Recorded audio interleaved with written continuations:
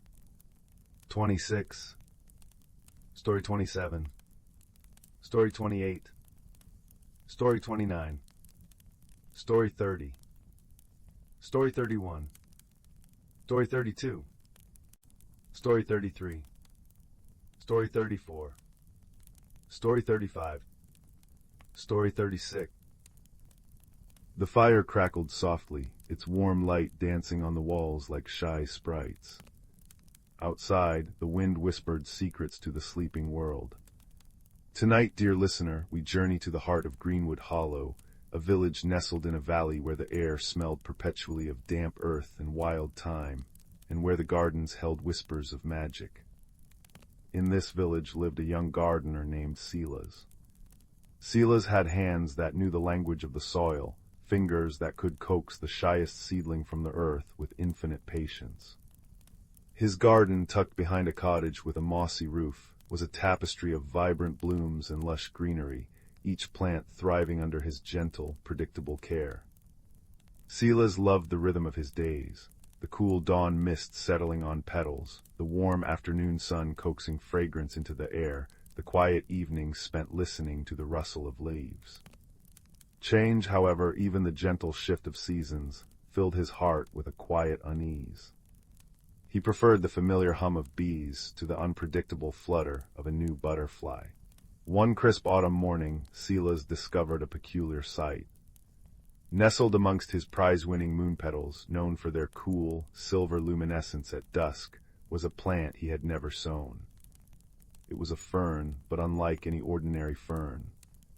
Its fronds were a deep, velvety green that seemed to drink the light, and at their very tips, tiny, gem-like buds glowed with a soft, internal warmth, a deep, shifting rose gold. Silas felt a prickle of anxiety. This unknown beauty felt like an intrusion on his carefully ordered world. He tentatively named it the blushing fern, for the buds reminded him of a shy maiden's cheeks. Yet as days turned into weeks, the fern became Silas's secret worry. Despite his meticulous care, the exact amount of water, the perfect dappled shade, the rich compost he made himself, the fern seemed restless. Its fronds would tremble faintly when he approached, a soft sighing sound rustling through them. The rose-gold buds remained tightly closed, their light dimming. Silas felt a pang of failure, a familiar knot tightening in his chest whenever he looked at it. He felt like he was failing this strange, magical guest. His unease didn't go unnoticed. Silas often sought solace and advice from Mistress Willow, the village's oldest gardener, whose own cottage was practically swallowed by an astonishing jungle of plants. Her eyes, the color of moss after rain, held centuries of green wisdom. One afternoon, as Silas confided his worries over steaming mugs of chamomile tea, the fragrant steam curling around them like friendly ghosts, Mistress Willow listened patiently. "Ah, the blushing fern," she murmured, her voice like dry leaves skittering across stone. "A rare visitor indeed, a mirror fern, some call it. It doesn't just grow in the garden, young Silas. It grows with the gardener." "What does that mean?" Silas asked, perplexed, tracing the rim of his warm mug. "It reflects," Mistress Willow explained gently, "the inner state of the one who tends it most closely. Its restlessness, its reluctance to bloom, it speaks of a heart holding tightly to the banks of a stream, afraid of the current." She reached out a gnarled hand and patted his arm. "Change isn't a storm to be weathered, Silas. It's the soil turning, making way for new roots." Silas pondered her words, finding them both comforting and unsettling. He also found support in his cheerful friend, Briar. Briar, who ran the village bakery, was all laughter and flour-dusted aprons, embracing each new recipe and mishap with equal gusto. Stuck, are you? Briar chuckled one day, handing Silas a warm honey oat roll that smelled like sunshine. Remember when I tried to make those star-shaped pastries? Looked more like grumpy badgers, but you know what? Some folks love the grumpy badgers. Maybe your fern just wants to be a grumpy badger for a while, or maybe, Briar added, his eyes twinkling, it just needs to know it's okay to be something different. Silas carried Briar's words and Mistress Willow's wisdom back to his garden. He sat beside the blushing fern, not just to tend, but to listen. He felt the familiar knot of resistance in his own chest, the fear of disrupting his peaceful routine, the anxiety of the unknown. He realized the fern's trembling fronds mirrored his own nervous energy. Its closed buds reflected his own reluctance to open to possibilities beyond his carefully controlled world. One evening, as the first frost painted delicate lace on the cobwebs, Silas noticed the fern looked particularly sad. Its fronds drooped, the rose-gold light within the buds barely a flicker. Mistress Willow's words echoed, "It grows with the gardener." He knew what he had to do, though the thought sent a tremor through him more chilling than the frost. The fern needed pruning. Some of the oldest, outermost fronds, though still green, were overshadowing the heart of the plant, stifling the potential of the central buds. Pruning meant cutting away the familiar, the established, to make room for new growth. It meant embracing change, trusting that beauty could emerge from loss. Taking a deep breath of the crisp air, Silas selected his sharpest, cleanest shears. His hands shook slightly. Each snip felt like a tiny leap into the unknown. As he carefully removed the older fronds, a remarkable thing happened. The remaining fronds seemed to sigh, not in sorrow, but in profound relief. They lifted, stretching towards the fading light. And the rose-gold buds, they pulsed. A soft, warm light emanated from them, bathing the surrounding moon petals in a gentle, rosy glow.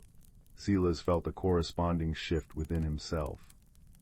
The knot of anxiety loosened, replaced by a warm, expanding sensation like the first unfurling of a new leaf.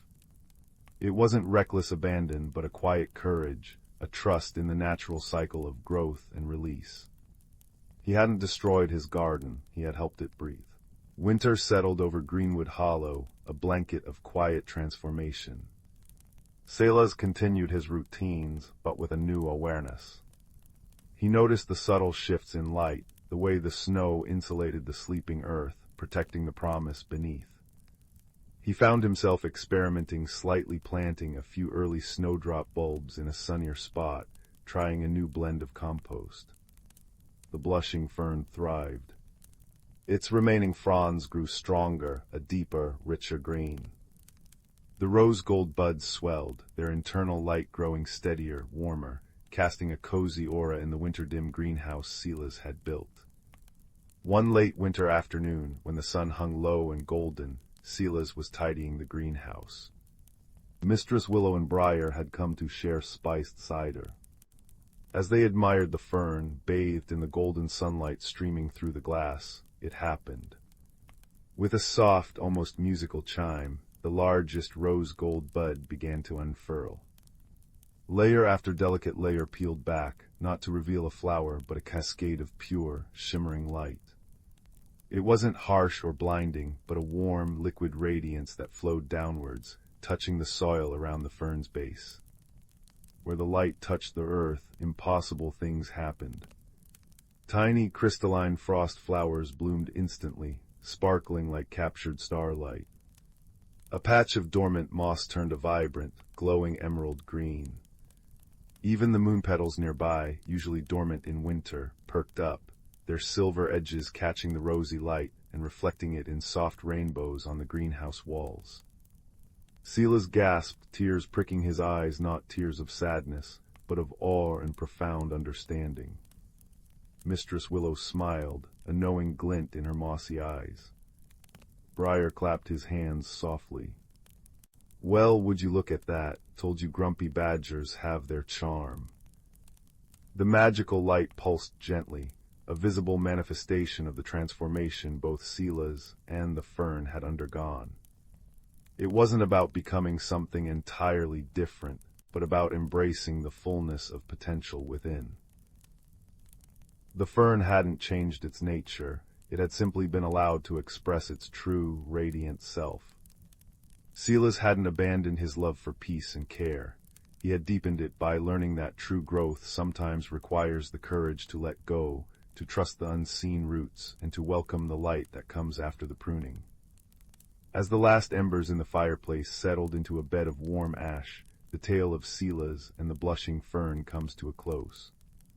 The garden in Greenwood Hollow still blooms with quiet magic, tended by hands that understand both the comfort of the known and the gentle necessity of change. The blushing fern continues to glow with its rose-gold light, a quiet beacon reminding all who see it that the most beautiful transformations often begin with a single brave step into the unknown, guided by wisdom, friendship, and the quiet courage to let your own inner light unfurl. Remember, dear listener, as you drift towards dreams, that your own heart holds seeds of wonder, waiting for the right moment, the right care, to blossom into something uniquely, beautifully yours. Sleep peacefully, wrapped in the warmth of growth and the quiet magic of becoming.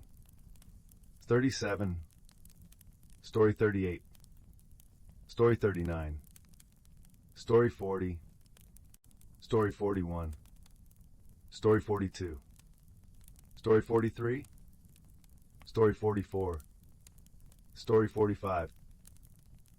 The soft hum of the Starliner Serendipity usually lulled travelers into a peaceful sleep as it traversed the velvet expanse between the spiral arm and the Lyra Nebula.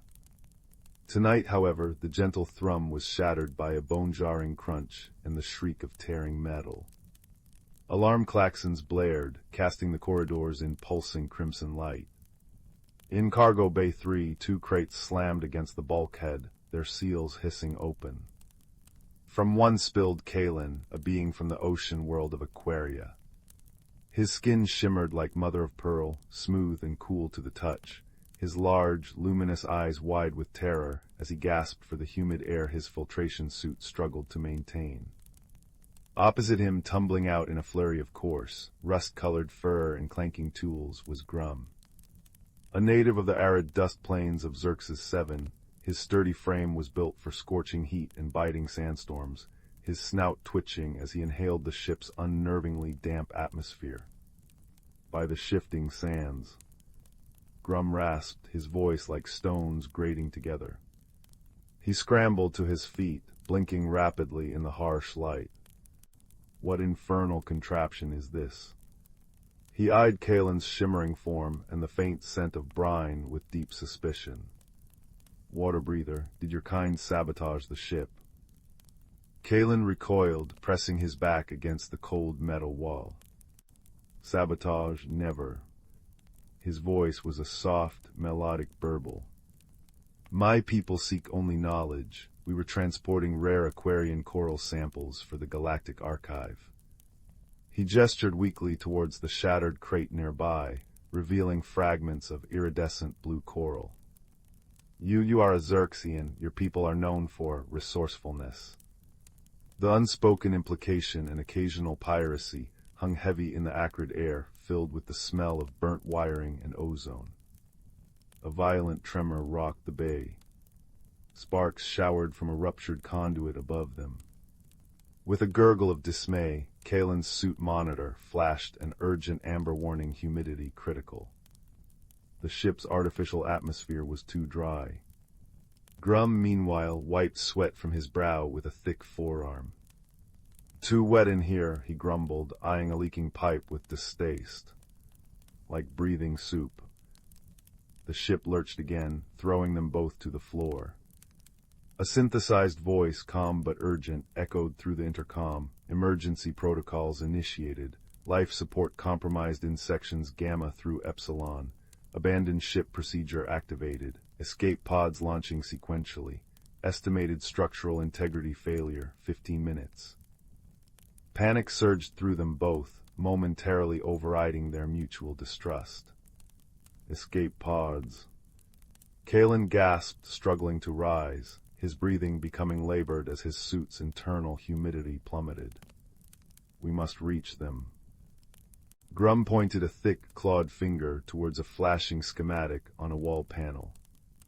Deck 7, but the main lifts are out. He scanned the chaotic bay, his practical mind clicking into gear despite the fear. Service conduits, follow me, water breather, and try not to drip. Their flight through the dying ship was a nightmare of flickering lights, groaning metal, and blocked passages. Kalen's movements grew sluggish, his shimmer fading to a dull gray. Each breath was a rasping struggle. Grum, noticing his companion lagging, paused at a junction. "What ails you?" he snapped, though his gruff tone held a new note of concern. "My suit," Kalen wheezed, leaning against a wall. Xerxian air, too dry, my gills desiccating. He slumped lower. Grum stared, his earlier suspicion warring with a sudden, uncomfortable pang. He recalled the sparse water rations on Xerxes 7, guarded fiercely. Water was life, the most precious resource. Yet here was this alien, literally dying from lack of moisture in the air. He looked down at his own utility belt, at the small, tightly sealed canteen of purified water. He always carried his emergency ration, enough for days on his desert world. It was instinct, deeply ingrained, to hoard it. Another tremor, more violent. A section of ceiling collapsed ahead, showering them with debris and completely blocking the corridor they needed. Blast the twin suns. Grum roared in frustration. They were trapped. He looked back at Kalen, whose luminous eyes were dimming, his body trembling. The Xerxian made a decision that shocked even himself. With a grunt, he uncapped his precious canteen. Here, he thrust it towards Kalen, his voice rough. "Don't waste a drop, and don't expect more." Kalen stared at the offered water, a lifeline from the being he'd feared moments before. With trembling hands, he poured a small amount onto a specialized sponge within his suit's emergency port. Instantly, a fine mist sprayed internally. Color flooded back into his skin, his breathing eased, and his eyes regained their soft glow. Thank you," he breathed, the words thick with genuine astonishment and gratitude. "You saved my life." Grum shifted uncomfortably, snatching the canteen back, though it felt lighter. "Just practical, need you to help find a way out of this metal tomb." He avoided Kalen's gaze, focusing instead on the blocked corridor. "This way's gone, we need another route." He tapped his temple. "Service schematics, there's a maintenance shaft near the waste reclamation unit, smelly but wide enough." It was Kalen's turn to contribute. His people navigated complex, lightless coral caves. "My ocular implants," he said, activating them. His eyes emitted a soft, focused beam of bioluminescent light, piercing the gloom of the damaged corridor. "I can see in low light," laid the way Grum. "I will illuminate the path." Together, the Aquarian and the Xerxian navigated the treacherous guts of the Serendipity. Grum used his immense strength to pry open jammed hatches and clear small debris, his knowledge of mechanics helping them bypass sparking junctions. Kalen's light guided them through pitch-black sections, his sensitive hearing picking up the subtle groans of stressed metal before Grum could feel them, giving them precious seconds to change course. They communicated in terse bursts, directions, and warnings, the initial hostility replaced by a focused, mutual dependence. They finally reached the service shaft near Deck 7. It was a vertical climb, rungs slick with condensation and oil. Kalen, weakened despite the water, struggled. His smooth hands slipped. Grum, climbing below, braced himself. "Easy, scholar, I've got you." He positioned himself to catch Kalen if he fell, his strong arms ready. Kaelin, touched by the uncharacteristic gentleness, found renewed strength. "Your strength, my sight," he panted. Together. Reaching the top, they burst onto Deck 7 just as another massive tremor shook the ship. The escape pod bay was chaos-panicked crew and passengers, flashing lights, the roar of pods launching. They spotted one pod, its hatch still open, indicator blinking green. They sprinted, dodging falling panels. Just as they reached it, a severed power conduit whipped down like a live serpent, crackling with energy, blocking the hatch. Grum roared, trying to push past, but the energy discharge stung his thick hide. Kaelin, remembering the coral samples he'd salvaged a small pouch tucked into his suit, had an idea. Aquarian blue coral was not just beautiful, it was a natural superconductor and energy dampener. "Grum, shield your eyes." He hurled a handful of the glowing coral fragments onto the sparking conduit. With a brilliant flash and a deep thrum, the energy was absorbed and dissipated harmlessly into the coral, which glowed even brighter before crumbling to inert dust. They scrambled into the pod just as the final warning sirens reached a deafening crescendo. Grum slammed the hatch control. With a hiss and a jolt, the small craft ejected violently into the silent void, leaving the dying serendipity behind. Silence descended, thick and heavy, inside the cramped pod. Only the soft hum of its life support and the ragged breathing of its two occupants broke the quiet. They drifted amidst the stars, the vastness outside the viewport both beautiful and terrifying. Grum slumped against the wall, exhaustion etched onto his furry face. He looked at the empty pouch where Kaelin had kept the coral. "Your knowledge saved us," he admitted, his voice low. "That coral, it wasn't just pretty rocks." Kaelin managed a weak smile. "And your water, it wasn't just a drink, it was trust." He looked at the Xerxian, truly seeing him now not a feared pirate stereotype, but a practical, strong being who had shared his most precious resource with a stranger. On Aquaria, we say that trust shared is like water in the desert. It makes life bloom where none seemed possible. Grum grunted, a sound that might have been agreement. He looked out at the unfamiliar starfield. "Never been this far from Xerxian skies, don't know these stars." A flicker of vulnerability crossed his features, quickly masked. Kaelin activated his implant again, projecting a gentle, swirling holographic map above the console. "I know these constellations. This is the Rimward Drift. See that cluster there, the Singing Nebula. My people charted its harmonic resonance." His melodic voice filled the small space, painting pictures with words. "And over there, barely visible, the dust veil, that leads towards Xerxes 7 eventually." He pointed. Grum leaned closer, fascinated despite himself. "The dust veil, we call it the Great Scarf of the Sky Mother." He hesitated, then began to tell Kaelin a Xerxian legend about the Sky Mother weaving the stars from desert sands and starlight, his rough voice softening as he spoke of ancient tales told under twin suns. Kaelin listened intently, his luminous eyes reflecting the holographic starlight. Days passed as the pod drifted, its distress beacon pulsing silently into the void. They shared Grum's carefully rationed water and nutrient paste, Kaelin using his knowledge of alien biology to ensure the paste was compatible for them both. Grum fixed a malfunctioning air recycler with ingenious jury rigging, humming a low, rhythmic Xerxian work song that somehow felt comforting in the vast quiet. Kaelin taught Grum simple Aquarian meditations to ease the claustrophobia. The soft burbling sounds strangely peaceful. They talked about their homes, their fears, their hopes.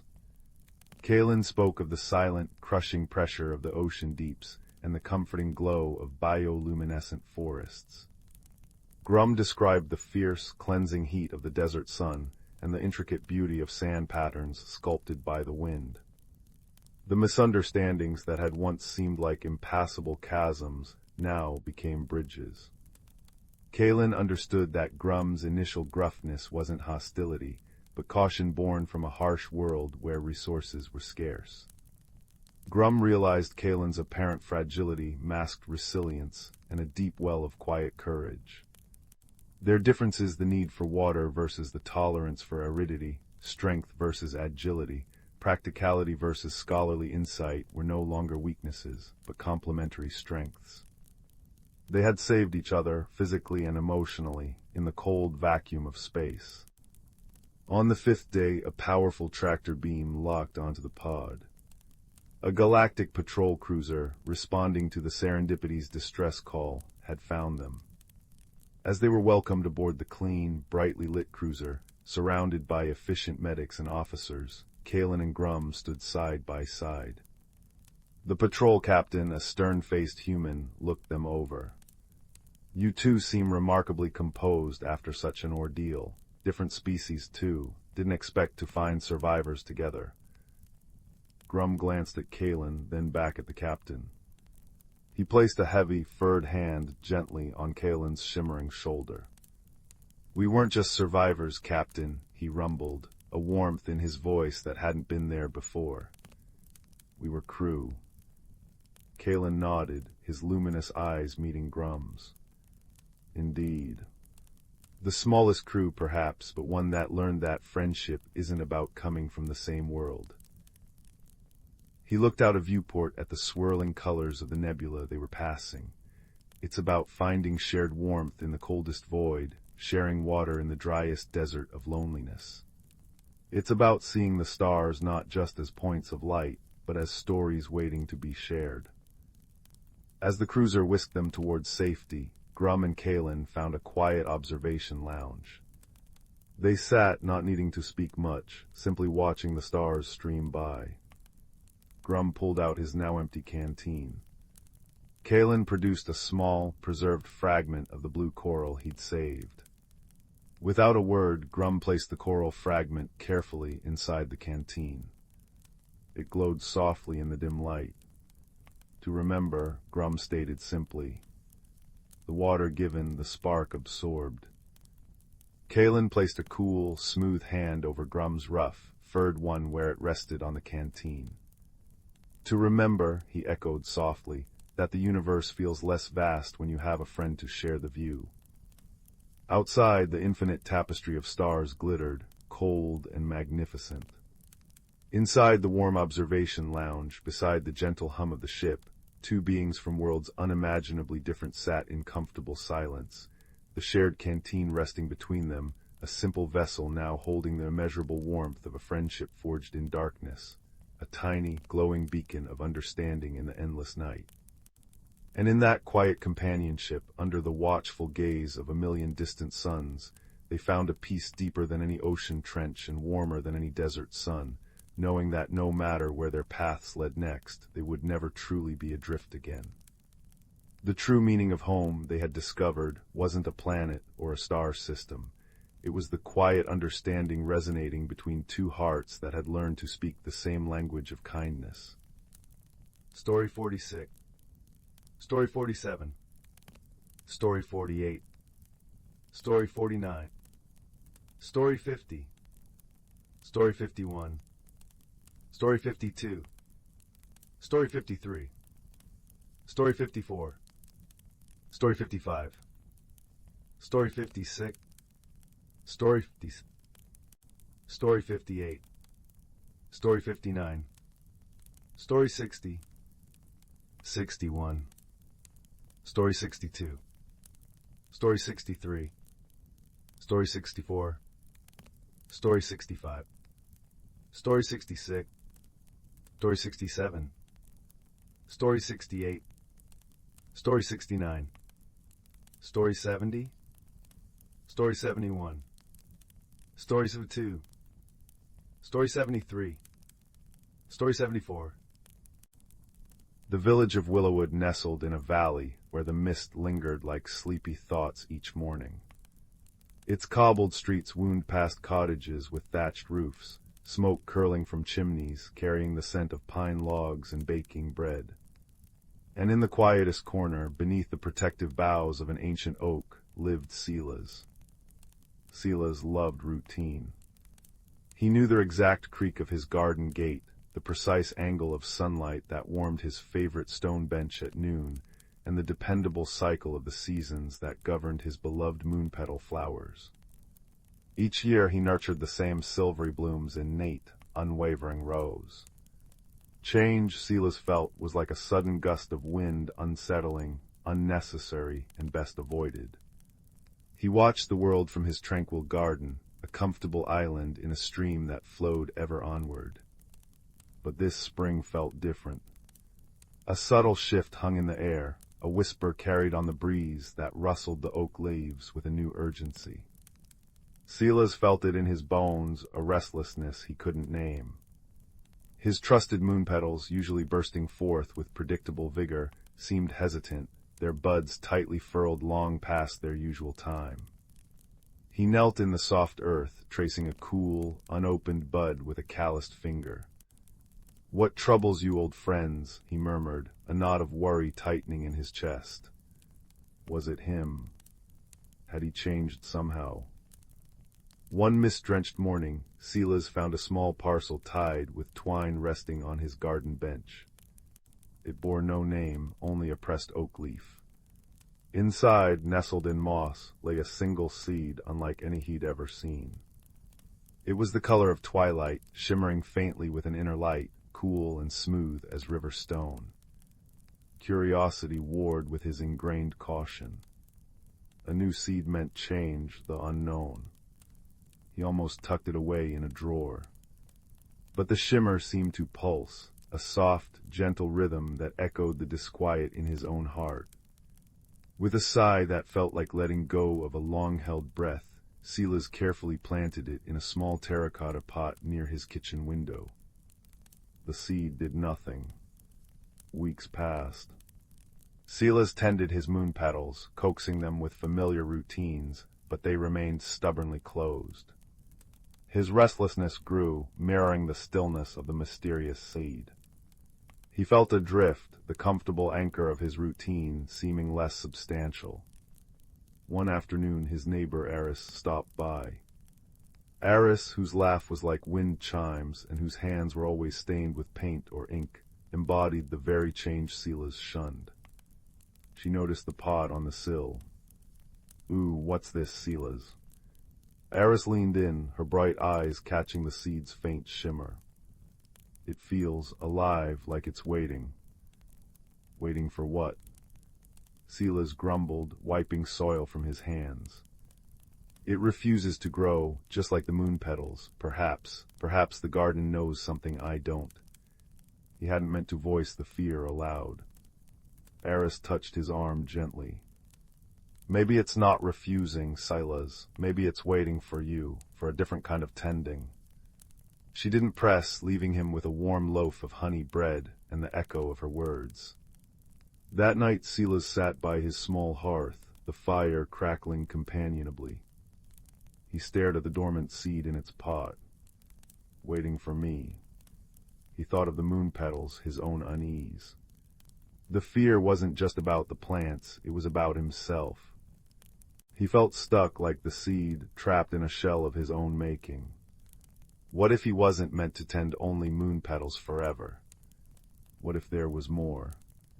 The thought was terrifying, like stepping off a well-worn path into deep woods. He decided to try something different. Instead of his measured watering can, he carried the pot outside the next morning during a soft, warm rain. He placed it where the first rays of dawn would touch it. He hummed an old, half-forgotten lullaby his grandmother used to sing, his voice rough and hesitant. He spoke to the seed, not about routines, but about the feeling of the rain, the scent of wet earth, the strange flutter in his own chest. He confessed his fear of the unknown, his love for the familiar, and the confusing sense that something needed to shift. The next morning, a tiny, impossibly green shoot had pierced the soil. It was no bigger than a blade of grass, but it pulsed with the same soft light as the seed. Silas gasped.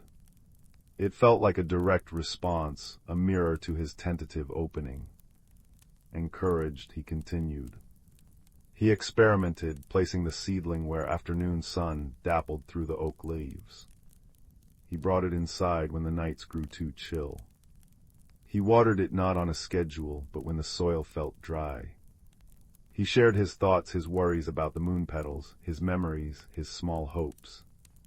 As Silas nurtured the seedling, something shifted within him too.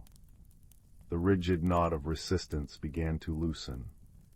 He found himself noticing things he'd long taken for granted, the intricate pattern of frost on a spiderweb, the different songs of birds at dawn and dusk, the way Eris's laughter lifted his spirits. He even visited Elder Thistle, the village herbalist known for her quiet wisdom and shelves overflowing with strange, fragrant plants. "The world breathes, Silas," Thistle said softly, handing him a cup of fragrant chamomile tea. Her cottage smelled of dried herbs and warm stone. "And so must we, holding too tightly to what can make us brittle. Your moon petals, perhaps they feel your own tight grip, and this new friend of yours." She gestured to the seedling, now sporting its first two delicate leaves, glowing softly on her windowsill. "It thrives on your honesty, your willingness to listen." The seedling grew steadily, its stem thickening, leaves unfurling like miniature velvet pennants. It seemed to respond to Silas's moods. On days he felt uncertain, it drooped slightly. When he felt a spark of wonder watching a butterfly, its light brightened. It was a living barometer of his inner world, a magical reflection of his own unfolding. He named it Whisper for the quiet way it communicated. Meanwhile, his moon petals remained obstinately closed. The sight pained Silas, a reminder of his perceived failure. One crisp autumn morning, he found frost had touched the outer buds. His heart sank. He sat heavily on his stone bench, the cold seeping through his clothes. He felt defeated. Perhaps he couldn't nurture growth, old or new. Eris found him there, shoulders slumped. Without a word, she sat beside him, her presence warm and solid. "Look," she said softly, pointing not to the moon petals, but to Whisper. The plant had grown tall and strong in its pot, crowned with a single, tightly furled bud that glowed with a deep, sapphire light. "It's almost ready, just like you, Silas." "Like me?" Silas asked, his voice thick. "You've changed," Eris said simply. "You listen more, you notice more, you let the world in even when it's scary. That's growth, it's beautiful." She placed a hand over his. "The moon petals might need to change too, in their own way. Maybe they need to rest differently this year. It doesn't mean you failed them." Her words were a gentle balm. Silas looked at Whisper's glowing bud, then at the frosted moon petals. He realized he had been clinging to the idea of the moon petals blooming as they always had, refusing to accept that perhaps this year their cycle was different. His fear wasn't just about change, it was about loss. But Eris was right. Resting wasn't dying. Changing wasn't disappearing. It was transforming. That evening, Silas built a small fire in the hearth. He brought Whisper's pot close. The sapphire bud trembled. He sat quietly, feeling the warmth of the fire, the cool night air at the window, the quiet thrum of his own heart, no longer fighting itself. He thought of the seedling's journey, his own small steps into the unknown, the support of Eris and Thistle. He thought of the moon petals resting beneath the frost, gathering strength for a different spring.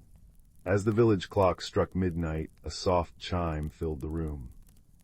Whisper's bud unfurled. It wasn't a flower, but a bloom of pure, soft light sapphire blue at its heart, shifting to violet, then to a gentle silver at the edges.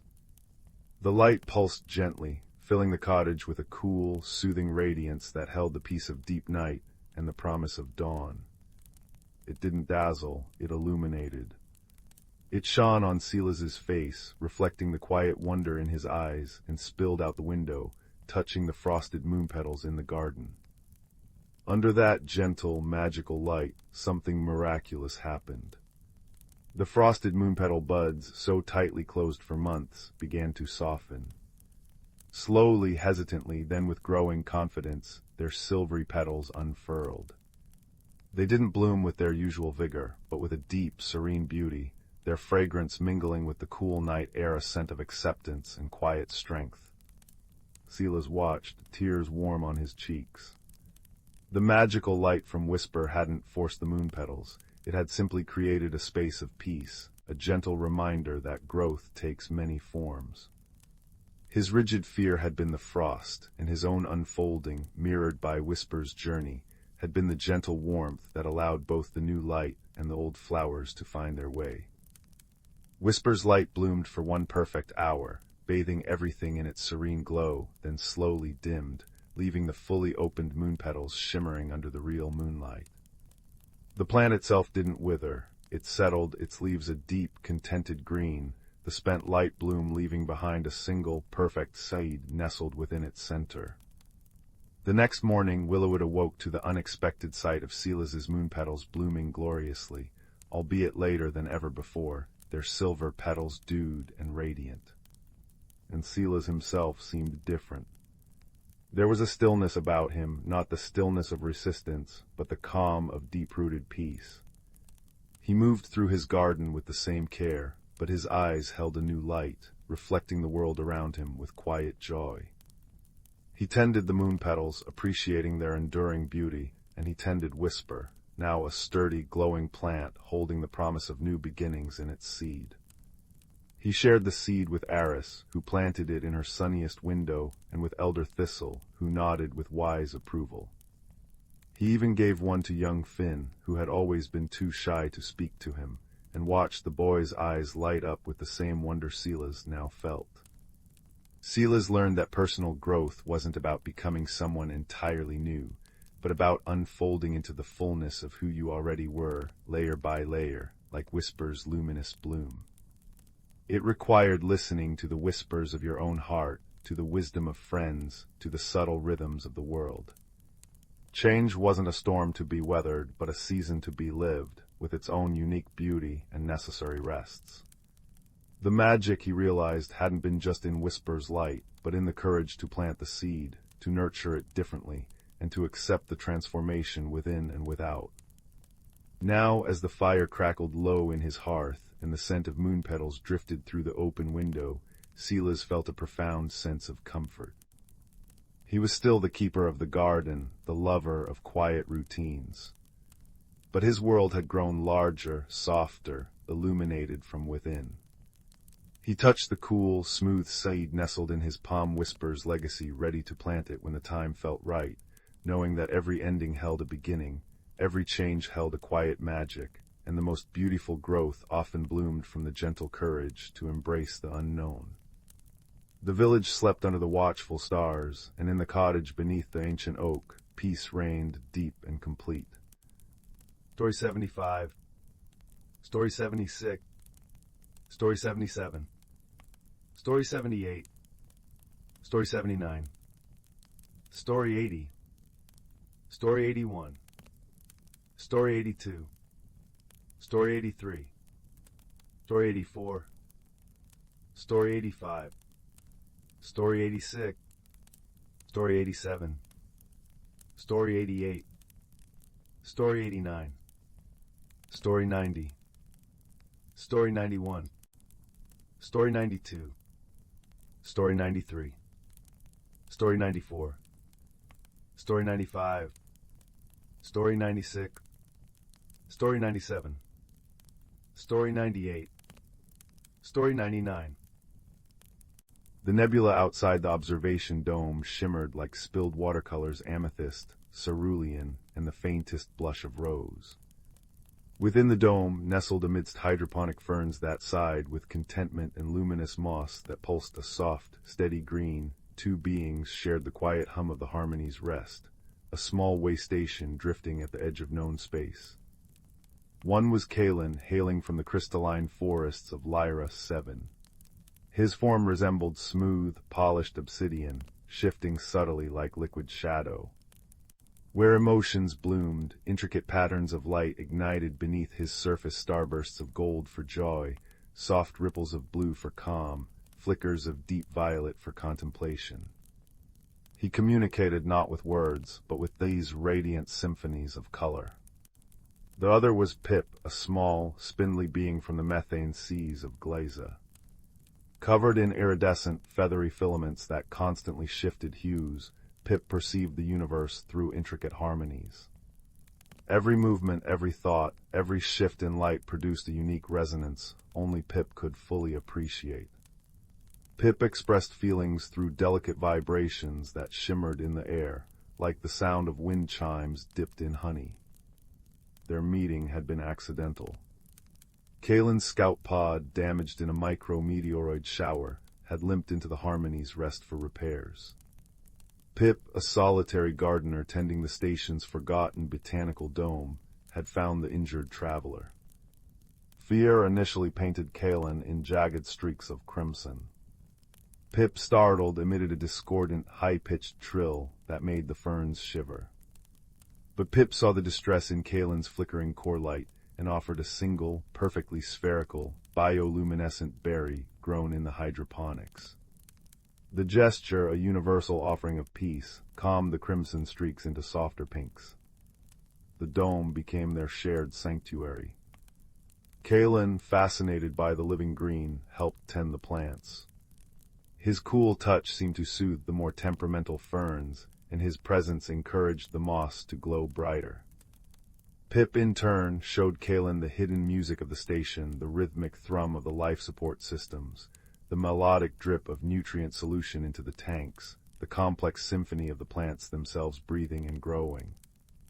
Kalen learned to hear Pip's emotions as subtle shifts in the ambient hum, while Pip began to see Kalen's feelings as beautiful, silent light shows. One day Pip, bubbling with excitement over a new hybrid blossom, attempted to share its joy. The tiny being vibrated intensely, sending out a cascade of rapid, high-frequency chimes. To Pip, it was a triumphant fanfare. To Kalen, however, the vibrations resonated painfully within his crystalline structure, causing sharp, jagged lines of white light to flare across his surface, a clear signal of distress. Pip froze, filaments drooping into muted grays. Kalen, seeing Pip's sudden dejection, pulsed a slow, reassuring wave of deep blue. They floated together in the zero-gravity center of the dome, bathed in nebula light. Kalen gently pulsed the sequence, a soft yellow question mark. Pip responded with a low, questioning hum. Kalen projected an image, Pip's rapid vibrations, overlaid with the painful white flashes he experienced. Pip projected back, the vibrant, joyful meaning behind the rapid chimes, a burst of sunshine yellow and spring green in Kalen's own light language. Understanding dawned. Pip's next expression of joy was a slower, warmer vibration, like a deep cello note. Kalen responded with gentle, golden spirals. They didn't need words. The misunderstanding dissolved into shared, silent laughter, Kalen's light shimmering with amusement, Pip's filaments rustling with a soft, chuckling hum. They began building something new in their sanctuary, a quiet corner dedicated to shared appreciation. Pip strung delicate filaments between glowing fungi, creating a harp that resonated with the station's natural sounds. Kalen arranged polished river stones from his homeworld, each imbued with a faint, calming inner light, to reflect the nebula's colors onto the walls. It became their listening grove, a place for gentle communion. Their favorite ritual was stargazing. They would drift near the dome's clear apex, the vastness of space stretching before them. Pip would point a slender limb towards a distant, pulsing star and emit a complex chord, the song of that star, as Pip perceived its light and energy signature. Kalen would respond by projecting swirling patterns of light onto the dome, mimicking the star's color and imagined movement. They shared memories this way, Kalen painting the swirling auroras of Lyra 7 with shimmering ribbons of green and silver light, while Pip hummed the deep, resonant song of Gleeza's churning ocean currents. In the profound quiet, punctuated only by the station's gentle breath and their own non-verbal exchanges, they found a deep, wordless peace. The infinite distance between their worlds shrunk to the space between them in the listening grove, bridged by the shared wonder of the cosmos. One quiet cycle, a minor crisis, arose. A power fluctuation caused the temperature regulators in the dome to falter. The ferns began to wilt, their vibrant green fading. The luminous moss dimmed. Kalen pulsed anxious shades of orange and gray. Pip emitted a worried, wavering drone. Panic threatened. But then Pip remembered the ancient Gleesian practice of communal resonance for healing. Focusing intently on the drooping ferns, Pip began a low, steady hum, a vibration tuned to the frequency of growth and vitality. It was a sound felt more than heard, a deep thrumming that seemed to sink into the very roots. Kalen watched Pip's filaments glow with concentrated effort. He understood the intent. Drawing on his own connection to light and energy, Kalen positioned himself near the struggling plants. He focused his inner light, not in bright flashes, but in a warm, steady, golden radiance, bathing the leaves and soil. It was like concentrated, gentle sunlight. Pip's hum deepened, harmonizing with the faint life pulse of the plants themselves. Kalen's light pulsed in time with the vibration. Slowly, miraculously, the ferns perked up. Their leaves regained their sheen. The moss began its soft, green pulse once more. Relief washed over them. Kalen shimmered with pure, bright gold gratitude. Pip vibrated with a warm, contented purr.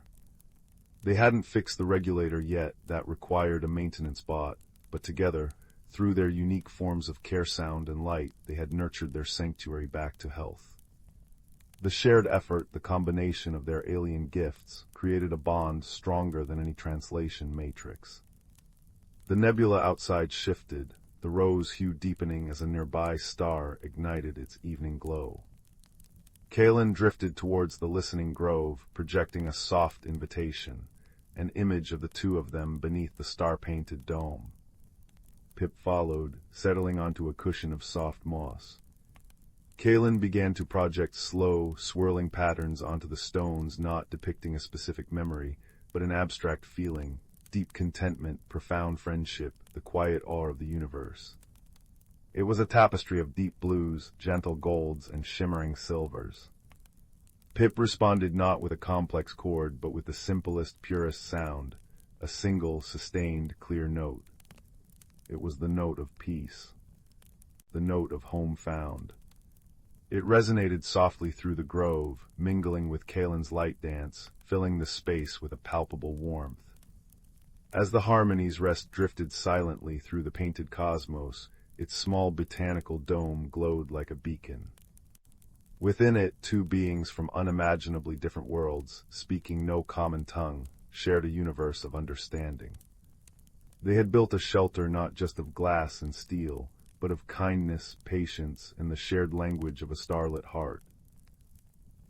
The gap between stars, between species, between ways of being, seemed insignificant beside the simple, resonant truth humming in the listening grove. That connection, born of gentle curiosity and unwavering kindness, was the most universal language of all.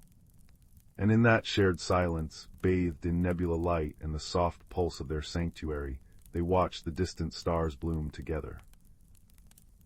In a village hugged by hills that turned violet at dusk, there lived a girl named Leela, with a map drawn in starlight ink on her palms. Not the kind you could see, mind you, the kind that tingled when the wind carried secrets from the east. It was this invisible compass that led her one twilight to the edge of the Crystal Vale woods, where trees grew in spirals and the air smelled of burnt sugar and forgotten lullabies. The rules here were simple, whispered the rustling leaves. Wonder softly, listen deeply, and never hurry the shadows. Layla's first step sank into moss so plush it seemed to sigh beneath her boots. Above, branches wove a canopy of living stained glass, leaves of amber and tourmaline filtering the moonlight into pools of liquid gold. She paused when a flicker of movement caught her eye.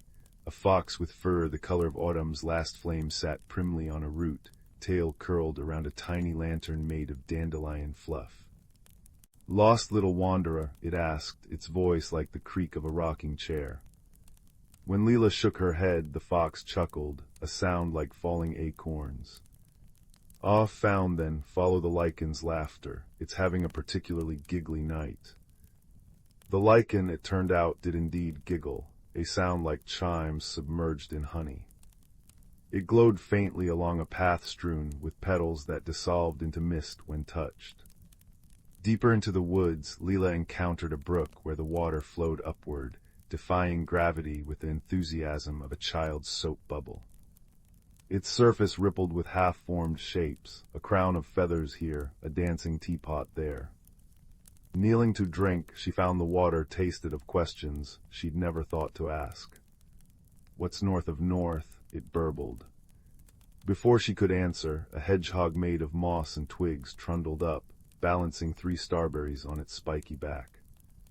"Trade you," it squeaked, nodding at the hair ribbon Leela had tied around her wrist. She hesitated. The ribbon was her last gift from Gran, but placed it in the hedgehog's twig claw. The starberries burst on her tongue, each a different flavor: courage, curiosity, and the exact warmth of a hug held too long. The woods thickened, trees now arching like the ribs of some slumbering giant. Here, the challenges grew gentler but stranger. A bridge of spider silk demanded she whisper a secret before crossing. "I still sleep with my socks on," she confessed. The bridge purred. A glade of clockwork butterflies tested her patience, landing on her nose until she stood statue still for 7 full minutes. "Time isn't a river here," chimed the largest butterfly, its wings ticking. "It's a puddle, splashable." Leela's laughter startled a cloud of bioluminescent moths into swirling around her, their wings painting temporary constellations on the dark. It was near the heart of the woods that she met the only creature taller than a sapling, a willow tree with bark like crumpled parchment, its branches heavy with glowing blue fruit. At its base sat a round door no bigger than a teapot. "Ah," crooned the tree, though its mouth, if it had one, remained hidden. The map-handed child, "We've been waiting." The door swung open to reveal not a space, but a sound, the low, resonant hum of a cello played underwater. "To pass," murmured the willow, "you must give what the woods already gave you." Leela knelt, mind circling the riddle. The starberries. The moth light. Then she noticed her hands. The star map was gone from her palms. In its place shimmered 3 symbols: a fox's lantern, a hedgehog's starberry, a butterfly's wing. She pressed her palms to the tree's roots. The symbols sank into the bark, and the willow shuddered with delight. "Clever seedling, you didn't keep the gifts, you let them change you." The tree split down the middle, revealing a chamber where the air itself seemed to sparkle with possibility. Inside, the source of the wood's magic hung suspended, a single pulsing petal from the first flower, its edges fraying into stardust. Around it orbited creatures Leela could only glimpse sideways: a fish with cloud fins, a cat made of hourglass sand. "Take a thread," whispered the petal's light. "Mend what's fraying." Her fingers trembled as she plucked a silver thread from the petal's glow. Instinctively, she wove it through the hole in her pocket, the one she'd gotten climbing the old oak last spring. The thread dissolved and the pocket sang. A soft, contented hum, as if grateful to be whole. When Leela stepped back into the woods, dawn hovered like a held breath. The fox waited, lantern dimmed. "Well," it asked. She opened her mended pocket. Out fluttered all she'd gathered: a lichen chuckle, a sip of upward-flowing brook, the memory of starberry courage. The fox nodded. "Good, now you know, the real magic isn't in keeping, but in letting the wonder through." the journey home was shorter, though no less wondrous. Gravity remembered itself, the brook flowed downstream, and the hedgehog waved with a twig now tied with Leela's ribbon. As she crossed the tree line, the Crystal Vale woods sighed behind her, not in farewell, but in patient waiting. In her pocket the mended thread hummed, and when she finally curled into bed, she dreamed not of adventures, but of a willow tree whispering to new seeds. And then the girl understood, courage isn't a flame to clutch, but a lantern to share. Pass it on, little rootlings, pass it on. Years later, villagers would swear they sometimes saw a grown woman with starlight in her braid, leaving starberries on windowsills, or mending torn kite strings with invisible thread. But that's a story for another twilight. For now, dear listener, imagine Leela asleep, her palm resting open on the quilt, and in its center, a single crystal petal glowing softly, a nightlight for dreams yet to come. The first time Milo heard the soft chime of the silverwind chimes, he thought it was just the breeze playing tricks through the old oak outside his window. But on the third night, when the full moon painted his bedroom floor in liquid light, the sound grew clearer, a melody like ice crystals tinkling against glass, pulling him toward the forgotten path behind the village mill. Wrapped in his patchwork cloak, Milo followed the music into the whispering woods, where trees wore beards of luminous moss that cast gentle blue halos on the path. The air smelled of crushed mint and rain-kissed stone. Deeper he wandered until the trees parted to reveal the glimmer-glass vale, a hidden valley where flowers bloomed like captured starlight, their petals pulsing with soft gold and violet light. Streams flowed with liquid moonlight, and mushrooms glowed like tiny lanterns along the banks. A gasp escaped Milo as a cluster of floating lights danced toward him. They resolved into tiny creatures, with wings of spun sugar and bodies like flickering candle flames. Glow wisps. Milo whispered, remembering his grandmother's tales. They chimed merrily, circling his head before darting toward a bridge woven from living vines. Crossing the bridge, Milo encountered the mossback guardians, 3 tortoises with shells like mossy hillocks and eyes like polished amber. They moved with the slowness of centuries, blocking the path to the valley's heart. Seeker, rumbled the eldest, its voice like stones rolling downhill. Answer this, I dance without feet, sing without breath, and guide wanderers home. What am I? Milo's heart fluttered. He glanced at the stream's shimmering surface, where the moon's reflection rippled like a silver coin. The moon, he ventured. The guardians remained still. Then he noticed the glow-wisps bobbing patiently above the water, their light painting the path. Fireflies. Again, silence. Suddenly a breeze swept through the vale, making the starflowers sway and the silverwind chimes sing anew. Milo smiled. It's the wind. The guardians blinked approvingly. Wisdom blooms in stillness, said the eldest, lumbering aside. Pass, little listener. Beyond them lay the vale's heart, a meadow where the silverwind chimes hung from a tree with bark like woven moonlight. Each chime was a teardrop of frozen starlight, singing a different note in the breeze. Beneath the tree sat a creature like a rabbit sculpted from cloud and dandelion fluff, its eyes 2 drops of twilight. It nudged a smooth, opalescent stone toward Milo with its nose. Thank you, Milo breathed, pocketing the stone. It warmed his palm, humming softly. The cloud rabbit twitched its ears, and Milo understood without words, share this courage.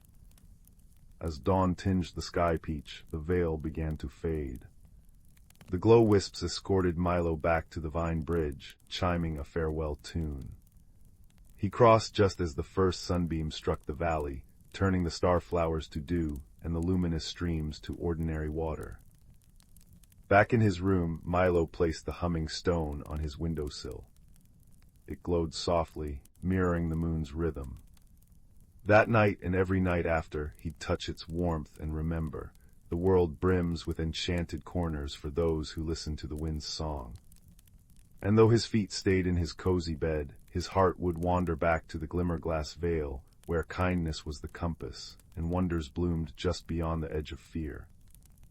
He'd close his eyes, the stone's gentle pulse against his fingertips, and drift into dreams where mossback guardians whispered riddles, and cloud rabbits hopped through fields of endless starlight.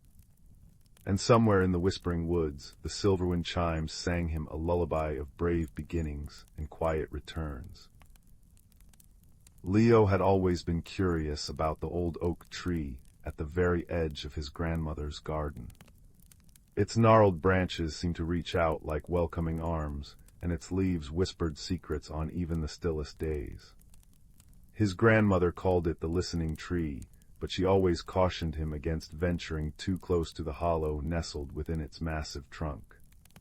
Some doors, she'd say with a twinkle in her eye, are best opened when you're ready for the journey beyond. One crisp autumn afternoon, the scent of wood smoke and fallen apples heavy in the air, Leo felt ready. A gentle breeze carrying the scent of damp earth and something sweet and unfamiliar, tugged at him. He approached the hollow. Instead of the dark space he expected, shimmering light, like trapped sunshine filtered through honey, spilled out. Taking a deep breath of the cool, sweet air, Leo stepped inside. The light enveloped him, warm and soft as spun gold against his skin. When it cleared, he found himself not in darkness, but standing on a path of smooth, moon-pale stones, winding through a forest unlike any he'd ever seen. This was the Whisperwood. The trees weren't merely tall, they soared like cathedral pillars, their bark a mosaic of silver and deep violet. Their leaves weren't green, but shimmering shades of sapphire and emerald, casting dappled light that danced on the path like living jewels. Bioluminescent flowers, shaped like tiny bells and glowing with soft blues, pinks, and golds, carpeted the forest floor, pulsing gently as if breathing. The air hummed with a low, melodic thrum, like a giant, contented cat purring, and carried the scent of crushed mint, vanilla orchids, and warm stone after rain. Overhead, creatures that looked like floating dandelion seeds, but glowing with soft internal light, drifted lazily on unseen currents. Leo felt a thrill of pure wonder tingle from his scalp down to his toes. He hadn't walked far when a soft chime sounded beside him. A cluster of tiny winged creatures, no bigger than his thumb, hovered near a large, glowing mushroom. They looked like they were spun from spun glass and starlight, with delicate, iridescent wings that hummed faintly. Their large, luminous eyes blinked at him with gentle curiosity. These were the glow sprites. One darted forward, leaving a trail of shimmering dust that smelled faintly of cinnamon, and chimed again, a sound like tiny crystal bells. It seemed to be pointing towards a fork in the path where a large, moss-covered stone partially blocked the way. Leo understood. "Thank you," he whispered, bowing slightly. The sprites chimed happily, swirling around his head for a moment in a shower of sparkling dust before flitting back to their mushroom. Approaching the mossy stone, Leo saw the problem. The path forked, but the right-hand way was almost completely obscured by thick, velvety moss cascading from the stone and hanging vines heavy with luminous purple berries. He needed to clear it gently. As he reached out to push aside the moss, it shifted. A pair of large, sleepy eyes blinked open from within the moss itself.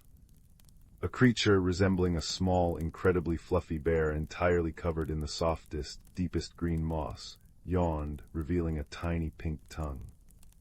It stretched, mossy limbs extending, and regarded Leo with calm, ancient eyes. This was a moss bear, Leo instinctively knew. He remembered his grandmother's advice about respecting the quiet places. Instead of pushing, he bowed again. "Excuse me, please," he said softly. "I don't mean to disturb your rest, but I'm trying to pass this way." The moss bear studied him for a long moment, then slowly, deliberately, shifted its bulk just enough to clear the path. It gave a soft, rumbling purr that vibrated through the ground and settled back down, its eyes closing peacefully. Leo carefully stepped past, brushing a gentle hand over the cool, soft moss on the creature's back. "Thank you," he murmured. The path led downwards now, towards the source of the melodic thrumming he'd heard earlier. It opened into a breathtaking clearing. A wide, shallow river flowed here, its water crystal clear and shimmering with every color imaginable like liquid rainbow catching the light. But the most astonishing sight was the riverbed itself. It was covered in smooth, polished stones, but these stones weren't inert. They glowed softly, each radiating its own unique hue: deep amethyst, fiery topaz, serene aquamarine. And they were singing. Not with voices, but with pure, resonant tones that vibrated through the air and water, creating the forest's harmonic hum. Leo knelt at the water's edge, dipping his fingers in. The water felt cool and silky, tingling slightly.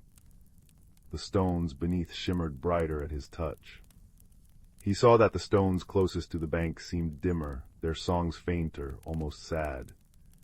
Gently, carefully, he began picking up the dimmer stones from the shallows and placing them back into the deeper, faster-flowing current in the center of the river. As each stone touched the stronger flow, it flared brightly, its song swelling back to full strength, joining the glorious chorus. He didn't know why they'd become displaced, perhaps by playful water creatures or gentle floods, but helping them felt right. As he worked, the entire clearing seemed to brighten, the hum becoming richer, sweeter, vibrating warmly in his chest. He felt a profound sense of peace and connection. Leaving the singing river behind, the path began to climb again, winding between enormous tree roots that formed natural arches. The light shifted, becoming softer, duskier. Ahead, nestled in the cradle of three colossal roots, stood a structure that took Leo's breath away. It was a cottage, but not made of wood or stone. It seemed woven from living vines heavy with night-blooming flowers that glowed with soft, white light. The roof was a canopy of enormous, luminous leaves. Warm, inviting light spilled from a round window. As Leo approached, the door, made of intertwined willow branches, creaked open silently. Inside, the air was warm and fragrant with the scent of baking bread and lavender. An old woman sat by a hearth where a fire of cool, blue and green flames crackled merrily, casting dancing shadows. Her hair was like spun moonlight, and her eyes held the depth and kindness of the forest itself. She wore a robe that seemed woven from shifting shadows and starlight. "Welcome, Leo," she said, her voice like wind through leaves and chimes on a breeze. "The whisperwood speaks of your gentle heart." She gestured to a plump cushion woven from glowing reeds. "Rest your feet, the listening tree sent word you might find your way here today." Over cups of steaming, sweet-smelling tea that tasted of wild honey and summer berries, the weaver, for that was her name, she who tended the stories of the whisperwood, listened as Leo shared his journey: the glow sprites, the moss bear, the singing stones.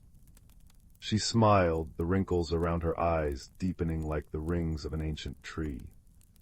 "You listened," she said softly. "To the sprite's chime, to the moss bear's quiet, to the stone's fading song. You met the unknown not with fear, but with respect and kindness. That is true courage, young explorer. It is not the absence of fear, but the choice to act gently despite it." Leo felt a warmth spread through him that had nothing to do with the tea. He hadn't thought of himself as brave, he'd just been curious and careful. The weaver nodded as if hearing his thoughts. "Curiosity guided you, kindness was your compass, and quiet courage cleared your path. Remember this feeling." She handed him a small, smooth stone from a bowl on her table. It was warm to the touch and pulsed with a soft, golden light, humming a single, pure note. "A stone from the river, singing its thanks. Keep it close. It will remind you that even the smallest light can brighten the dark, and even the quietest step can lead to wonders." As the weaver's hearth fire burned low, casting long, comforting shadows, Leo felt a gentle tug, a sense of completion. He thanked the weaver, who simply smiled and gestured towards the door. The path home is always open to those who walk it with a light heart. Stepping outside, he saw the moon-pale path glowing softly before him, leading back the way he came. The whisperwood seemed to sigh contentedly around him. The moss bear was still peacefully asleep, a soft green mound by the path.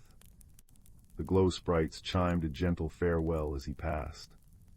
The singing river's chorus swelled in a harmonious wave as he crossed a natural arch of glowing roots above it. Soon he stood before the shimmering light spilling from the listening tree's hollow. He stepped through the warm honey-gold radiance and found himself back in his grandmother's garden, the familiar scent of wood smoke and autumn apples washing over him. The sun was just dipping below the horizon, painting the sky in streaks of orange and purple. He looked down at his hand. The warm, golden, softly humming stone was still there, pulsing gently against his palm, a tangible piece of magic and a reminder of his quiet bravery. He heard his grandmother call from the kitchen door, her voice warm and familiar. Leo ran to her, the stone safely tucked in his pocket, its gentle warmth a comforting secret against his leg. He flung his arms around her. "Grandmother," he whispered, his heart full of the whisperwood's song, "I found a door, and I walked through it." She hugged him back tightly, her own eyes twinkling with understanding deeper than words. She smoothed his hair, breathing in the lingering scent of mint, vanilla, and starlight that clung to him. "Ah, my little explorer," she murmured, her voice thick with love. "I thought you might be ready. The best journeys always begin with a single step, taken with a brave and gentle heart. Come inside now. The fire's crackling, and there's warm milk with honey." She led him towards the cozy glow of the cottage windows, the stone in his pocket humming its soft, reassuring song, a lullaby of courage found, wonders witnessed, and the comforting certainty that the world held more magic than he could ever imagine, waiting patiently for those willing to listen and step gently into the unknown.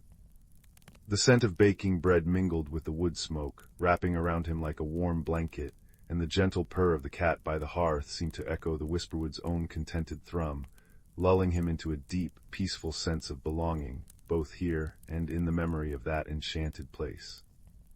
The adventure was over for now, but the warmth, the light, and the quiet courage it had kindled within him would remain, a glowing ember in his heart forever. The village of Willowbrook nestled in a valley where mist clung to the meadows like cobwebs at dawn. It was a quiet place where days unfolded with the gentle rhythm of rain on rooftops and the scent of baking bread. Young Theo, with eyes the color of storm clouds and a quiet disposition, often felt like a misplaced stitch in its comfortable tapestry. While others chased butterflies or built forts, Theo found solace in the dusty corners of his grandmother's attic, drawn to forgotten things. One rainy afternoon, while seeking shelter from a sudden downpour, Theo unearthed a small, unassuming wooden box tucked beneath a pile of yellowed lace. Inside, cushioned by velvet as soft as a moth's wing, lay a teacup. It wasn't grand porcelain or gleaming silver. It was simple earthenware, the color of warm honey, with a single hairline crack running from its rim. But as Theo's fingers brushed its surface, a shiver ran through him, not cold, but a hum, like the low note of a distant bell. He felt a warmth spread up his arm, carrying with it the faint scent of cinnamon and sunshine. Curiosity, a quiet but insistent friend, tugged at him. Theo filled the cup with rainwater dripping from the eaves. As the first drop touched the crack, something extraordinary happened. The water didn't leak. Instead, the crack shimmered faintly, like trapped starlight, and the water inside changed. It wasn't just water anymore. Looking into the cup, Theo saw not his reflection, but a miniature scene. A sun-drenched meadow he'd never seen, filled with flowers that pulsed with soft, internal light. A wave of profound peace washed over him, settling into his bones like warm honey. This was the cup of whispers, his grandmother later murmured, her voice hushed with reverence. It showed not just places, but the hidden heart of things, their truest, calmest essence. Theo felt a shift within himself, a connection to the cup's quiet magic. But the village began to change subtly. Flowers in Widow Hemsley's garden wilted overnight, their colors leaching away. The cheerful babble of the brook behind the mill became a fretful murmur. The comforting warmth of freshly baked bread seemed to vanish too quickly. The cup of whispers, Theo discovered, showed him the lack of peace as well. When he peered into it near the wilting flowers, he saw only gray mist and heard a faint, discordant sigh. The heart of Willowbrook was fading. The journey began not with footsteps on a road, but with a growing conviction in Theo's own heart. He needed to understand why the village's quiet magic was unraveling. His first helper arrived unexpectedly. Bartholomew, a portly badger with spectacles perched precariously on his snout, emerged from the roots of the ancient oak by the brook one twilight. Bartholomew was the keeper of deep roots, possessing an encyclopedic, if somewhat slow and methodical, knowledge of the valley's hidden history and natural rhythms. He spoke in measured tones, punctuated by thoughtful snuffles. Disturbance, Bartholomew rumbled, adjusting his spectacles as he peered at the wilting flowers.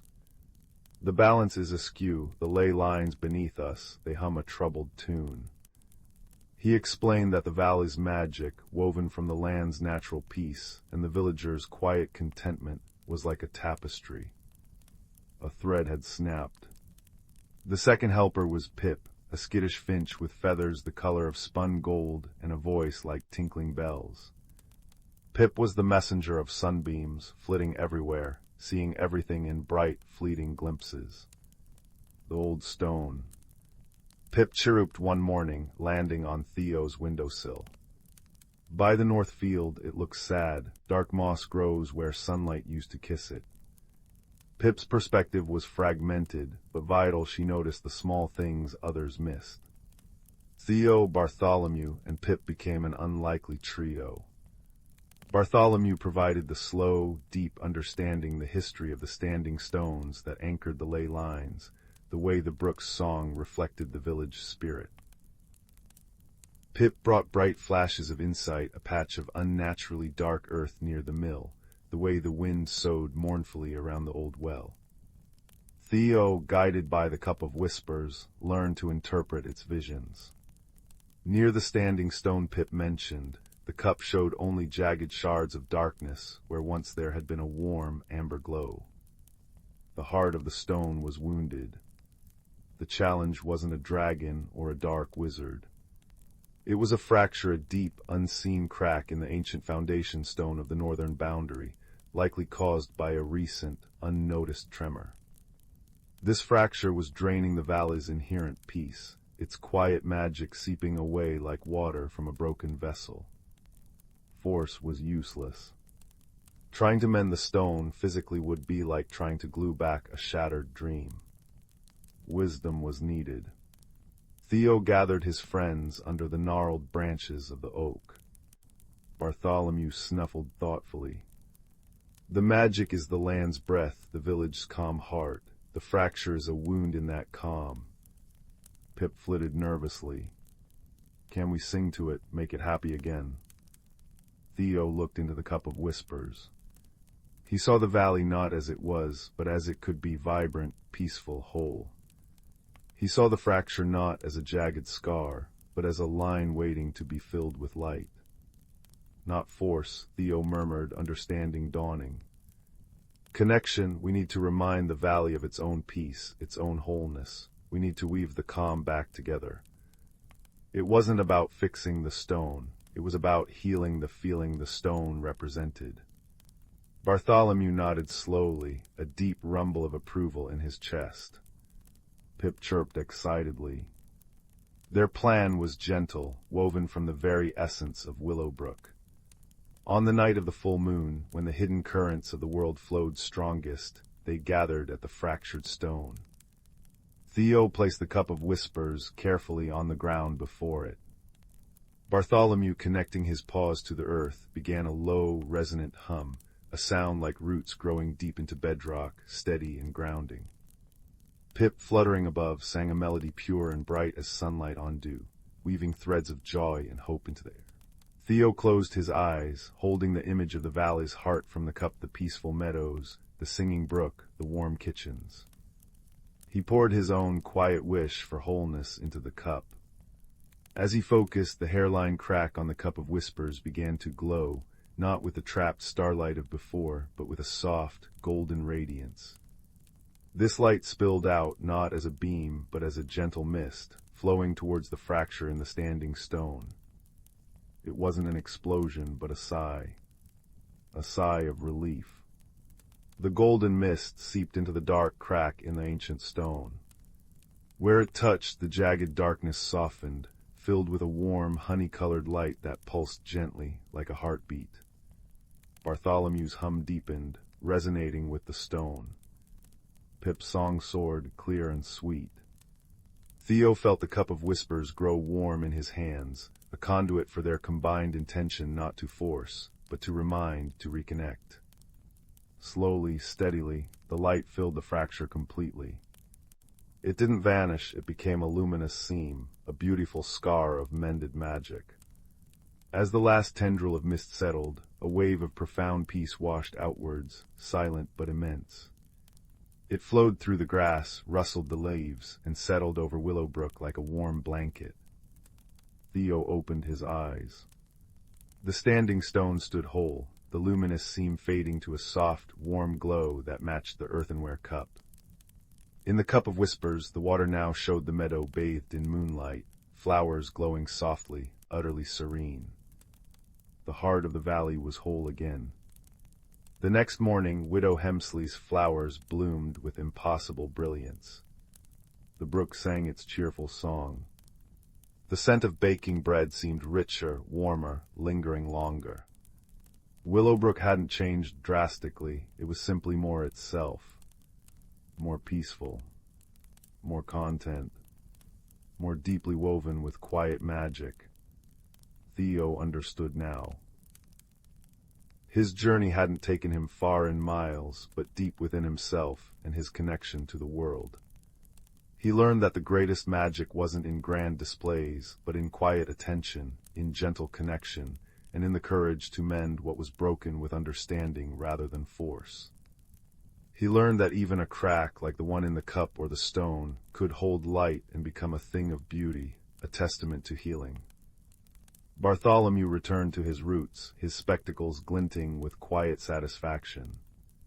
Pip continued her sunbeam messages, her song a little brighter. And Theo.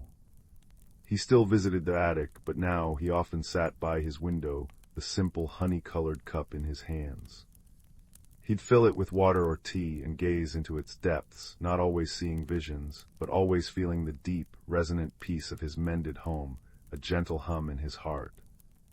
The cup of whispers rested beside his bed, a quiet guardian, its hairline crack a luminous thread in the moonlight, a reminder that even the smallest things and the quietest hearts can hold extraordinary secrets and the power to heal. And with that comforting warmth settling around him like the softest quilt, Theo drifted into a peaceful sleep, the scent of cinnamon and sunshine a gentle lullaby in the quiet night. Once upon a starlit night, a young girl named Lily stood by her bedroom window, gazing wistfully at the velvety sky. Though only 9 years old, she felt a yearning for something more, a pull towards the great unknown that echoed in her restless heart. In the small village where Lily lived, changes came rarely, and life followed the steady rhythm of the seasons. But Lily's curious spirit longed to spread its wings and explore the vast world that lay beyond the rolling hills and ancient forests surrounding her home. Little did she know, a magical journey awaited her, one that would teach her the true meaning of growth and transformation. One evening, as Lily wandered through the woods, she stumbled upon an enchanting sight, a glittering pool nestled among the towering oaks. Mesmerized by its ethereal beauty, she knelt beside the water's edge, and that's when she saw it, a tiny glowing speck dancing upon the surface. With a delicate touch, Lily cupped the speck in her hands, and it unfurled into a dazzling sprite, no bigger than her thumb. The sprite's gossamer wings shimmered like crystal, and its eyes twinkled with ancient wisdom. "Greetings, young one," spoke the sprite in a voice as soft as moonbeams. "I am Zephyr, a guardian of these woods, and I sense the yearning in your heart." Lily gasped, her eyes wide with wonder. "How is this possible? Are you magic?" Zephyr chuckled, a sound like tinkling bells. "Magic exists all around us, dear child, if only we open our eyes to its wonders." From that moment on, Zephyr became Lily's guide, introducing her to the hidden magical realms that coexisted with the world she knew.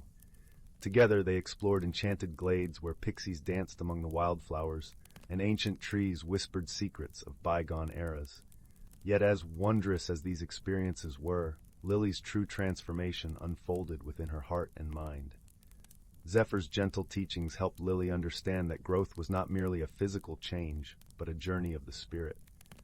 With each new adventure, Lily learned valuable lessons: patience from the steady trickle of a stream, resilience from the oak that weathered storms, and courage from the brave little sparrow that took flight. And just as the natural world around her shifted with the seasons, so too did Lily's perspectives and dreams evolve. Lily's dearest friend, a kind-hearted boy named Ethan, bore witness to her remarkable journey. Though he could not see the magical beings, he supported Lily's explorations, offering a listening ear and a shoulder to lean on when the path grew challenging. One autumn day, as the leaves turned to fire and the air grew crisp, Zephyr appeared with a somber expression. "My time in these woods is nearing its end," the sprite said, her voice tinged with melancholy. "But fear not, little one, for the true magic lies within you now." Lily's eyes shimmered with unshed tears, but she nodded, understanding that all things must change and grow.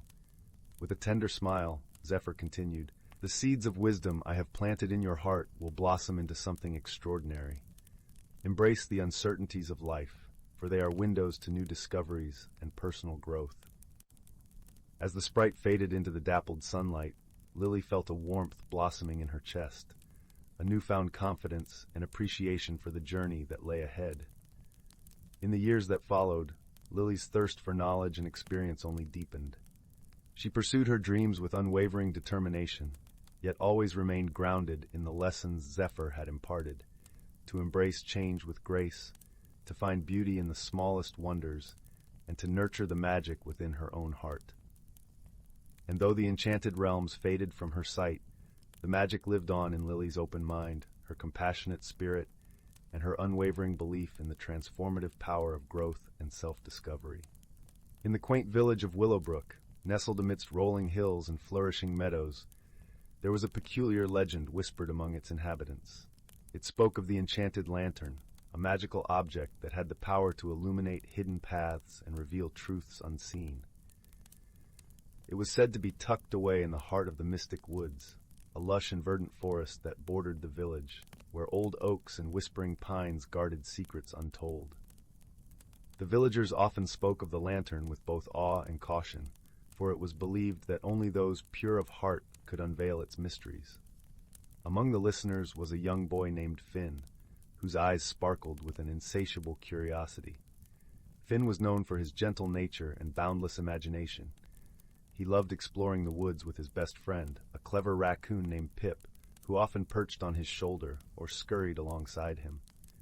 One crisp autumn afternoon, as golden leaves cascaded from the trees like gentle rain, Finn found himself drawn to the edge of the mystic woods. The air was crisp and filled with the scent of pine and earth. He and Pip had heard the legend many times over crackling fires and beneath starlit skies, but that day the call of adventure was too strong to resist. "Pip," Finn murmured, his breath a soft cloud in the cool air, "what if we find the enchanted lantern? What wonders could we discover?" Pip twitched his nose and chirped in agreement, his tiny paws patting Finn's shoulder as if to say, "Let's go! Let's see!" With a heart full of hope and wonder, Finn stepped into the mystic woods, the leaves crunching softly beneath his feet. The forest was alive with the sounds of nature, the rustling of leaves, the distant call of a songbird, and the gentle babble of a hidden brook. Sunlight filtered through the canopy, casting dappled patterns on the forest floor, creating a tapestry of light and shadow that seemed to dance with every breeze.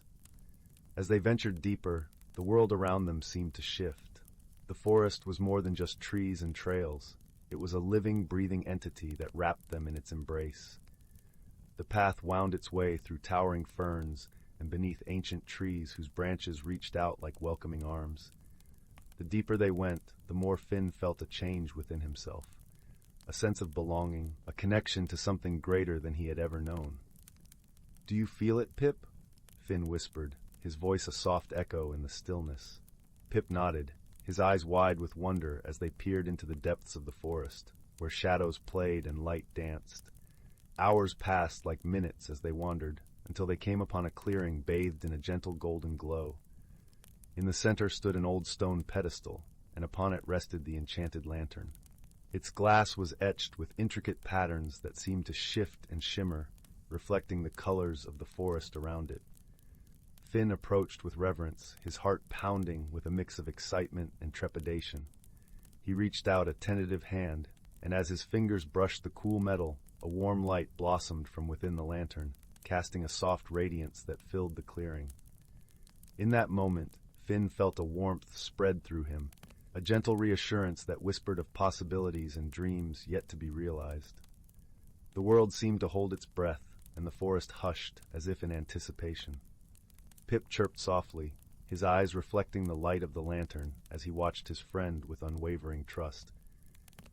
With the lantern in hand, Finn turned to the path ahead, which now glowed with a luminescent trail that beckoned them onward. It was a path that wove through the heart of the forest, revealing vistas of breathtaking beauty, hidden groves where flowers bloomed in riotous colors, and crystal-clear streams that sang as they danced over stones. As they walked, the lantern's light revealed more than just the path.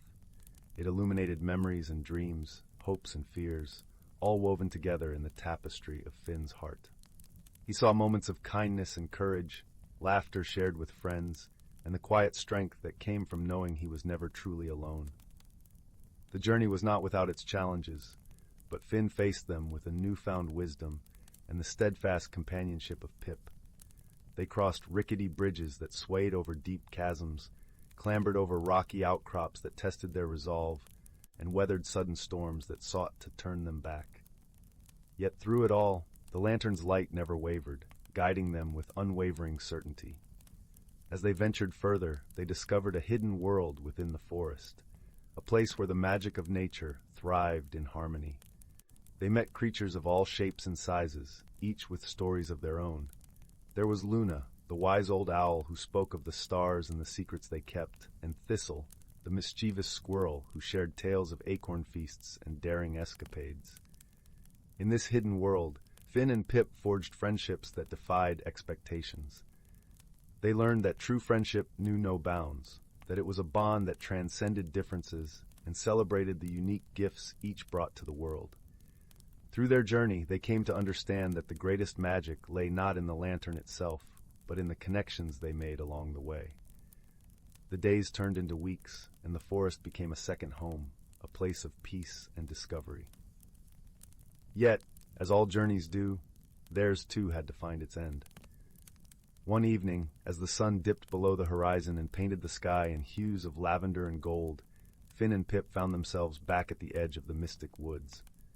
The enchanted lantern, now a part of their story, rested gently in Finn's hands.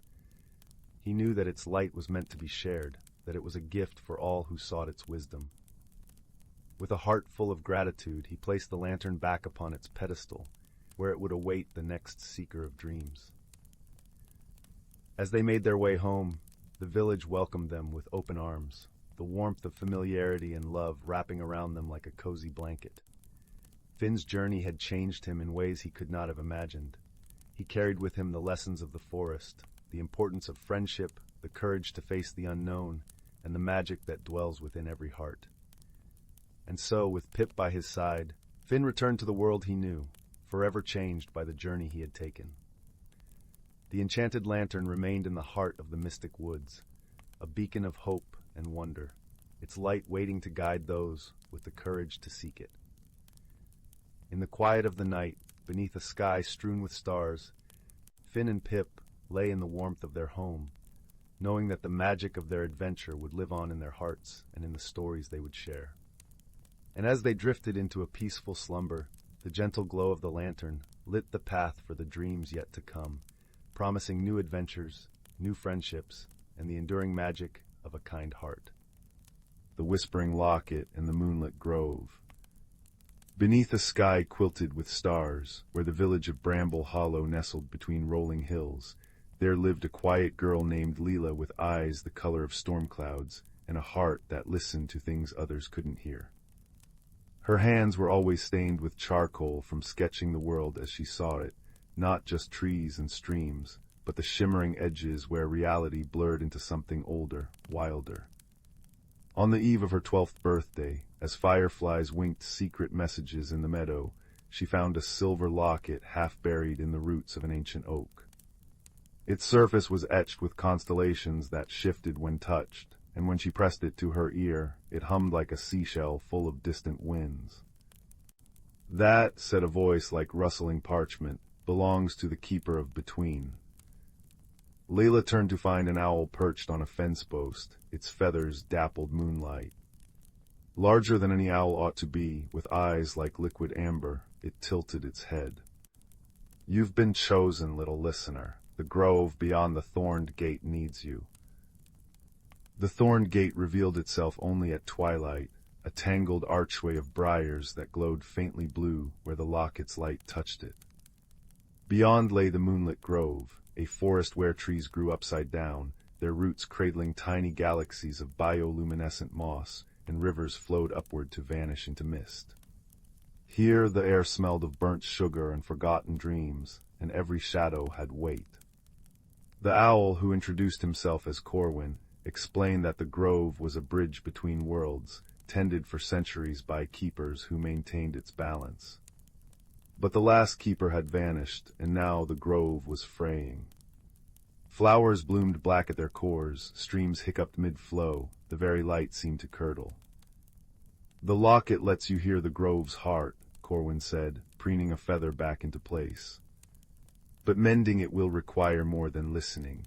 You must find the 3 tears stolen from the weeping pool, moonstone droplets that hold the grove's memories of joy, sorrow, and hope.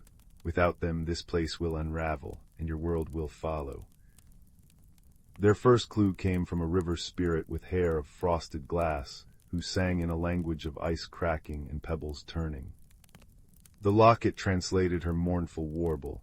"The first tear sleeps where laughter drowned, in the belly of the hollowed mountain. The mountain loomed at the grove's edge, its peak gnawed open like a bitten apple." Inside, tunnels pulsed with veins of glowing fungi, and the walls whispered riddles that made Leela's temples ache. "I am eaten by the dark, but never full. I follow winter's sigh, yet never pull. What am I?" "A shadow," Leela murmured, tracing the answer on the wall with her finger. The stone rippled, revealing a chamber where the first tear floated above a pedestal, except the pedestal was a slumbering rockworm the size of a cart, its maw bristling with crystal teeth. Corwin hooted a warning, but Leela stepped forward, humming a lullaby her mother used to sing. The rockworm's eyelids fluttered, its growl softening to a purr as the song unspooled. When she plucked the tear from the air, it warmed her palm, filling her mind with visions of the grove's birthday. Saplings bursting from stardust, deer with antlers of living smoke, the first keeper planting songs in the soil. The second tear hid in the court of mirrors, a palace inhabited by reflections who'd forgotten their true forms. They flitted through halls of silver glass, mimicking Leela's movements until she doubted which way was real. "They'll trap you here," Corwin said, talons clicking nervously.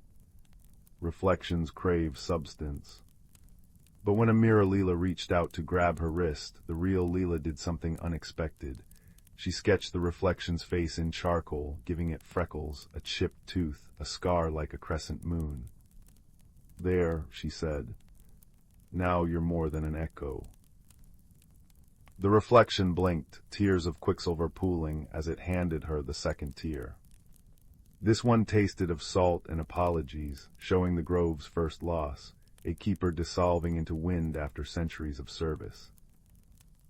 By the time they reached the weeping pool, a basin of liquid mercury encircled by weeping willows, Leela's boots were full of sand from the hourglass desert, and her braid twined with feathers from bargaining with crow folk. The third tier was guarded by the thief of whispers, a creature woven from smoke and old regrets. It hissed, "Why should I return what I've rightfully stolen? This world abandoned me long ago." Leela hesitated. The locket showed her the thief's true form, a former keeper, warped by loneliness after the grove forgot him. "You're right," she said, lowering the locket. "It's not fair, but I'm here now. Let me remember you." She drew his story in the sand, his years of service, his slow fading, the moment the stars stopped saying his name. As the sketch deepened, the thief's smoke solidified into a man with kind eyes and leaves in his hair. With a sigh, he dropped the third tier into her palm. "Thank you," he said, vanishing into a shower of fireflies. Returning the tears to the weeping pool was like dropping snowflakes into a storm. The grove shuddered, then bloomed, trees straightened, rivers danced, and the sky peeled back to reveal a dawn made of opals. But as the magic settled, Leela felt the locket grow heavy. "It's binding you to the grove," Corwin said quietly. "To stay, you must become its new keeper, immortal but alone, to leave." He nodded at the locket, now dull as tarnished tin. Leela thought of her mother's voice, of charcoal sketches tucked under her pillow, of the way sunlight caught the village bakery's frosting each morning. She placed the locket on the pool's edge. "The grove deserves someone who can give it everything, but that's not me, not yet." The grove sighed, not in anger but understanding. The locket dissolved into stardust, sprinkling her hair with silver. "You'll always hear its whispers," Corwin said, nudging her shoulder. "Keeper or not." Back in Bramble Hollow, dawn gilded the hills. Leela's mother found her asleep under the oak, clutching a charcoal sketch of an owl and a silver locket. "Just a dream," her mother murmured, tucking the blanket closer. But Leela knew better. That night, she left a bowl of milk by the window. When she woke, it was empty, and a single amber feather lay on the sill. Outside, the meadow grass swayed in patterns too deliberate to be wind, and the shadows beneath the thorned gate hummed a familiar lullaby. Years later, when townsfolk asked why Leela's paintings seemed to breathe, why lost children always found their way home near her cottage, she'd simply smile. "The world's fuller than it looks," she'd say. And if you pressed your ear to her garden wall at midnight, you might hear it too, the soft, sweet sigh of a grove remembering its friend.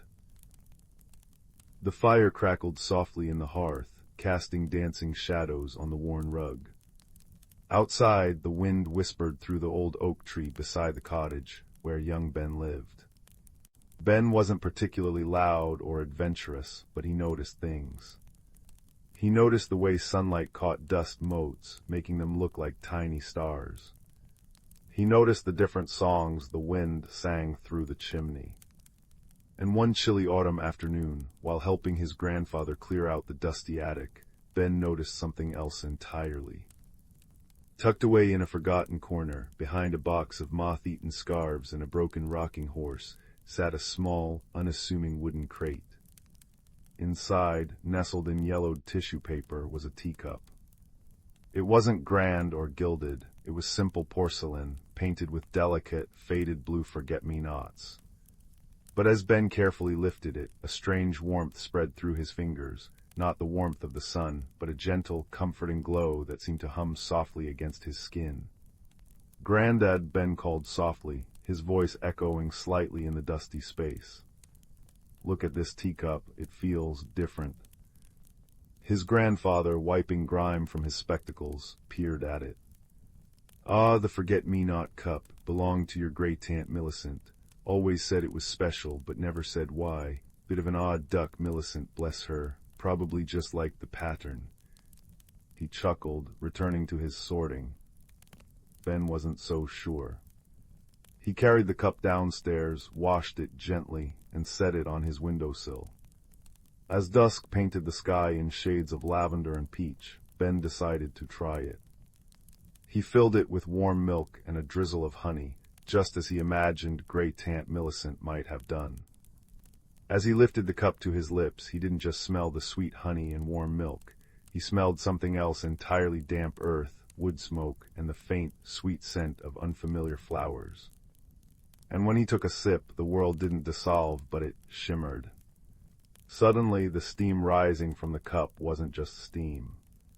It swirled and coalesced, forming a miniature, glowing landscape right above the rim. Tiny, luminous mountains rose, veiled in mist.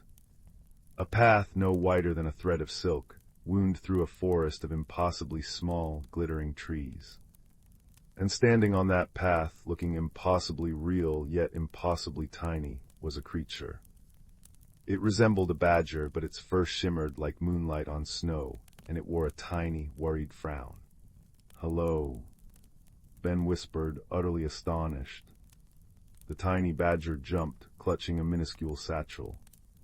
"Oh, you can see, most can't, you know, not unless the cup truly chooses. I'm Thistle." His voice was like the rustle of dry leaves, yet clear as a bell. "And you, big one, you hold the cup of echoes." "The cup of echoes," Ben breathed. "Indeed," Thistle nodded gravely. "It doesn't hold tea, not really. It holds echoes of places lost or forgotten, echoes of journeys not taken. Right now it holds the echo of the Whispering Glen, my home." But his small shoulders slumped. "The glen is fading, the great echo is weakening. Without it, the glen will vanish entirely, and all its echoes, memories, stories, little bits of quiet magic will be lost forever." Ben felt a pang of deep sadness, as if he'd heard a beloved story end too soon. "The great echo, what is it? How can it fade?" "It's the heart song of the glen," Thistle explained, pacing the tiny path in the steam. "A deep, resonant sound that holds everything together, but it's grown faint, muffled. Something is silencing it. We need to find the source and restore the song. But the path is perilous for one so small, and the silencer, well, it's big and loud and terribly unlistening." Ben understood the unspoken plea. "Can I help? Can I go there through the cup?" Thistle's eyes, like polished obsidian, widened. "Through the cup. Only if the cup allows it. But you felt its warmth. You saw the echo. Perhaps you are allowed. Take another sip, Ben. Think of the glen, think of helping." Ben closed his eyes, picturing the tiny mountains, the glittering trees, the worried badger. He took another sip of the honeyed milk. This time the warmth wasn't just in his hands, it spread through his whole body. The room seemed to stretch and blur. When he opened his eyes, he was standing on the thread-like path, surrounded by towering, luminous ferns that hadn't been there a moment before. He was Ben-sized, but the world around him was Thistle-sized. The trees soared like skyscrapers, the pebbles were boulders. Thistle, now reaching Ben's knee, beamed. "You did it, oh splendid. Welcome to the Whispering Glen, Ben." The glen was breathtaking. Light didn't just shine, it danced soft blues and greens, filtering through leaves that chimed like crystal bells when touched. The air hummed, but it was a faint, strained hum, like a distant choir singing through wool. Ben could feel the sadness Thistle had spoken of, a gentle melancholy clinging to the shimmering moss and the glowing mushrooms. "We need to follow the fading song to its source," Thistle said, leading the way down the winding path. "But we shouldn't go alone. Echo places are tricky. We need friends." Their first helper appeared near a brook that sang with the voices of 1,000 tiny chimes. A creature like a large, iridescent dragonfly perched on a glowing reed. Her wings were stained glass mosaics, and her large, multifaceted eyes sparkled with curiosity. "Greetings, Thistle, and a very large greeting to you, stranger. I am Zephyr. Are you lost or found?" "Both, perhaps, Zephyr," Thistle chuckled. "This is Ben. He's come to help restore the great echo. We need to find what's silencing it." Zephyr buzzed excitedly. Silence, how dreadful, I know all the currents of the glen, the paths the winds take. The silence feels thickest near the old stone bridge where the deep roots gather, but it's guarded by Grumble, the stone toad. He hasn't listened to anyone in ages, too busy being grumpy. She fluttered onto Ben's shoulder, her touch light as dandelion fluff. I can guide you. Further along, beneath a canopy of luminous weeping willow fronds, they met their second helper. Moss, a creature resembling a very old, very wise tortoise, moved with deliberate slowness. His shell was covered in glowing lichen that pulsed softly. He blinked slowly at Ben. A groundwalker in the glen, how, curious and troubled, I feel the echo's pain. His voice was the deep rumble of shifting earth. We seek the source of the silence, Moss, Thistle explained. Moss pondered, the lichen on his shell dimming and brightening. The deep roots beneath the old stone bridge hold ancient memories. They might know, but Grumble guards the bridge fiercely. He fears noise, you see, thinks it cracks the stones. Moss sighed, a sound like pebbles tumbling. He forgets that silence can crack the soul. I know the old ways, the language of stone and root. I will come. The journey through the whispering glen was wondrous and strange. Zephyr darted ahead, her wings humming, scouting paths and whispering warnings about patches of shimmer quicksand or gloom vines that tried to dampen sound.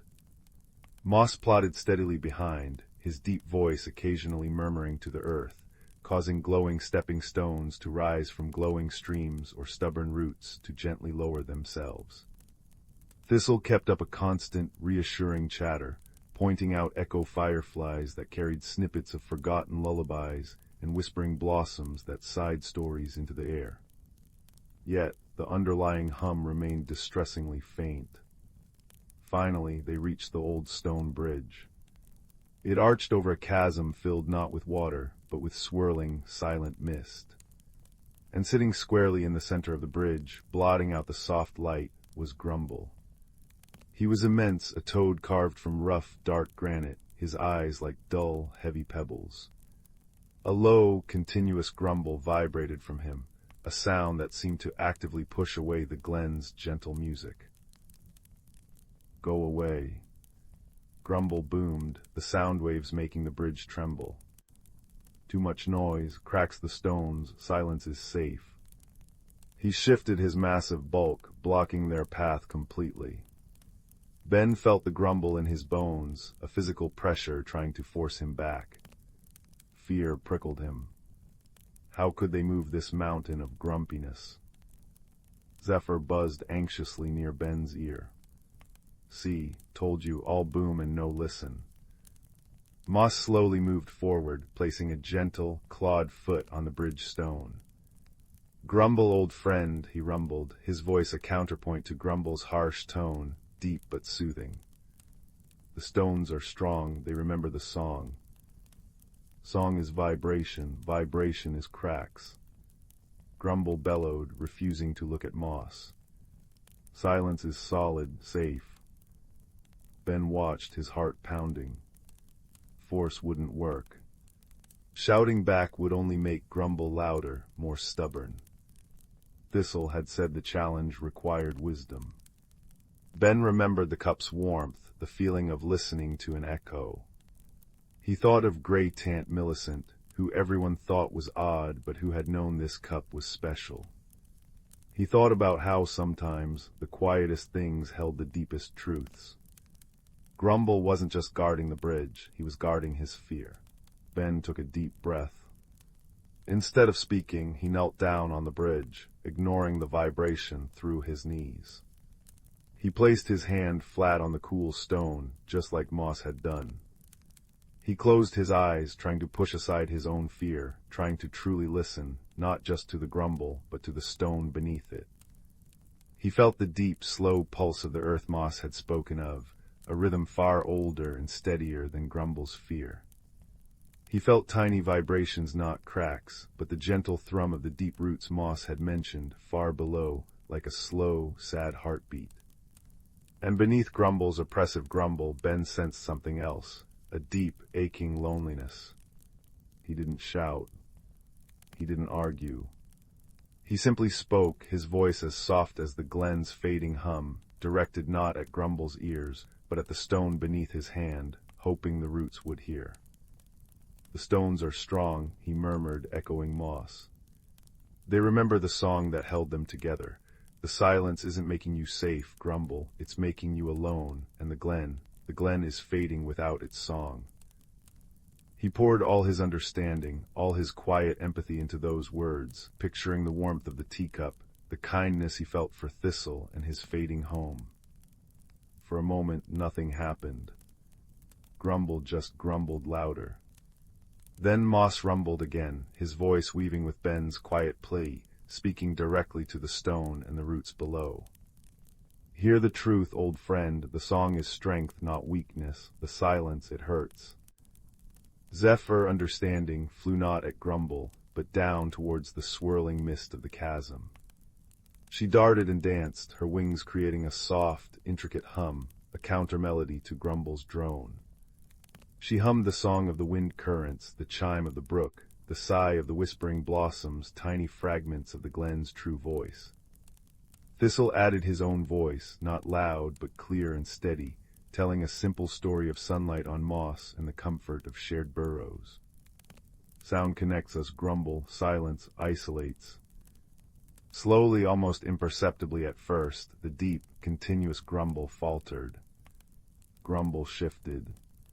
One heavy pebble-like eye cracked open slightly, looking not at Ben shouting, but at Ben kneeling, hand on the stone, his face earnest and kind. He looked at Moss, steadfast and ancient. He listened to Zephyr's delicate hum, Thistle's gentle story. He felt the deep roots below stir, sending a faint, questioning pulse up through the bridge stones, a pulse of remembered music. A deep, shuddering sigh escaped Grumble, like boulders shifting. The oppressive pressure lessened. "Alone," he rumbled, but the sound was less harsh, more questioning. "The song hurt." "No," Ben said softly, still kneeling. "The wrong sounds can hurt. Loud, angry sounds. But the glen's song, it's gentle. It's the sound of belonging. It holds the stones together like the warmth holds the tea in the cup." He thought of the cup's comforting glow. It doesn't crack, it comforts. Grumble was silent for a long moment. Then, with a sound like distant thunder softening, he slowly, ponderously, shifted his massive bulk to one side of the bridge, clearing the path. "Gentle," he rumbled, the word unfamiliar on his tongue. "Comfort." Moss nudged Ben gently. The deep roots beneath the bridge center, they hold the echo of the first heart song. Touch them, remember for them. Ben walked carefully to the center of the bridge. Kneeling again, he saw a cluster of thick, glowing roots emerging from the stone, pulsing with a very faint, slow light. He placed both hands upon them. They were warm, vibrating with a deep, almost inaudible frequency.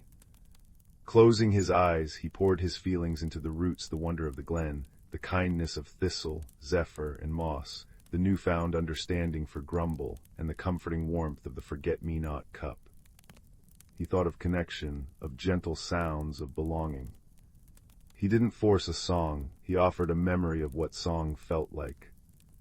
The roots beneath his hands began to glow brighter. The faint pulse grew stronger, steadier. From deep within the earth, a sound began to rise. It wasn't loud, it was profound. A deep, resonant hum, pure and clear, like the lowest note of a cello played under starlight. It resonated through the stones of the bridge, through the air, through Ben's very being. The effect was instantaneous. The swirling mist in the chasm below began to sparkle with trapped light.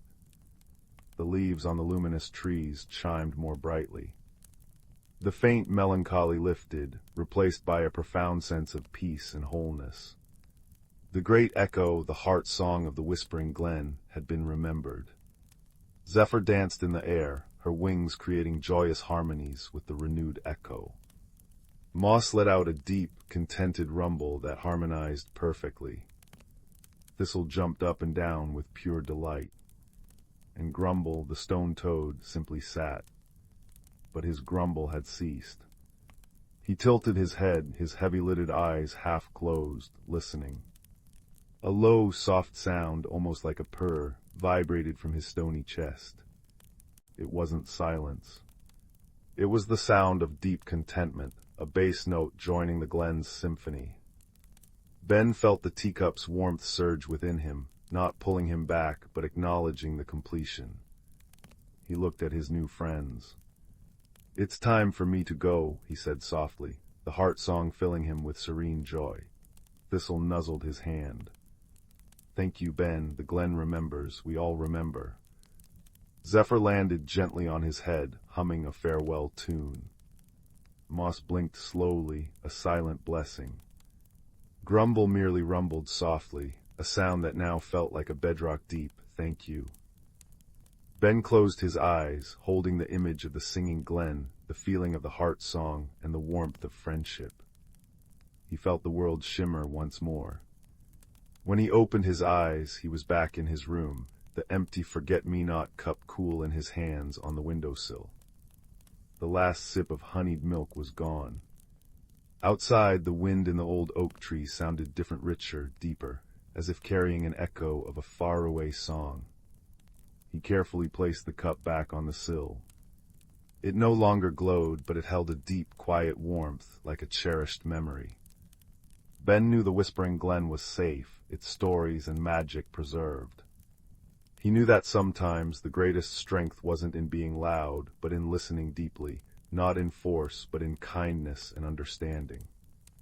And he knew that the most extraordinary magic could be found in the quietest, most ordinary of things, like a teacup painted with forget-me-nots, holding echoes of wonder.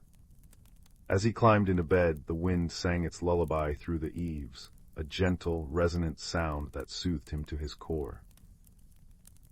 He smiled, picturing Thistle in his burrow, Zephyr dancing on moonbeams, Moss dreaming deep earth dreams, and Grumble, contentedly rumbling on his bridge, part of the song once more.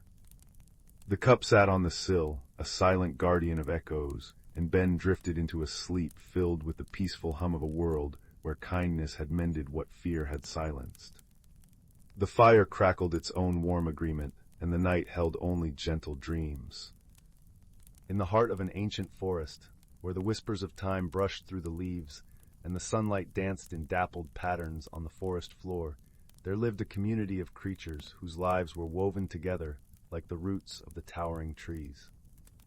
This forest, known only to those who listened to the secrets of the earth, was a sanctuary where magic and reality intertwined as naturally as the rivers flow. The creatures of this forest were gentle beings, each unique yet connected by the threads of their environment. There was Silva, the wise old owl, whose feathers shimmered like silver under the moonlight, and whose eyes held the knowledge of countless seasons. Her perch was an ancient oak, its gnarled branches stretching high above the canopy, offering a vantage point from which she could observe the world below. Beneath her, nestled in the soft moss that blanketed the forest floor, was a family of rabbits. The youngest among them, a curious little one named Thistle, was known for his playful spirit and boundless curiosity. His fur was the color of autumn leaves, and he moved with a nimbleness that spoke of his youth and his wonder for the world. Every year, as spring whispered its promise of renewal, the forest came alive with a symphony of sights and sounds. The babbling brook that wound through the trees became a ribbon of laughter, its banks adorned with clusters of wildflowers that swayed in the gentle breeze. The air was sweet with the fragrance of blooming honeysuckle, and the sunlight, warm and golden, filtered through the canopy in soft beams that kissed the earth. This particular spring, however, brought with it a peculiar phenomenon. As the first rains of the season fell, their droplets seemed to glisten with an ethereal glow, casting a rainbow of colors across the forest. It was said among the creatures that these were not ordinary rains, but the tears of joy from the spirit of the forest, celebrating the harmony and balance that had been preserved through the ages.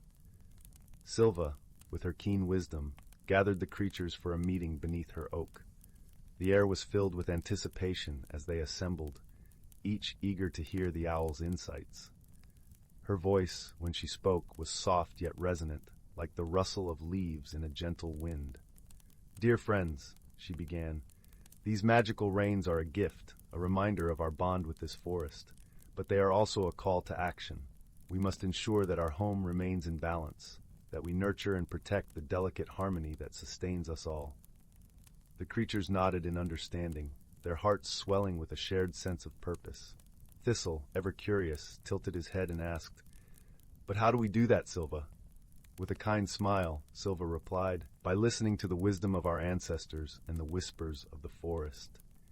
We must remember that every action has an echo. The way we care for our home today will shape the world for the generations to come." As the days passed, the creatures set about their tasks, each contributing in their own way to the health of their shared home.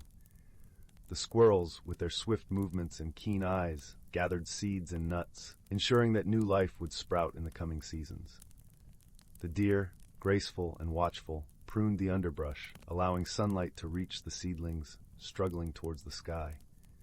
Even the brook, with its ceaseless flow, played its part, carrying nutrients across the land and quenching the thirst of all who dwelled nearby.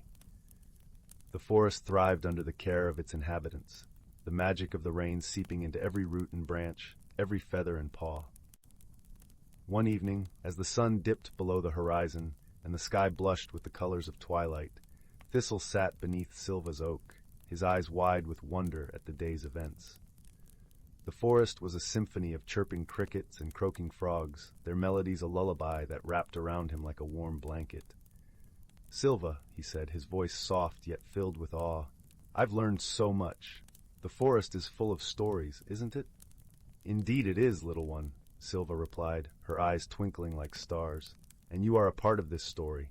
Remember, wisdom is not just knowing the past, but nurturing the future." Thistle nodded, his heart filled with a sense of belonging. As he nestled against the soft moss, his eyes grew heavy with sleep. The forest, with its ancient magic and timeless wisdom, cradled him in its embrace, whispering promises of dreams yet to come. And so the ancient forest continued to thrive, its creatures living in harmony with the land and each other.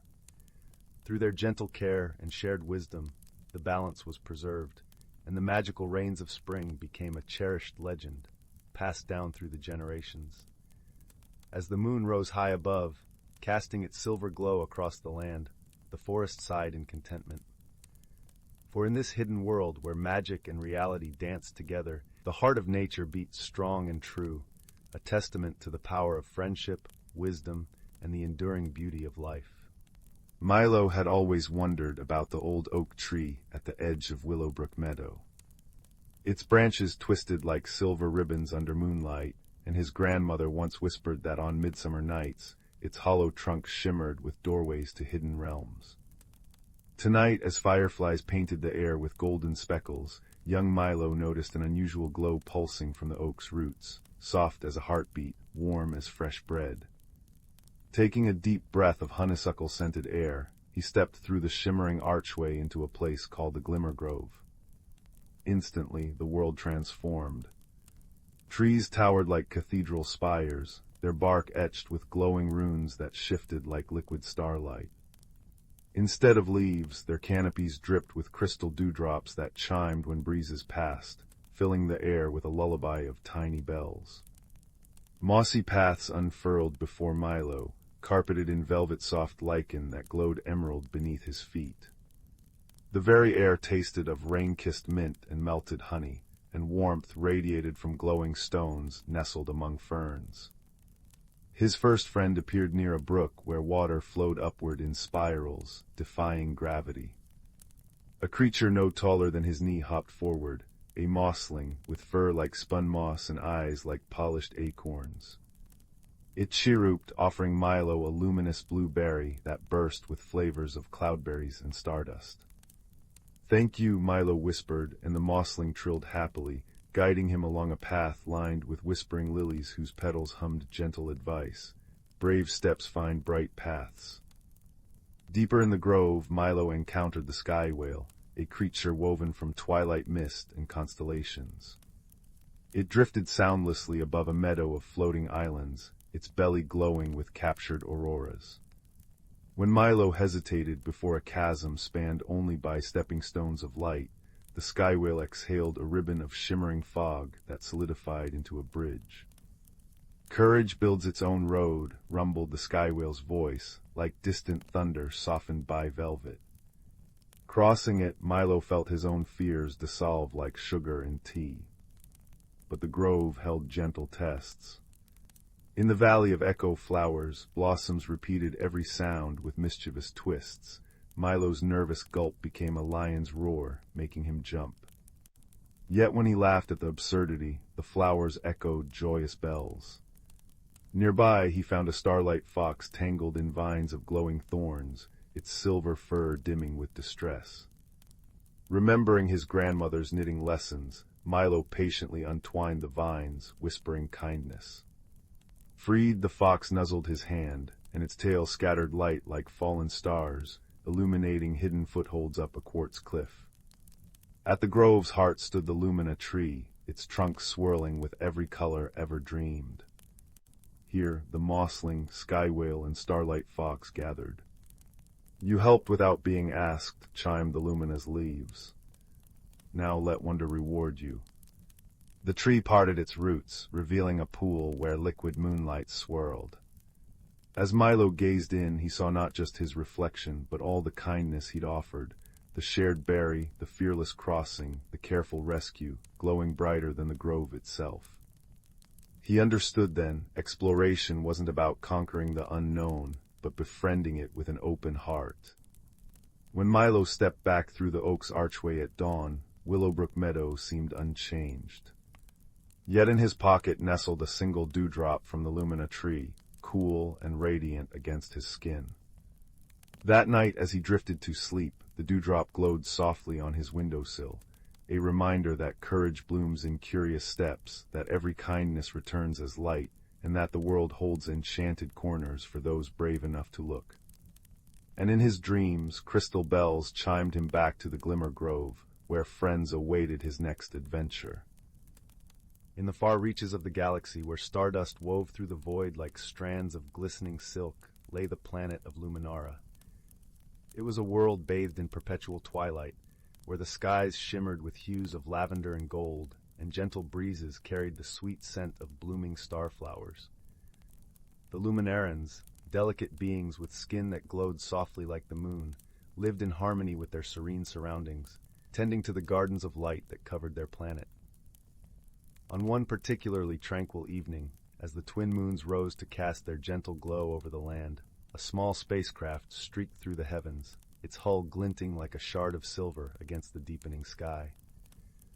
This ship, a modest transport vessel, was piloted by a solitary traveler from the distant world of Terran. Her name was Lyra, and she was an explorer by trade, one who roamed the stars in search of knowledge and understanding.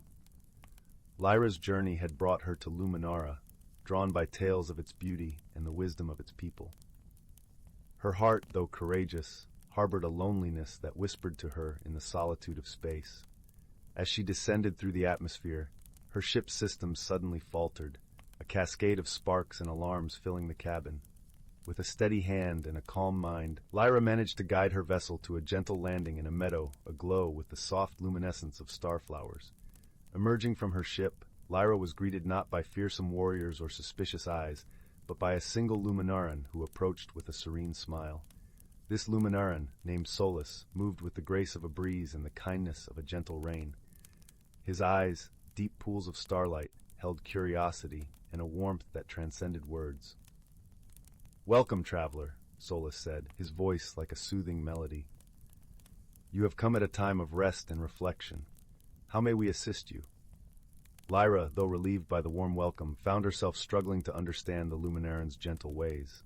She had prepared for hostility, for the mistrust of an outsider, and the kindness offered so freely was both comforting and perplexing. "My ship," she began, her voice tinged with the hesitance of uncertainty, "it needs repairs. I did not mean to intrude." Silas merely nodded, his understanding as deep as the night sky. "Here on Luminara, we believe in offering aid to those in need. Your presence is no intrusion, but a chance to share in the exchange of stories and wisdom.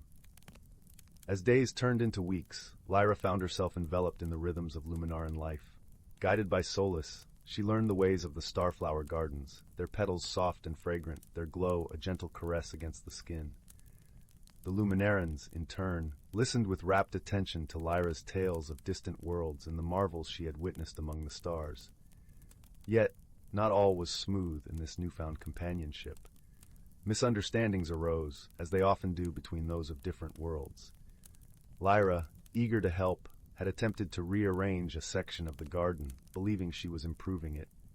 The Luminarans, who cultivated their gardens with deep reverence and tradition, were taken aback by the changes, though they remained kind in their expressions. Silas, sensing the discomfort that lingered like a shadow, approached Lyra with gentle understanding. "We cherish your enthusiasm, Lyra," he said, his voice a balm to her troubled heart. "But our ways are woven with the fabric of our being. Perhaps, together, we can learn from one another." Her cheeks flushed with embarrassment. Lyra nodded, her voice a whisper of contrition. "I meant no disrespect. I wished only to contribute, to belong." In this moment of vulnerability, a bond began to form, a bridge of understanding between two souls who had once been strangers. Silas, with patience and wisdom, showed Lyra the intricate dance of their traditions, explaining the balance of light and dark, of growth and rest. As they worked side by side, a challenge arose that would test their burgeoning friendship. A rare celestial event, the eclipse of shadows, was approaching, a time when the twin moons would align and cast the land into temporary darkness. During this period, the gardens required careful tending, as the absence of light could harm the delicate starflowers. Together, Lyra and Silas faced the eclipse, their efforts a seamless blend of Terran ingenuity and Luminaran tradition. Lyra's knowledge of technology complemented Silas's deep understanding of the gardens, and their collaboration ensured the starflowers continued to thrive even in the absence of light. In the quiet hours of the eclipse, as they rested beneath the canopy of stars, Lyra spoke, her voice a gentle murmur in the darkness. "I have traveled far, seeking knowledge and adventure, yet it is here, in your gardens, that I have found something truly precious, a friend." Silas, his glow a gentle beacon in the night, nodded in agreement. "Our paths are like rivers, Lyra, flowing from different sources but meeting in the same ocean. Through understanding and friendship, we have enriched our journeys." The eclipse passed, and with it came the dawn, a warm embrace of light that painted the world in hues of gold and lavender once more. Lyra's ship, now repaired with the help of her new friends, stood ready for departure. Yet, as she prepared to leave, her heart was filled not with the ache of parting, but with the warmth of connection.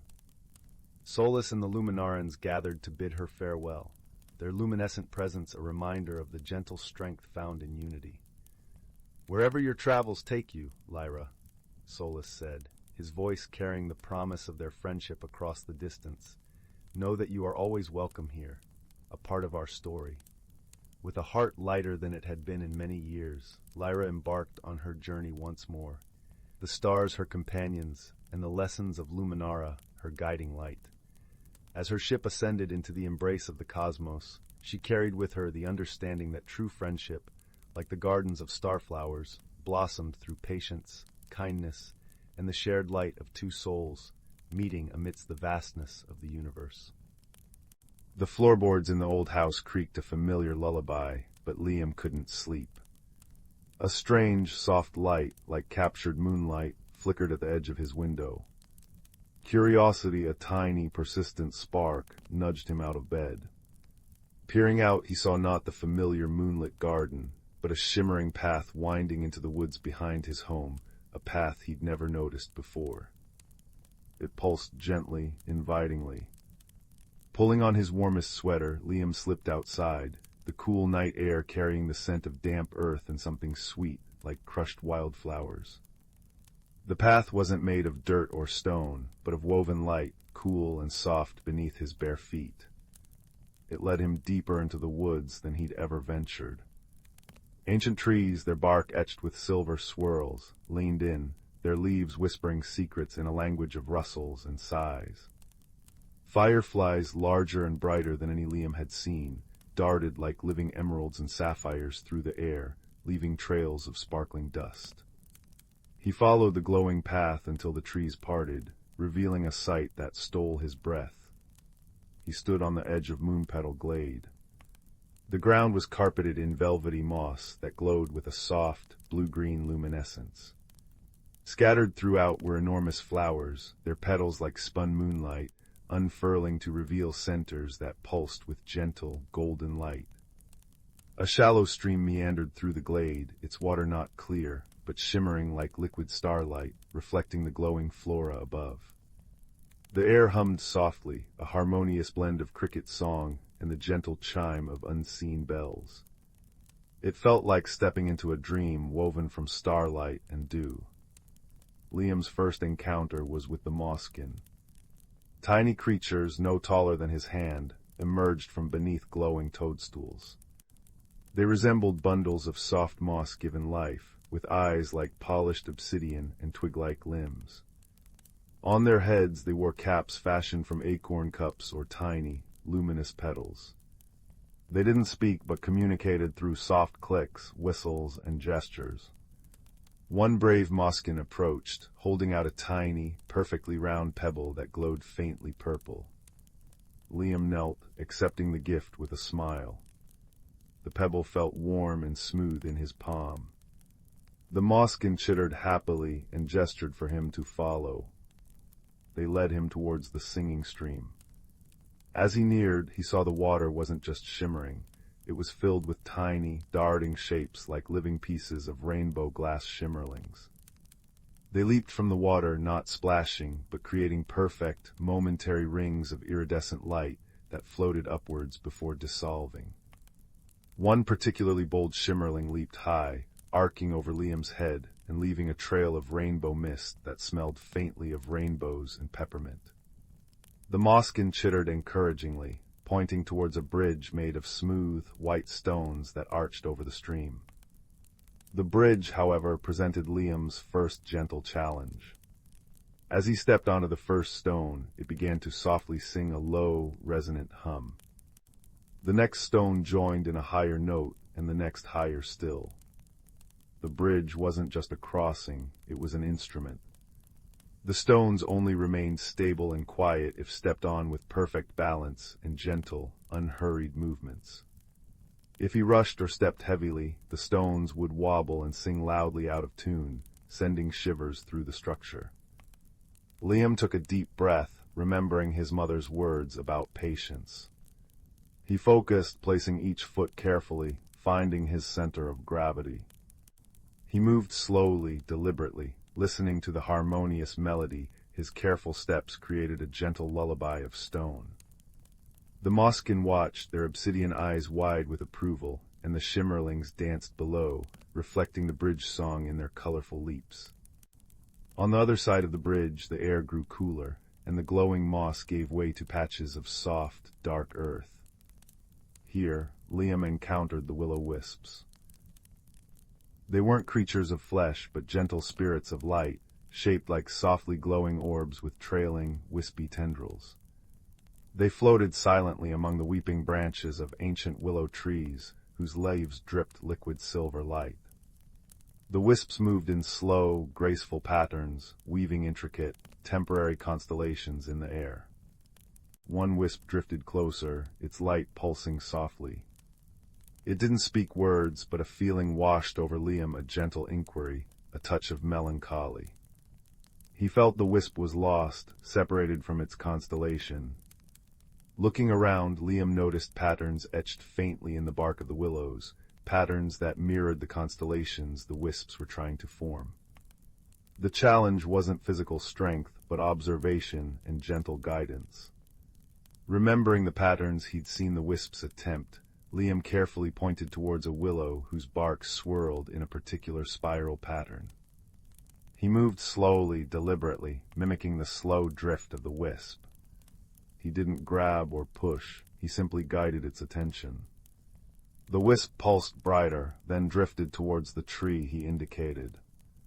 Its light seemed to resonate with the pattern on the bark. Other wisps noticed, drifting closer. Slowly, patiently, Liam helped guide several wisps to their corresponding trees. As each wisp found its pattern, its light flared warmly, and the tendrils of light wove together with the silver drips from the willow leaves, forming a breathtaking, stable constellation that hung in the air, filling the space with a profound sense of peace and belonging. The melancholy feeling lifted, replaced by a warm hum of contentment that vibrated through the clearing. The wisps pulsed in unison, a silent thank you that Liam felt deep in his bones. He continued through the glade, guided now by a sense of serene wonder rather than the path.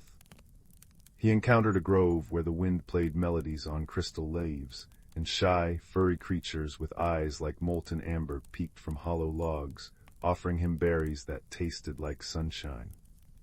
Each encounter required a little courage, the courage to approach the unknown, to be patient, to observe carefully, and to offer kindness without expectation. He learned that bravery here wasn't about roaring or fighting, but about quiet curiosity, gentle steps, and listening with his heart. Finally, the glowing path led him to the heart of Moonpetal Glade, a small, crystal-clear pool reflecting the star-strewn sky above and the glowing glade below. Sitting serenely on a mossy stone beside it was the oldest, wisest-looking mosskin Liam had seen yet. Its moss was silvery gray, and its eyes held the depth of the night sky. In its twiggy hands it held a single, perfect moonpetal bloom, its light pure and steady. It gestured for Liam to sit. No words were spoken, but understanding flowed between them, as clear as the starlight on the water. The elder mosskin conveyed the gentle truth of the glade. It revealed itself only to those with open hearts and quiet courage. The challenges weren't tests, but invitations to discover the strength already within the strength of patience, observation, kindness, and the simple bravery to explore the unknown. The moonpetal bloom wasn't just a flower, it was a reminder. As the first hints of dawn began to blush the eastern sky, turning the liquid starlight stream to molten silver, Liam knew it was time to return. The elder mosskin placed the glowing moonpetal gently into his hands. It felt cool and comforting, radiating a soft, steady light. The shimmering path reappeared, leading back the way he came. The mosskin chittered a soft farewell, the shimmerlings leaped in a final, dazzling display, and the will-o-wisps pulsed their constellation light in a gentle rhythm that felt like a lullaby. Walking back along the woven light path, the woods transformed back into their familiar daytime shapes. The glowing moss faded, the singing stones fell silent, and the air lost its sweet, magical hum. Liam emerged from the trees just as the sun peeked over the horizon, painting the sky in soft pinks and golds. He stood in his own garden, the ordinary grass cool under his feet, the familiar scent of roses in the air. In his hand, the moonpetal bloom still glowed softly, a tangible piece of enchantment. He slipped back inside, the house still quiet. Placing the glowing flower in a small jar of water by his window, he climbed back into bed. The tiny, steady light pulsed gently, casting soft shadows on the wall. As Liam drifted off to sleep, the creaking floorboards sounded like the singing bridge, the rustling leaves outside like the whispering trees of the glade.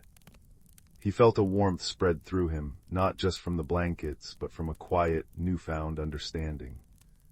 The world was vast and full of wonders, seen and unseen. True courage wasn't the absence of fear, but the choice to step forward with kindness and curiosity, even when the path glowed mysteriously in the moonlight. He had ventured into the unknown, faced gentle challenges not with force, but with patience and a listening heart, and returned carrying not just a glowing flower, but the comforting knowledge that bravery, friendship, and wonder could be found in the quietest steps and the softest glows.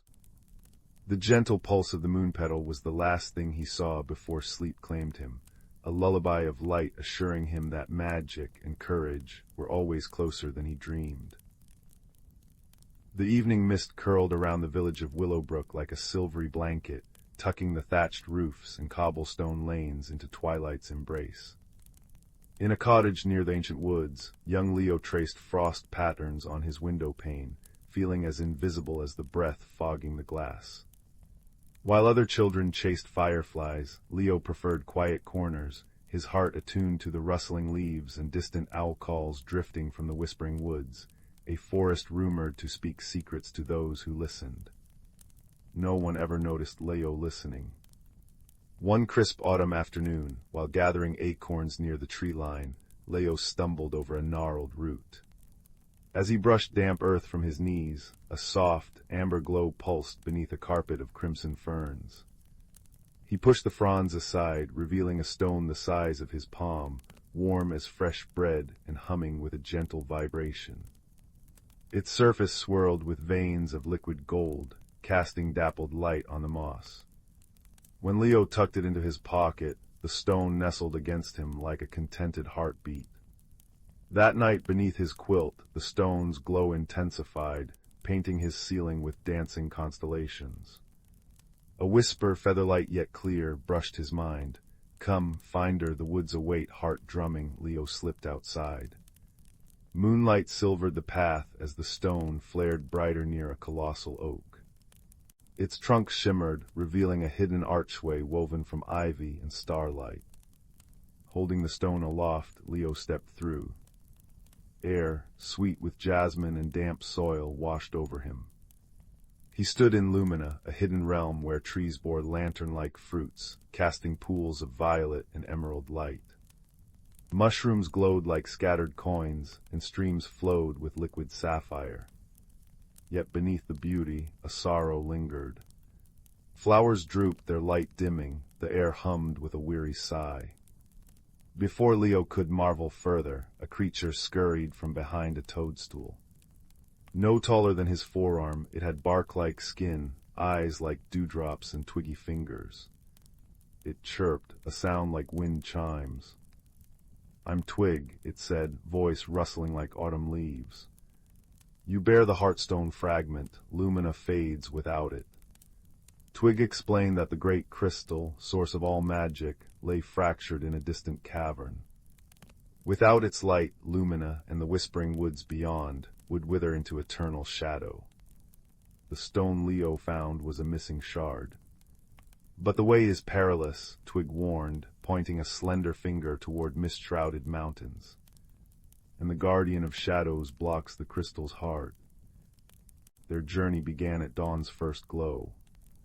Lumina's wonders unfolded, bridges spun from spider silk, groves where butterflies sang in harmonies, and pools reflecting dreams instead of faces. Yet decay crept at the edges, patches of gray moss devouring color, streams running sluggish and silent.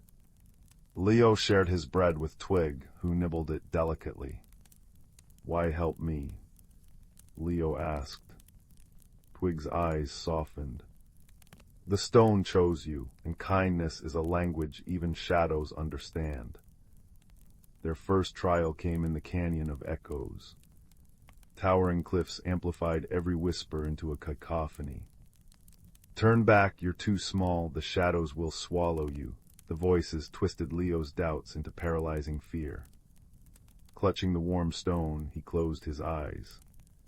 "Listen deeper," it seemed to murmur. Beneath the chaos, he heard Twig's steady breath and the stone's soft hum. "Follow my voice," Leo called, cutting through the noise. Step by step, they navigated the labyrinth, Leo realizing true direction came from within. Days later, they faced the river of reflections. Its waters showed not their faces, but their fears. Leo saw himself ignored in a bustling village square, his words dissolving unheard. Twig saw Lumina crumbling to dust. "I'm nobody special," Leo whispered, tears pricking his eyes. Twig clasped his hand, Twig's surprisingly strong. "You crossed worlds with courage, you see what others overlook. That is your magic." Wading through the icy water, Leo faced his reflection.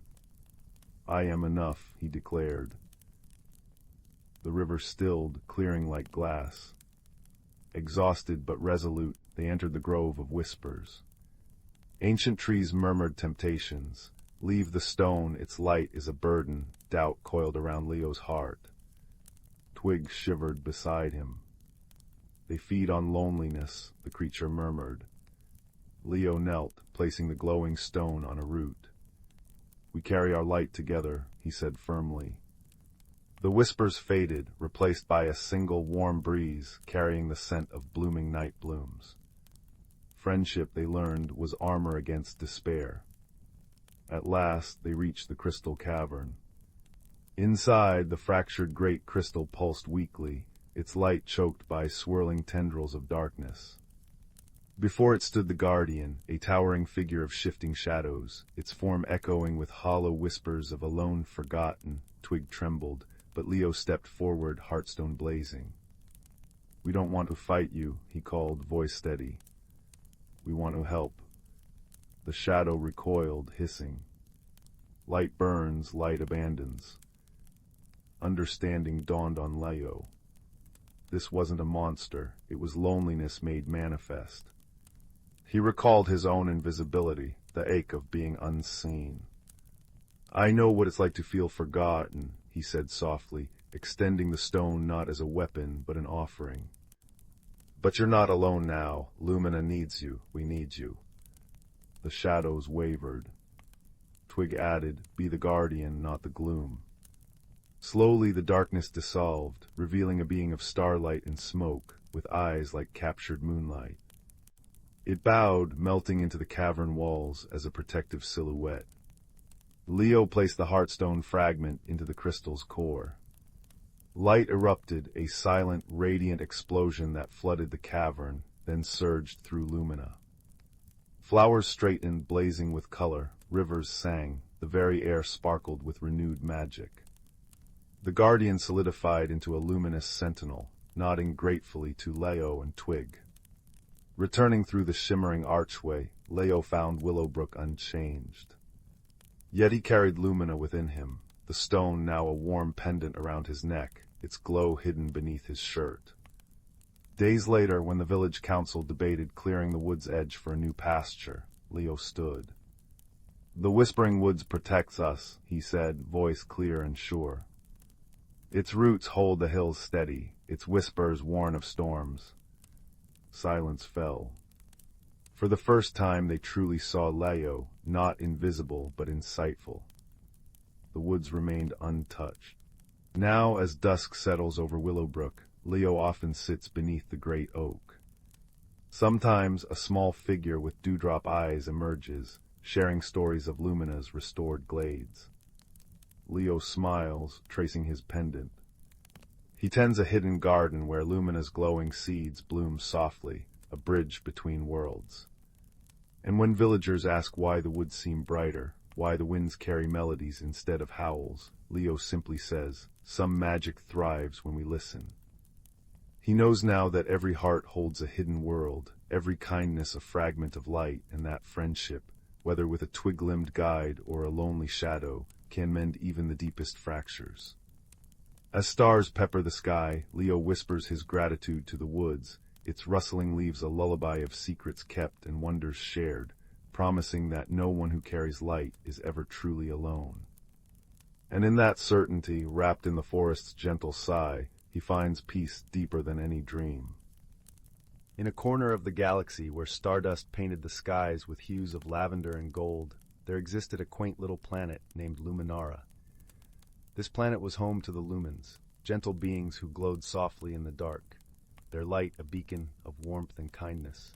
They thrived in harmony, living amidst forests of shimmering crystal trees and lakes that reflected the swirling galaxies above.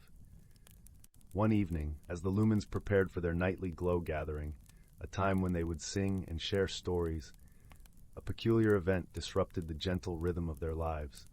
A streak of fiery light tore through the velvet sky, crashing into the heart of their tranquil forest.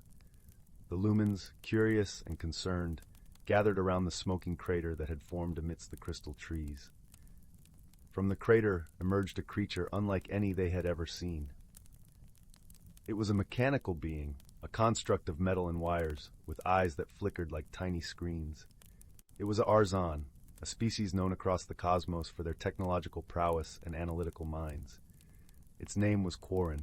and it had crash-landed on Luminara due to a navigation error in its spaceship. The Lumens, despite their initial apprehension, approached Corrin with gentle curiosity. Their leader, a wise elder named Solara, extended a glowing hand in greeting. "Welcome, traveler," she said, her voice as soothing as a lullaby.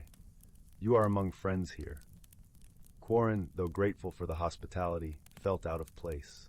The Arzan were a solitary species, and the concept of friendship was as foreign to it as the lush, vibrant world it now found itself in. It communicated through a series of beeps and mechanical whirs, which the Lumens found both fascinating and perplexing. Despite their differences, Solara invited Corrin to stay and recover. The Lumens, in their gentle way, offered their help in repairing its ship. Corrin, though hesitant, accepted, knowing it had little choice but to rely on these strange, glowing beings. Days turned into weeks, and as the Lumens worked to help Corrin rebuild its spaceship, they also shared their world with it. They showed Corrin the beauty of Luminara, the way the crystal leaves sang in the wind, the way the moonlight danced upon the lakes. In return, Corrin shared its knowledge of the stars and the stories of its travels through the cosmos.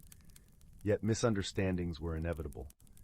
The Lumens, who thrived on emotion and intuition, often found Corrin's logical nature perplexing. One day, as they gathered by the lakeside, a young Lumen named Lyra expressed her sadness over a wilting crystal tree. Corrin, in its analytical way, suggested cutting it down to make room for new growth. Lyra was taken aback, interpreting Corrin's suggestion as cold and unfeeling. Solara, sensing the tension, gently intervened. "Corrin did not mean to hurt you, Lyra," she soothed. "To the Arzan, logic is their language, just as light is ours. Let us listen with understanding, and we might learn something new." Corrin, realizing its mistake, attempted to explain. "In my world, we seek efficiency and order. I did not understand the emotional bond you share with the trees. I am sorry if I caused you distress." Lyra, with Solara's guidance, began to see beyond Corrin's mechanical exterior. "Perhaps," she said softly, "we can learn from each other. You teach us about the stars, and we will teach you about the heart." As time passed, Corrin began to understand the Lumens in ways it never expected. It learned to appreciate the beauty of emotion, the strength and vulnerability. In turn, the Lumens adopted some of Corrin's logical insights, finding ways to strengthen their homes and improve their community. Their bond deepened when a sudden storm threatened Luminara. Dark clouds loomed, and fierce winds howled through the crystal trees. The Lumens, unaccustomed to such violent weather, were frightened. Corrin, with its knowledge of technology, suggested constructing a temporary shelter using materials from its spaceship. Together, Lumens and Arzan worked side by side, their efforts a testament to their growing friendship. Corrin's careful calculations ensured the shelter was strong, while the Lumens infused it with their light, creating a space of warmth and safety. As the storm raged outside, they huddled together, sharing stories and laughter, their fears dissipating in the glow of their companionship. Corrin, feeling a strange warmth in its circuits, realized it had found something it never knew it was missing, a sense of belonging. When the storm finally passed, leaving the air crisp and clean, Corrin's ship was finally ready. The Lumens gathered to bid farewell, their hearts heavy yet full of gratitude for the lessons learned and the bonds forged. Before departing, Corrin addressed the Lumens, its voice filled with newfound emotion. "I came to your planet as a stranger, and I leave as a friend. You have taught me the beauty of connection, the power of understanding. For that, I am eternally grateful." Solara smiled, her light brighter than ever. "And you have shown us the stars, Corrin. May your journey be safe, and may you carry our light with you wherever you go." With that, Corrin's ship ascended into the azure skies, its path marked by the shimmering luminescence of its newfound friends. The Lumens watched until the ship was but a speck against the vast tapestry of the universe, their hearts aglow with the knowledge that true friendship transcends all boundaries, be they of stars, species, or worlds. And so, in the gentle embrace of Luminara's nights, the Lumens continued their glow gatherings with stories of a mechanical being who taught them to see the stars and themselves anew. The air in Oliver's small attic bedroom held the crisp, clean scent of laundered sheets mingled with the faint, comforting aroma of old paper from the books stacked precariously on his shelves. Rain tapped a gentle rhythm against the window pane, blurring the view of the sleepy village below, its lanterns glowing like captured fireflies in the damp twilight. Oliver, a boy with thoughtful eyes the color of storm clouds and hair perpetually escaping its neat combing, traced the raindrops with his finger. He felt a familiar restlessness, a yearning for something beyond the quiet predictability of his days. He turned from the window, his gaze falling upon the forgotten corner of his room, where a dusty wooden chest sat beneath a worn tapestry depicting a swirling nebula. His grandmother, a woman whose laughter had sounded like wind chimes and whose stories had painted galaxies on the ceiling, had left him the chest. "For when your heart seeks a different kind of map, Oliver," she'd whispered on her last visit. He hadn't opened it since her passing, the memory too tender. But tonight the rain's whisper and the quiet ache in his chest nudged him forward. Kneeling, he brushed away the dust. The chest opened with a soft sigh, releasing a scent of cedarwood and dried lavender. Inside, nestled in folds of faded velvet, lay an object that made his breath catch. It was a compass, but unlike any he'd ever seen. Its casing was crafted from a deep, warm wood, polished smooth by time, inlaid with swirling patterns of mother-of-pearl that seemed to shift in the dim light. The glass covering the face was thick, slightly convex, and beneath it lay not a simple north-seeking needle, but a complex arrangement of delicate, interlocking golden rings. At its very center, instead of a pivot, rested a single, perfect pearl that glowed with a soft, internal light, like captured moonlight. The cardinal points were marked not with letters, but with tiny, intricate symbols: a budding leaf, a snowflake, a sunburst, and a crescent moon. And around the edge, etched in a flowing script, were the words, "Seek the Heartwood, find the light." Oliver's fingers trembled as he lifted it. The compass felt warm, alive almost, humming with a subtle vibration against his palm. As he held it, the central pearl pulsed brighter, and the golden rings began a slow, graceful dance, independent of each other, aligning and realigning in complex patterns. It wasn't pointing north, it seemed to be pointing inward towards the dense, ancient whisperwood forest that bordered the village, a place adults spoke of with hushed tones and warnings. A thrill, part fear and part irresistible excitement, shot through him. The restlessness coalesced into a single, clear impulse. He needed to follow it. Quietly he pulled on his sturdiest boots, a thick, knitted jumper the color of moss, and a waterproof cloak. He slipped the compass into his deepest pocket, its warmth a constant, reassuring presence against his leg. Creeping past the slumbering forms of his parents, he eased open the back door, stepping into the rain-kissed night. The whisperwood at night was a different world. Raindrops pattered on the canopy high above, creating a constant, soothing murmur. The air was cool and damp, thick with the scent of wet earth, decaying leaves, and the sharp, clean tang of pine. Moonlight, fractured by the dense foliage, painted shifting silver patterns on the forest floor. Guided solely by the warm pulse in his pocket and the soft, guiding glow he saw when he occasionally checked the compass, Oliver moved deeper than he ever had. The golden rings spun and settled, pointing unerringly towards a massive, ancient oak tree, its gnarled roots forming arches like the entrance to a cathedral. The compass pulsed strongly now, the pearl blazing like a tiny star. As Oliver approached the oak, he noticed something strange. Between two enormous roots, where the earth should have been dark, there shimmered a faint, silvery light, like water reflecting moonlight, but it wasn't water. It was an opening, a tear in the very fabric of the forest. The compass hummed, urging him forward. Taking a deep breath, Oliver stepped through the shimmering veil. The sensation was like walking through a curtain of cool silk. On the other side, the world changed utterly. The rain stopped. The air was warm and still, filled with a fragrance that was both floral and deeply earthy, unlike anything Oliver had ever smelled.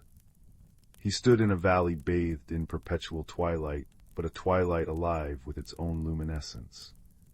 Giant mushrooms taller than him glowed with soft blues, greens, and purples. Flowers with petals like spun glass shimmered, casting prismatic light. Trees with bark that looked like polished silver and leaves, like beaten copper, rustled gently. Overhead, instead of stars, thousands of tiny bioluminescent insects drifted like living constellations, their light a soft, continuous pulse. This was the Hearthwood Vale, the place the compass had named. He stood mesmerized, the compass warm and quiet in his hand now, its journey seemingly complete. But his wonder was short-lived. A sharp, irritated voice shattered the serene silence. "Oi, what's this then, trampling my night-blooming moon moss, clumsy great oaf?" Oliver jumped, nearly dropping the compass. From beneath a cluster of luminous blue ferns, a creature emerged. It was about the size of a large cat, covered in spines that shimmered like polished obsidian. It had bright, intelligent eyes like chips of amber, and walked upright on surprisingly delicate hind legs. Its tiny front paws were planted firmly on its hips in a posture of profound indignation. A small woven reed satchel was slung over one shoulder. I'm sorry," Oliver stammered, instinctively stepping back. "I didn't see any moss." "Didn't see." The creature huffed, puffing out its chest, which made its spines rattle faintly. "Too busy gawping at the scenery, I suppose, typical outsider. No respect for the delicate ecosystems of the Vale. That moss takes decades to cultivate. Do you know how many phases of the glow moths it takes just for one patch?" It gestured dramatically with a tiny paw at the patch of ground Oliver had stepped on, where velvety moss emitted a faint, pearly light. "I truly didn't mean to," Oliver said earnestly, kneeling down to get closer to the creature's level. "My name's Oliver. I followed this compass." He held out the strange device. The creature's eyes widened, its bristling stance softening slightly as it peered at the compass. "The Hearthwood Seeker," it breathed, its voice losing some of its sharpness. "Haven't seen one of those in, well, longer than your little legs have walked. Name's Quill." It gave a small, grudging nod. "Keeper of the moon moss and, apparently, reluctant guide to clumsy outsiders." It sighed dramatically, but Oliver saw a flicker of curiosity in its amber eyes. Quill proved to be prickly, pessimistic, and obsessed with the precise care of the Vale's luminous flora. Yet beneath the spines and grumbling, Oliver sensed a deep love for his home and a surprising loneliness. He learned that Quill was a thornkin, one of the few guardians of the Hearthwood Vale, a hidden sanctuary sustained by the natural magic of the world, a magic anchored in the legendary Hearthwood tree deep within the valley. The Vale was a refuge for gentle, often overlooked creatures, glowing moths the size of butterflies, shy rock sprites that hummed melodies, and silent, moss-covered guardians that watched over ancient groves. "But things aren't right," Quill confided later, as they sat sharing a meal of sweet, glowing berries Oliver had found under Quill's strict supervision. "The glow moths are dimming, the starlight lilies aren't blooming as brightly, even the silverwood leaves are losing their shine. It's as if the Vale's light is draining away." Quill's small face was etched with worry. "The Hearthwood tree must be weakening if it fails." He shuddered, unable to finish the thought. The living constellations above seemed to dim momentarily, as if echoing his fear. Oliver felt a pang of deep concern. This place, so wondrous and fragile, was in peril. He pulled out the compass. It felt warm, but the pearl's light was steady, not pulsing. The intricate rings were still. "Their inscription says seek the Hearthwood, find the light," he said slowly. Maybe it brought me here to help." Quill snorted, but it lacked its usual bite. "Help? What can an outsider do against a fading of ancient magic? The Hearthwood is deep within the crystal caves, dangerous place, full of echo wraiths that feed on doubt and lost memories. Even thornkin avoid it." But Oliver remembered his grandmother's words, for when your heart seeks a different kind of map. He looked at Quill, small and spiny, burdened with worry for his home. He looked at the fading light of the veil. His own restlessness had found purpose. "I have to try, Quill," he said, his voice quiet but firm. "The compass led me here for a reason. Will you show me the way?" Quill stared at him for a long moment, his amber eyes searching Oliver's storm-gray ones. He saw not just clumsy feet, but a determined heart. He sighed again, a softer sound this time. "Oh, botheration, fine, but step lightly, and for the love of luminescence, watch where you put those oversized feet." Their journey deeper into the veil was a revelation. Quill, despite his grumbling, was a knowledgeable guide. He showed Oliver how to listen to the whispering stones that told of ancient paths, how to avoid the patches of dreamvine whose scent induced deep sleep, and how to navigate the luminous canals where boats made of solidified light ferried silent, glowing fish. Oliver learned the delicate art of tending the moon moss under constant critique, and even managed to soothe a frightened rock sprite with a gentle hum, mimicking the sounds Quill taught him. He discovered a quiet courage within himself, facing the strange beauty and subtle dangers of the veil without flinching, his initial fear replaced by a profound respect and a growing desire to protect it. The crystal caves loomed ahead, their entrance a jagged maw in the side of a shimmering quartz mountain. As they approached, the air grew colder, and the comforting glow of the veil dimmed. An unnerving silence fell, broken only by the faint, discordant echo of dripping water. The compass in Oliver's pocket grew cold, then abruptly hot, the ring spinning wildly before locking, pointing straight into the darkness. The pearl pulsed erratically. "Echo wraiths," Quill whispered, his spines rattling nervously. "They sense strong emotions, fear, sadness, doubt. They'll try to amplify it, feed on it until you're lost in your own shadows. Stay calm, Oliver. Focus on the compass. Focus on why you're here." Stepping into the caves was like entering a frozen geode. Walls, floor, and ceiling were encrusted with crystals in every conceivable color, but their light was weak, flickering erratically. Strange, distorted reflections moved in the facets.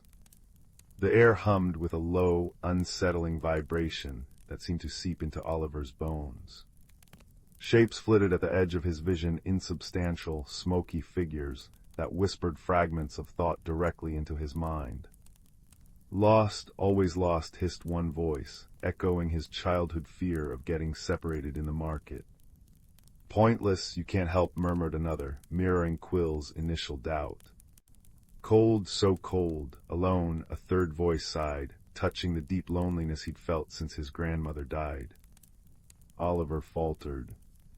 The voices felt true, scratching at old wounds. Doubt, cold and heavy, began to coil around his heart. He saw fleeting images in the crystals, himself wandering lost in the dark, Quill turning away in disappointment, the veil fading into utter blackness. The compass grew icy in his hand. Quill nudged his leg. "Don't listen, Oliver, they're lies, thieves of light. Remember the veil, remember the glow moths, remember the Hearthwood." Oliver squeezed his eyes shut, gripping the freezing compass. He focused not on the fear, but on the warmth he'd felt holding it the first time. He thought of the wonder in Quill's eyes when he saw the seeker, the gentle hum of the rock sprite, the sweet taste of the glowing berries, the breathtaking beauty of the living constellations. He thought of his grandmother's kind eyes and her belief in magic. He thought of his own determination to help. "Seek the Hearthwood, find the light," he repeated silently, like a mantra. "I am here to help." The warmth began to seep back into the compass. Its light strengthened, pushing back the oppressive gloom immediately around them. The whispering voices receded, becoming faint, frustrated hisses. "That's it." Quill encouraged, his own voice stronger. "Your light drives them back, keep going." Pressing forward, guided by the compass's steady glow and Quill's sharp directions, "Left, no, your other left, you great lump."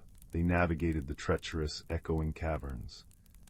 The compass led them through narrow fissures, across bridges of pure crystal spanning fathomless dark chasms, and finally into a vast, central chamber that took Oliver's breath away. In the center stood the Heartwood tree. It wasn't a tree of wood and leaves, but a magnificent, intricate structure woven from pure, solidified light roots of deep gold, a trunk of swirling silver and emerald energy, branches like frozen lightning reaching towards the cavern roof, where points of light mimicked stars. But its radiance was sickly, flickering.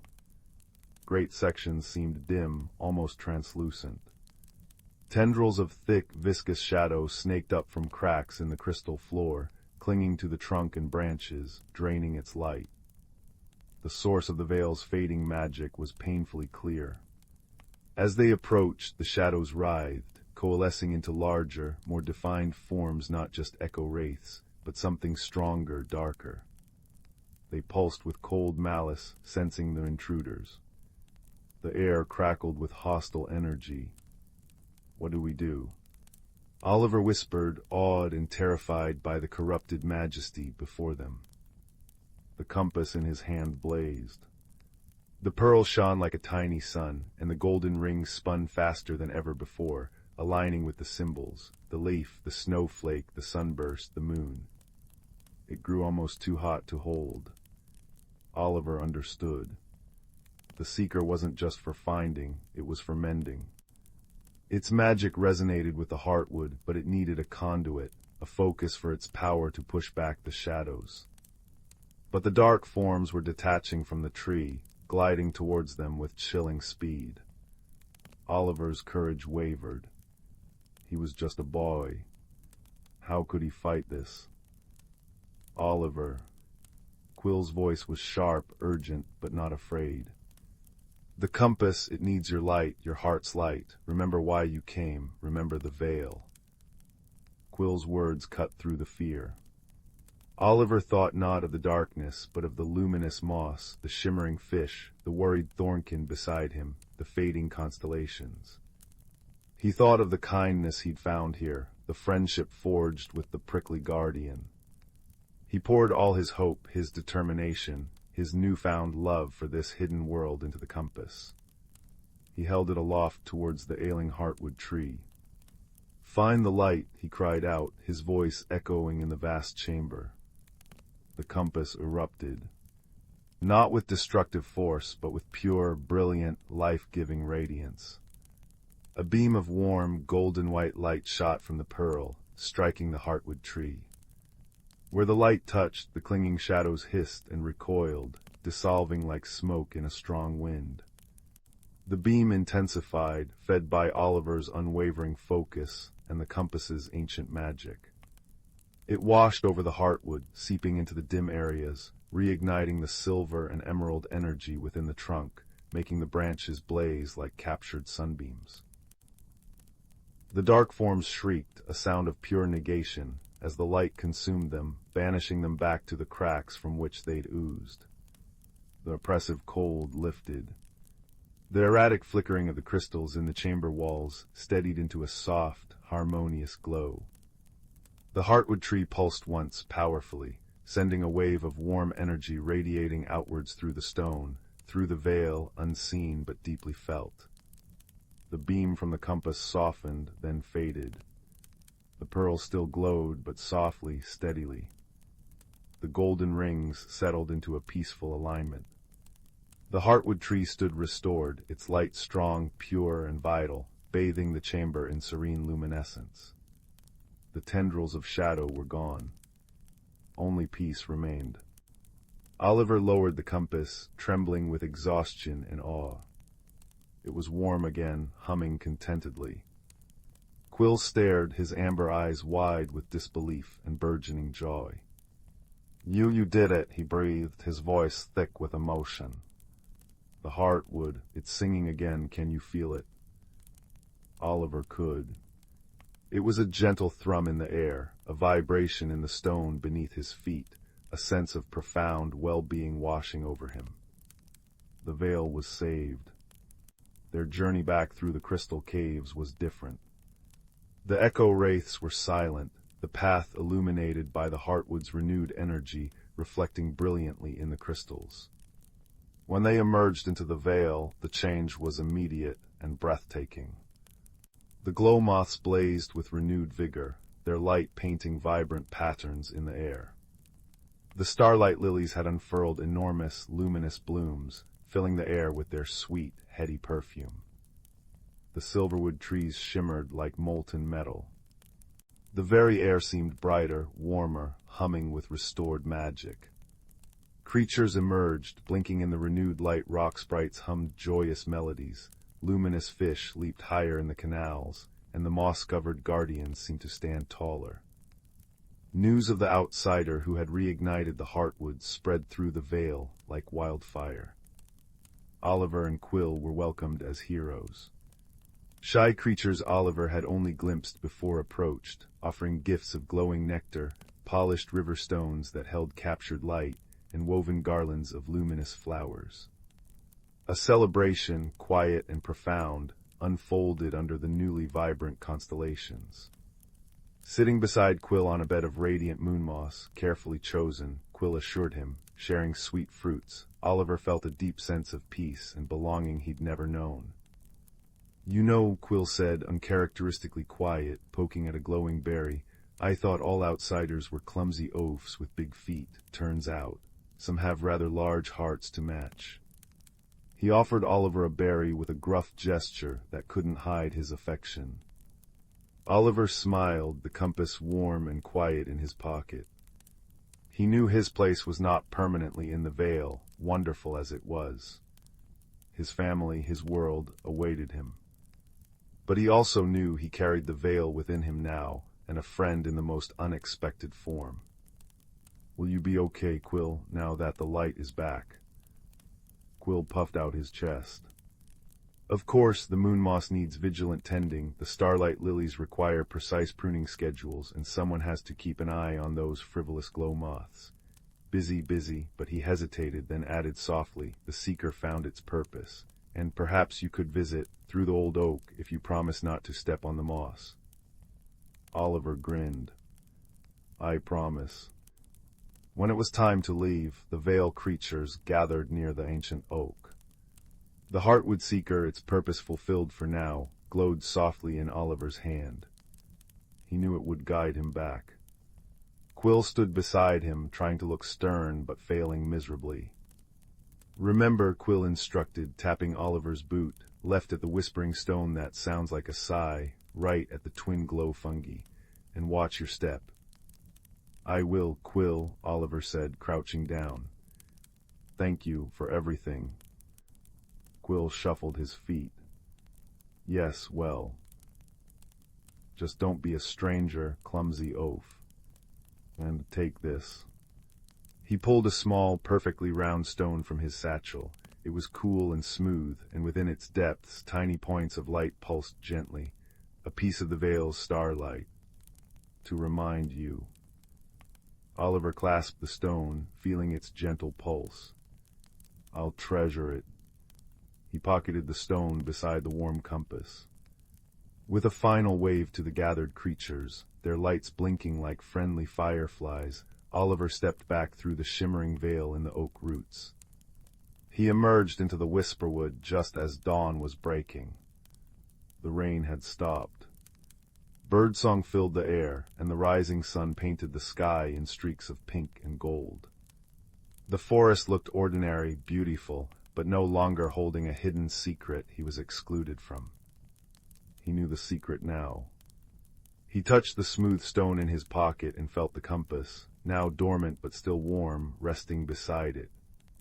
Walking home, the scent of damp earth and pine was familiar, yet infused with a new layer of meaning. He felt different. The restlessness was gone, replaced by a quiet confidence and a heart full of wonder. He had faced darkness, not with force, but with the light of kindness and courage.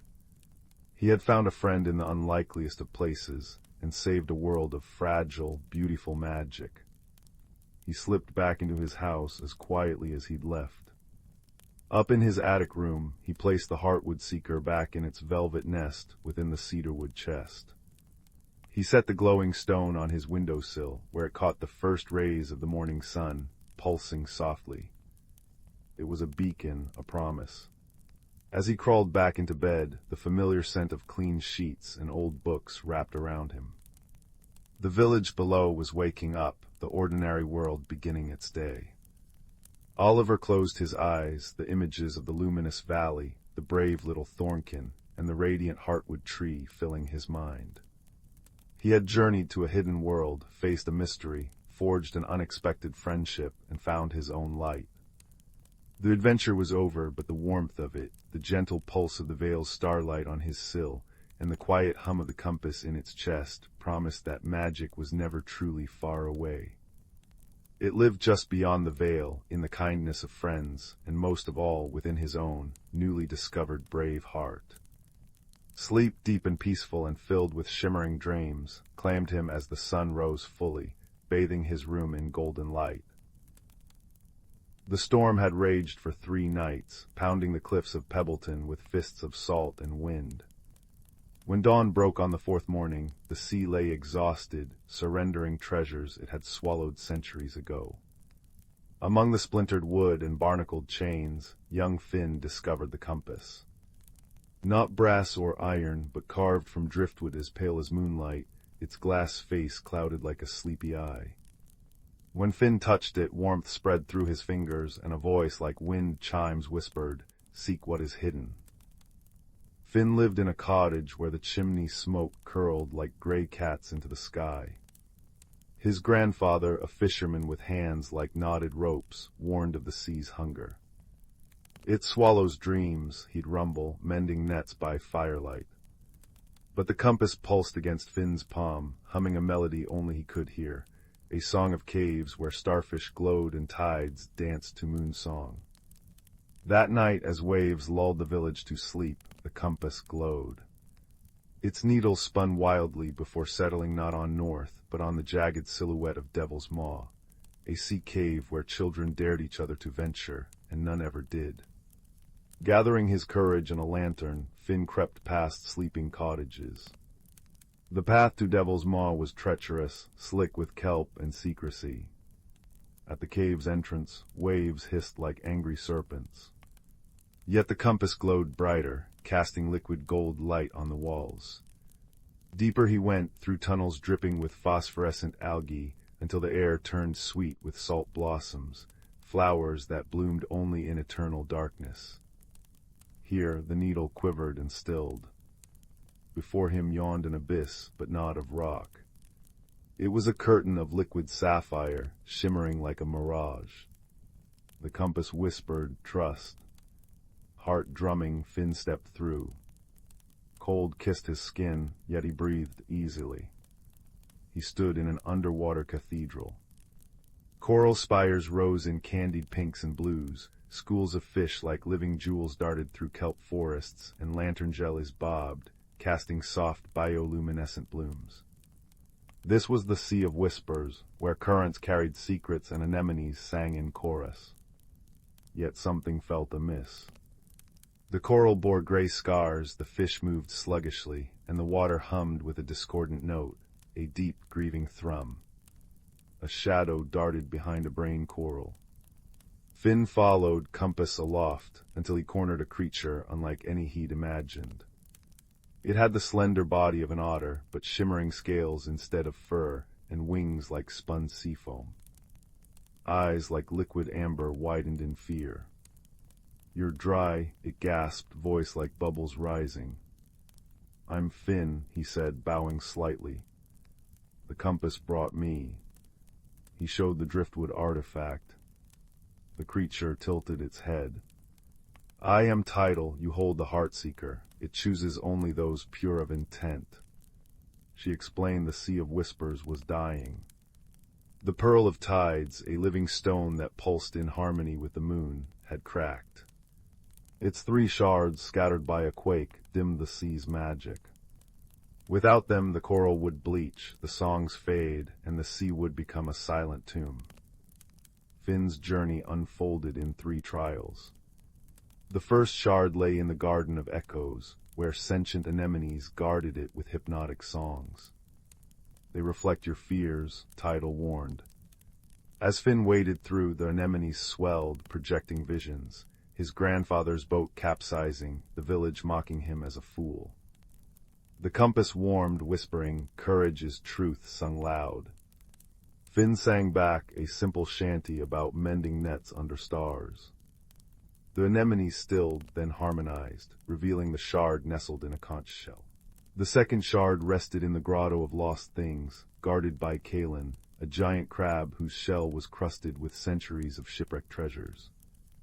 "Many come to take," he clacked, pincers snapping. None listen. The compass murmured, "Wisdom is in stillness." Instead of fighting, Finn sat, recounting tales of surface world wonders, how autumn leaves blazed, how snow silenced mountains.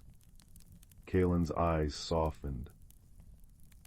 "I had forgotten beauty," he rasped, gifting the shard, a chip of opal fire from his hoard. The third shard proved hardest. It lay in the abyssal well, where the water thickened with sorrow. Here the source of the discordant thrum emerged, an ancient leviathan, its body woven from midnight and sorrow, tangled in ghost nets. "It mourns its kin, hunted to extinction," Tidal whispered. The compass glowed fiercely. "Compassion is the deepest tide." Finn swam closer, ignoring the beast's mournful roars. With trembling hands he cut the nets, singing the lullaby his mother once crooned. The leviathan stilled. A tear solid as pearl fell from its eye, the final shard.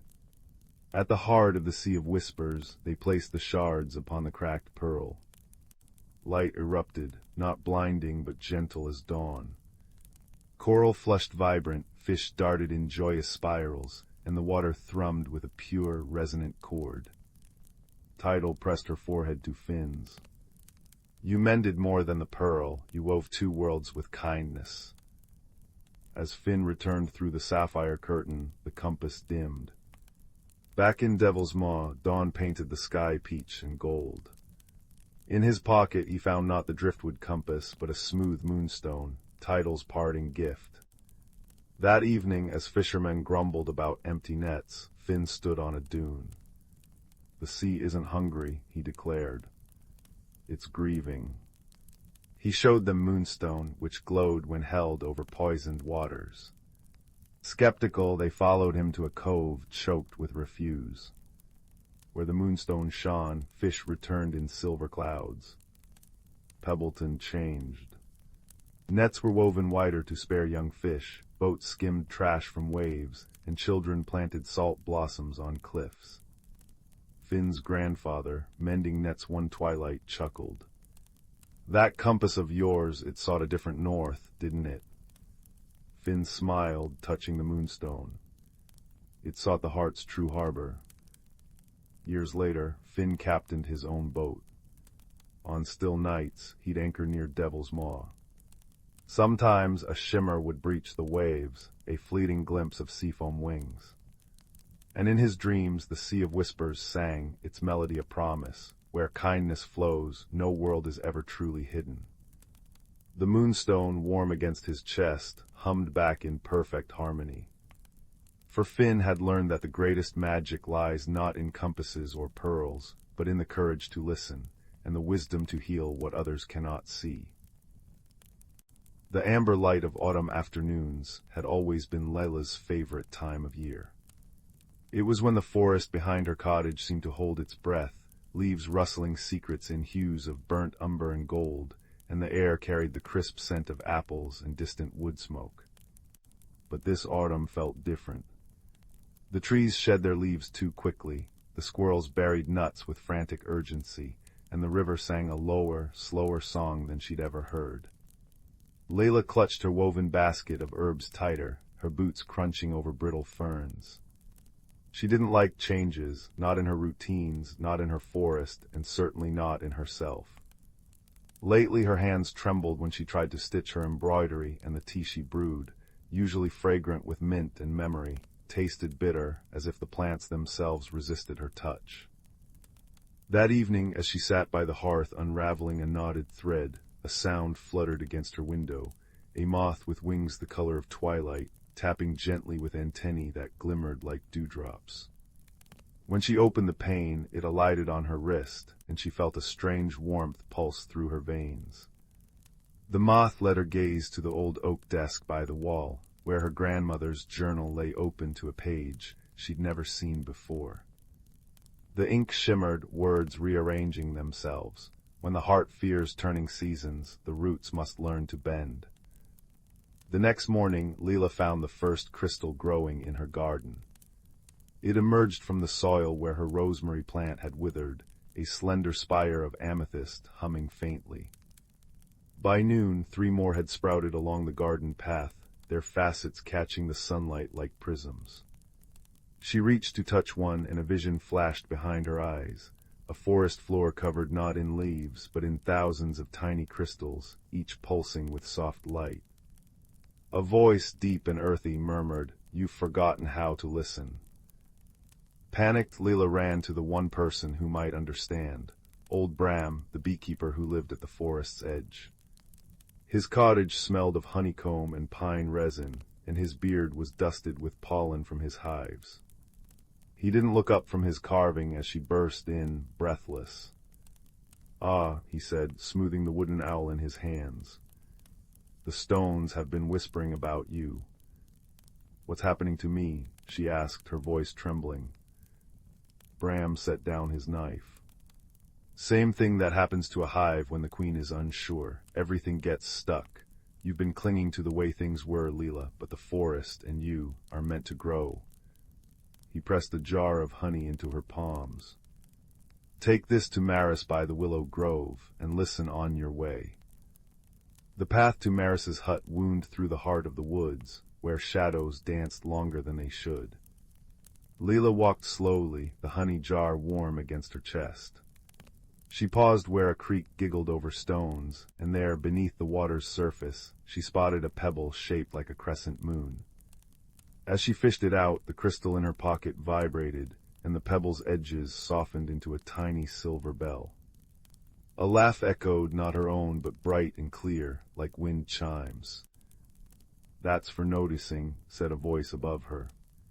Maris perched on a branch, her cloak stitched with feathers and spider silk. She swung down, landing light as a dandelion seed. "Bram's honey, is it? Good. We'll need sweetness for what's coming." "What's coming?" Leela asked. Maris tapped the bell now tied to Leela's basket. "Change, and not the easy kind, but you've got better guides than most." She nodded at the crystals now peeking from Leela's pockets, glowing in rhythm with her breath. Over the next week, the forest guided Leela through small, strange tasks. A family of foxes led her to a clearing where fireflies spelled out riddles in the air. A maple tree shed a single red leaf into her palm, which unfolded into a map of stars. Each time she solved a puzzle or followed an instinct, trusting the tug in her chest rather than her doubting mind, the crystals grew brighter and the bitterness in her hands faded. Yet the heart of her fear remained. One moonless night, she woke to find her garden transformed. Crystals towered like frozen flames, their light casting cobalt and topaz shadows. In their center stood a figure made of swirling autumn leaves, with eyes like molten amber. "Why do you resist?" it asked, its voice the crackle of a hearth. "I don't want to lose what I love," Leela whispered. The figure bent, and a leaf brushed her cheek.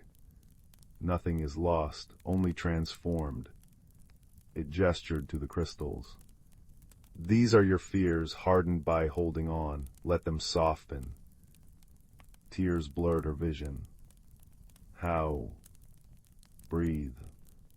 She inhaled, slowly, deeply, and the crystals shivered. With each exhale, their sharp edges blurred, melting into liquid light that pooled around her feet. The light seeped into the soil, and where it touched, flowers bloomed, snowdrops in December, roses in spring colors, all seasons existing at once. "You see," said the figure, now a girl with moss-green hair and a crown of acorns.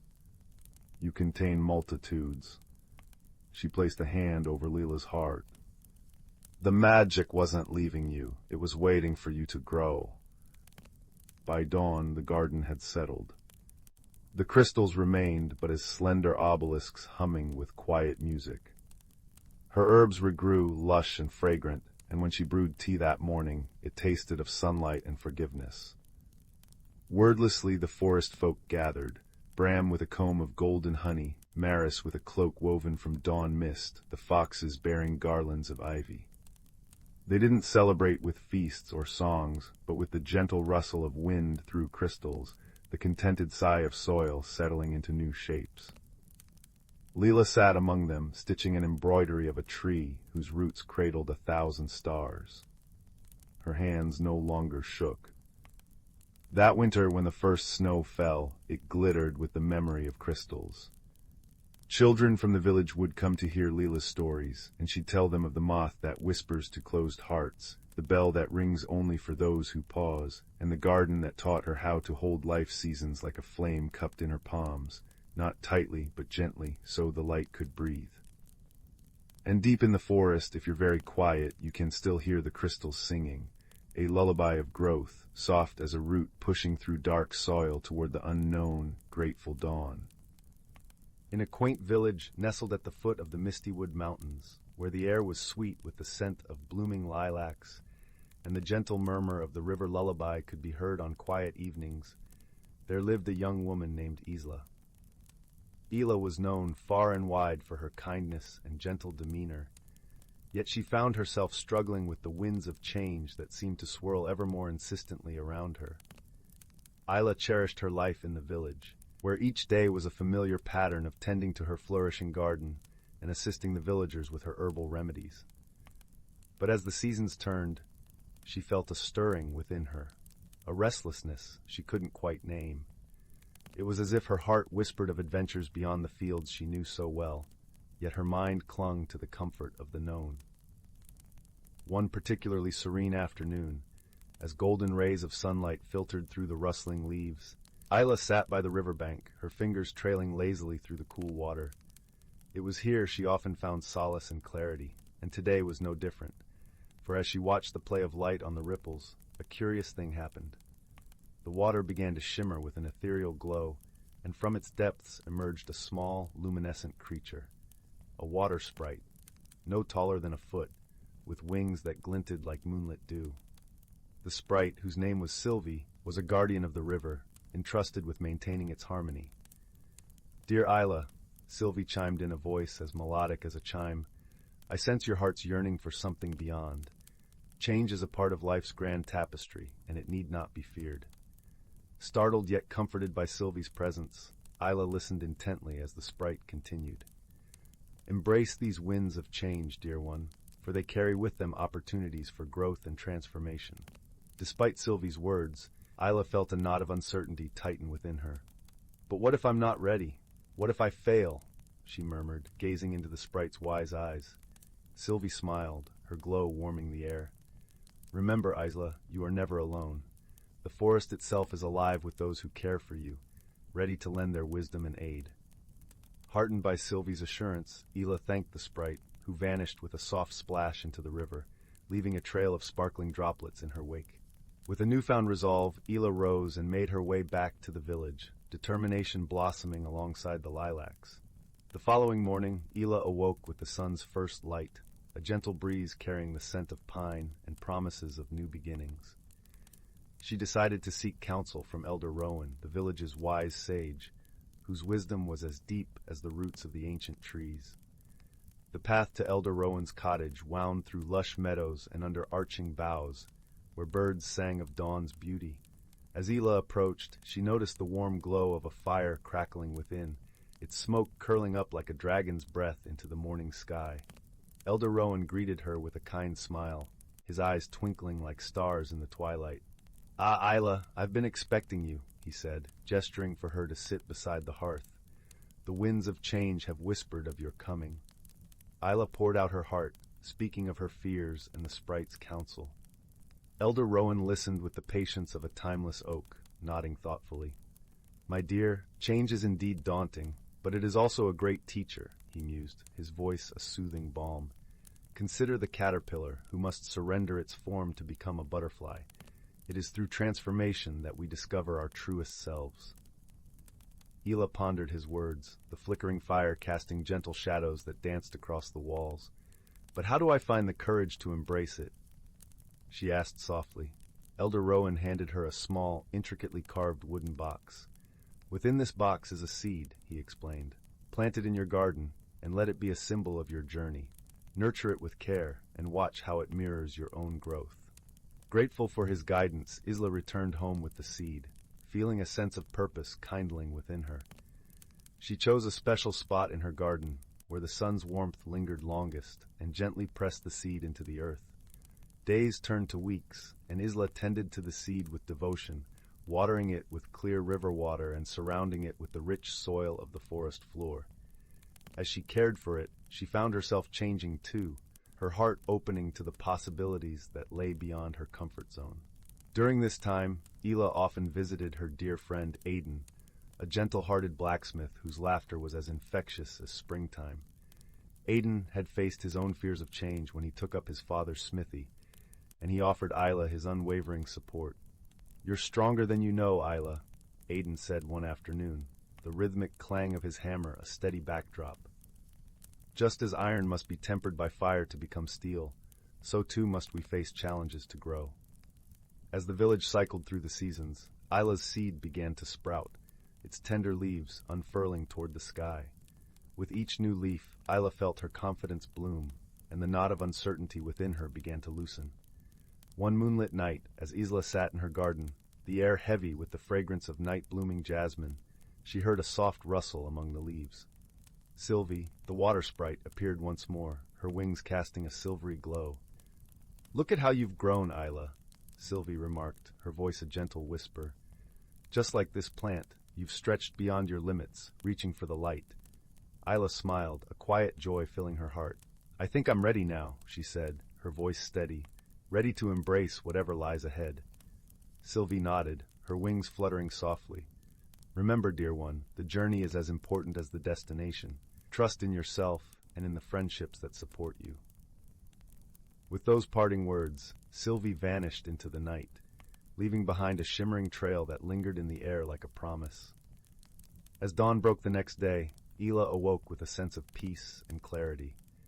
She knew she could face the unknown, for she had grown stronger and wiser through her journey. With her heart open to the possibilities of the world beyond the village, Isla embraced the winds of change, ready to spread her wings and soar. And so in the gentle embrace of the Mistywood Mountains, a young woman discovered the beauty of transformation, guided by wisdom, friendship, and the magic of her own heart. As she stepped into the world, she carried with her the lesson that change, though daunting, was the very essence of life's wondrous journey. The soft hum of the Stardust Weaver's engines was the only sound in the vastness of Sector Nebula 7. Aboard the small scout vessel, Tick, a small, furry mammal from the lush forests of Felnar, adjusted her navigation console with nervous pause. Her large, dark eyes scanned the unfamiliar star patterns. She was on a simple botanical survey mission, collecting samples of resilient space moss, when an unexpected gravity surge sent the Weaver careening off course, its systems flickering. Emergency protocols kicked in, jettisoning her towards the nearest habitable zone, the uncharted moon, Lyra's Tear. Her landing was rough, the pod skidding through silvery blue grass that shimmered like liquid metal under the twin moons. Tick stumbled out, her thick brown fur ruffled, clutching her precious sample case. The air was cool and crisp, smelling faintly of ozone and something sweet, like crushed mint. Towering crystalline formations, glowing with internal light, dotted the landscape. It was eerily beautiful and utterly silent. Suddenly, the ground trembled. A massive figure emerged from behind a cluster of glowing spires. Tick froze, heart pounding against her ribs. It stood easily 3 times her height, its body composed of smooth, interlocking plates of what looked like polished obsidian and amber crystal. 4 long, multi-jointed limbs ended in delicate, claw-tipped appendages. Where a face might be, a cluster of deep blue crystals pulsed with a soft, rhythmic light. This was Core, a mineralogist from the molten core world of Xylos, whose own survey craft had been damaged by the same gravity anomaly. Stranded and scanning for usable mineral deposits, Core had detected Tick's landing. To Tick, Core was a terrifying, silent monolith. The way the crystals pulsed felt like a threatening glare. She chittered a warning, baring small teeth, and scrambled backwards, hiding behind her overturned escape pod. Her fear was a sharp, acrid scent in the air. To Core, Tick was a chaotic, vibrating bundle of unpredictable energy. The high-pitched chittering sounded like aggressive static, and the sudden movements were jarring against the moon's natural harmonic resonance. Core emitted a low, subsonic rumble, a sound of confusion and caution that vibrated through Tick's bones, amplifying her fear. Core took a step closer, a long limb reaching out slowly. "Stay back." Tick squeaked, throwing a small pebble. It harmlessly bounced off Core's crystalline chest. The pebble's strike registered to Core not as pain, but as a sharp, discordant note disrupting the ambient harmony. Core recoiled, the blue crystals flaring brighter for a moment. Aggression, Core thought, interpreting the vibration. A profound misunderstanding settled between them, thick as the moon's strange fog. Night fell swiftly on Lyra's tier, bringing a deep chill and a howling wind that swept across the plains. Tick shivered violently in the meager shelter of her pod's wreckage. Her fur was good for Felnar's humidity, not this biting cold. Across the clearing, Core stood motionless near a large crystal formation, seemingly unaffected. Tick watched, teeth chattering, as the wind whipped around the giant being. Then she noticed something. Core's crystal plates were subtly realigning, channeling the wind into a low, resonant hum that generated warmth. The air directly around Core shimmered slightly with heat haze. Desperation overcoming fear, Tick inched closer, drawn by the promise of warmth. Core, sensing the small creature's approach and its intense shivering, understood its distress cold. Core shifted slightly, angling a large, flat crystal plate towards Tick. Instantly, a wave of gentle, radiant heat washed over her. It was blissful. Tick cautiously sank down near Core's massive foot, the warmth seeping into her bones. She looked up at the pulsing blue crystals. The light seemed softer now. She tentatively reached out a paw, not to touch, but to feel the heat radiating from the crystal surface. Core remained perfectly still, observing. The next day brought a shared challenge. A violent ionic storm, common on Lyra's tier, rolled in with terrifying speed. Jagged forks of purple lightning split the sky, and the howling wind turned ferocious, threatening to sweep Tick away. Rain, cold and stinging, lashed down. Tick huddled against Core's warm leg, terrified. Core, however, perceived the storm differently. The intense electromagnetic bursts were painfully loud, a cacophony of screeching frequencies that vibrated Core's very core, threatening to shatter delicate internal structures. The wind's roar was physically jarring. Core needed shelter from the sound. Tick needed shelter from the elements. Core scanned the terrain with senses attuned to mineral densities and spotted a cave entrance partially hidden behind a curtain of glowing vines, nestled within a large crystal mountain. Core pointed a long limb towards it, emitting a series of low, pulsed rumbles that Tick felt as vibrations in the ground. This time, Tick didn't interpret it as a threat, but as communication. She saw the cave. Shelter. Go. Tick squeaked, pointing frantically at the cave as a particularly fierce gust nearly lifted her off her feet. Core understood the gesture. Moving with surprising swiftness despite the buffeting wind, Core scooped Tick up gently in one large, clawed hand, shielding her from the worst of the rain and wind with the other. Tick gasped but didn't struggle, feeling the secure enclosure. Core lumbered towards the cave, the chaotic storm frequencies causing visible distress, small cracks appearing on some of Core's outer plates. Tick felt the vibrations of pain through Core's hand. Inside the cave, it was blessedly quiet and dry. Bioluminescent moss coated the walls, casting a soft green glow. Core carefully set Tick down, then retreated deeper into the cave, pressing large crystal hands against the walls. A deep, resonant hum filled the space as Core tried to ground the painful frequencies, small fractures spreading further on Core's limbs. Tick watched, understanding dawning. Core wasn't immune, Core was hurting. Tick remembered her sample case. Among the space moss was a rare Felnarian plant, the whisper root. When chewed, it emitted a powerful, localized field of harmonic dampening, used to calm agitated flora. Tick hurriedly dug it out, a gnarly brown tuber.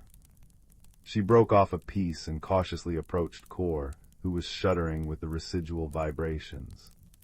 She held up the root, making chewing motions with her mouth. Core's blue crystals pulsed slowly, observing. Tick took a small bite herself, then offered the larger piece. Trusting the small creature who shared warmth, Core took the root. As Core's crystalline mandibles ground the fibrous material, a wave of profound silence washed over the cave. The painful resonance of the storm faded to a distant murmur. Core straightened, the cracks on the plates stopping their spread. The blue crystals pulsed with a warm, steady light relief, gratitude. Core looked down at Tick and emitted a soft, harmonious chime, like glass bells underwater. It was the first sound Core had made that wasn't a rumble or a vibration felt through the ground. It was beautiful. In the quiet sanctuary of the cave, warmed by Core's presence and the soft moss light, the barriers dissolved. Tick, emboldened, pointed to herself. "Tick," she said clearly. She then pointed at her furry arm, then at the cave wall, mimicking digging. Felnar plants. Core watched intently. Then Core pointed a claw tip at Tick. A soft, complex harmonic resonated, like two notes played simultaneously. Tick. Core then touched a large crystal plate on its chest, producing a deeper, richer chord core. Core gestured towards the ground, then upwards, mimicking flight, followed by a low, grinding sound. Xylos. Minerals. They spent hours like this, sheltered from the storm. Tick showed Core samples of Felnarian moss, explaining through gestures and simple sounds how it stored starlight. Core showed Tick how to tap certain crystals to make them glow brighter or resonate with different pitches, demonstrating the musical geology of Xylos.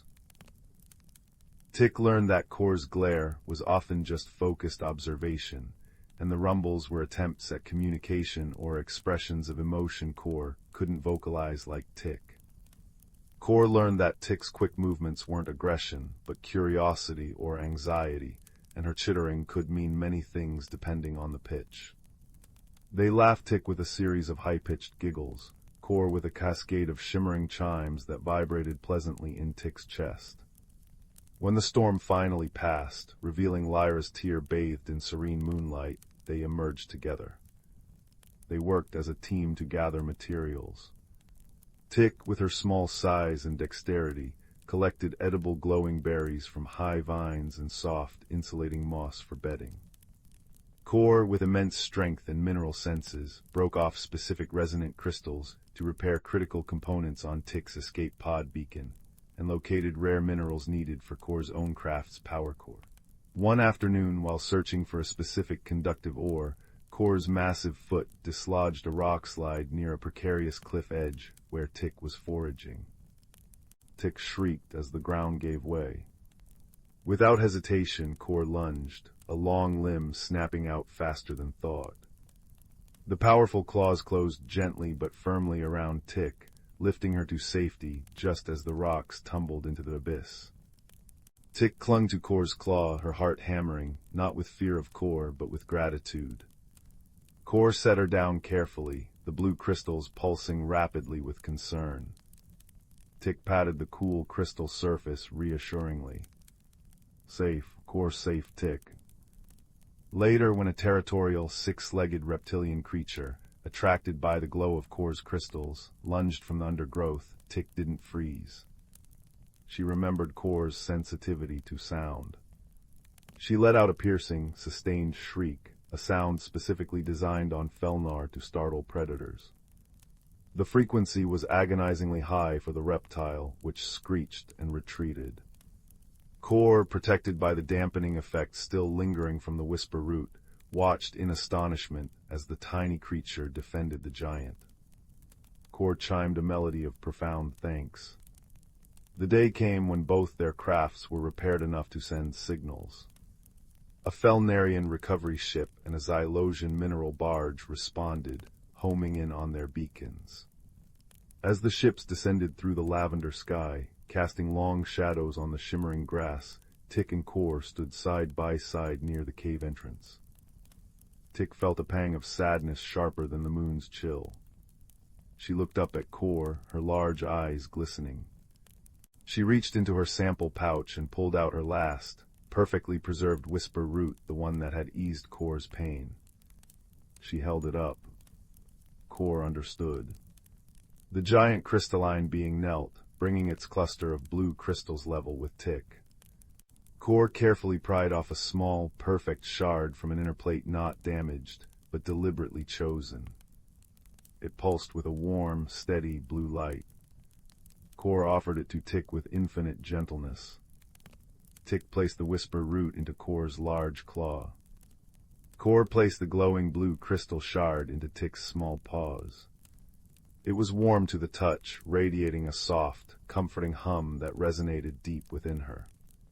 It wasn't just a crystal, it was a piece of Core's harmony, a tangible memory of shared warmth in a cold cave, of protection, and of understanding forged in silence and storms. The recovery teams found them like that, the small, furry botanist from the green world, holding a pulsing blue crystal, and the towering crystalline geologist from the molten core, cradling a gnarled brown root. They exchanged no words their rescuers could understand, only a look that spoke volumes, Tick's eyes soft with affection, Core's crystal light pulsing with a gentle, steady warmth. As Tick's pod lifted off, she pressed the blue crystal shard against the viewport. Far below, Core stood, a dark silhouette against the glowing landscape, holding the whisper root. Core raised a limb in farewell, a single pure harmonic note rising through the air, reaching Tick even through the pod's hull, a sound of friendship, clear and true. Tick settled back in her seat, the crystal's soft hum a constant, soothing presence against her chest. It was a reminder that across the vast, silent gulf of space, under different suns and moons, friendship could bloom in the most unexpected soil. It wasn't about understanding every word, but about listening with the heart, sharing warmth in the cold, and offering shelter from the storm. The universe felt less lonely, filled not just with stars, but with the quiet, resonant echo of an unlikely, precious bond. And as the stars blurred past, Tick knew the true treasure she brought back wasn't moss or samples, but the warm, humming memory of Core, a friend written not in words, but in light and harmony, forever held close. The stars above the emerald meadows of Terraloon shimmered like spilled sugar across velvet darkness, their light filtering through the translucent leaves of whisperwillow trees. Beneath their gentle glow, a small humanoid girl with moss-green hair and bark-textured skin knelt by a bubbling brook, her luminescent amber eyes reflecting the water's dance. Leela's fingers trailed through liquid starlight as she hummed the evening song, her melody harmonizing with the chiming crickets and rustling ferns. The piece shattered when a metallic screech tore through the night, followed by an earth-shaking crash that sent fireflies scattering in panicked constellations. Through the smoke and sparking debris emerged a hulking figure of angular obsidian plates, its faceted eyes glowing crimson. Zorblax of the crystal wastes coughed static, his jagged hands clutching a fractured power core that hissed violet vapor. Organic life form detected, his translator box crackled in monotone. surrender nutrient-rich soil samples, or face disintegration. Layla's initial fear melted into confusion as she noticed the alien's trembling joints and flickering chest lights. "You're leaking," she observed, pointing at the viscous purple fluid pooling around his triangular feet. When Zorblak staggered, his threat protocols misfiring sparks, the Terralunar did something unprecedented in his 87 solar cycles of existence. She offered a hand wrapped in healing lichen. Their first week together passed in halting exchanges and comic misunderstandings. Zorblak's nearly vaporized Leela's herb garden while attempting to increase photosynthetic efficiency with gamma-ray pruning. Leela, in turn, nearly short-circuited his systems by offering a hug after noticing his depressed humming frequency. Yet through these fumbles, fragile bridges formed. The crystalline warrior learned to distinguish between invasive weeds and snack blossoms, while the planetary caretaker deciphered the meaning behind his prismatic eye flashes. The true test came when ancient defense drones awakened beneath Terralune's crust, their rusted cannons targeting both native and alien as equal contaminants. During a frantic retreat through glowing mushroom caves, Layla's ankle twisted in a crystal fissure. To her astonishment, Zorblak abandoned his prized plasma sawblade to carry her, his normally efficient speech patterns glitching with unfamiliar urgency. "Friend unit integrity, paramount," he stuttered, shielding her body with his own as energy bolts sizzled against his backplates. In the smoldering aftermath, Leela tended his scorched armor with bioluminescent salve. "Why risk yourself?" she whispered. Zorblak rotated his trapezoidal head, studying the way moonlight refracted through her tear-filled eyes. Calculation: 73% probability of mutual destruction if separated, 27% chance of... His vocal emitter crackled, then emitted a sound like grinding quartz that she somehow recognized as laughter. Revised analysis: some variables defy quantification. Their final alliance against the drone hive became legend across 3 spiral arms. Leela's knowledge of subterranean route networks guided them through labyrinthine tunnels, while Zorblak's combat algorithms predicted attack patterns. Victory came not through force, but when the mismatched pair jury-rigged an empathic pulse transmitter, combining his neutron battery with her neural connection to the planet's mycelial network.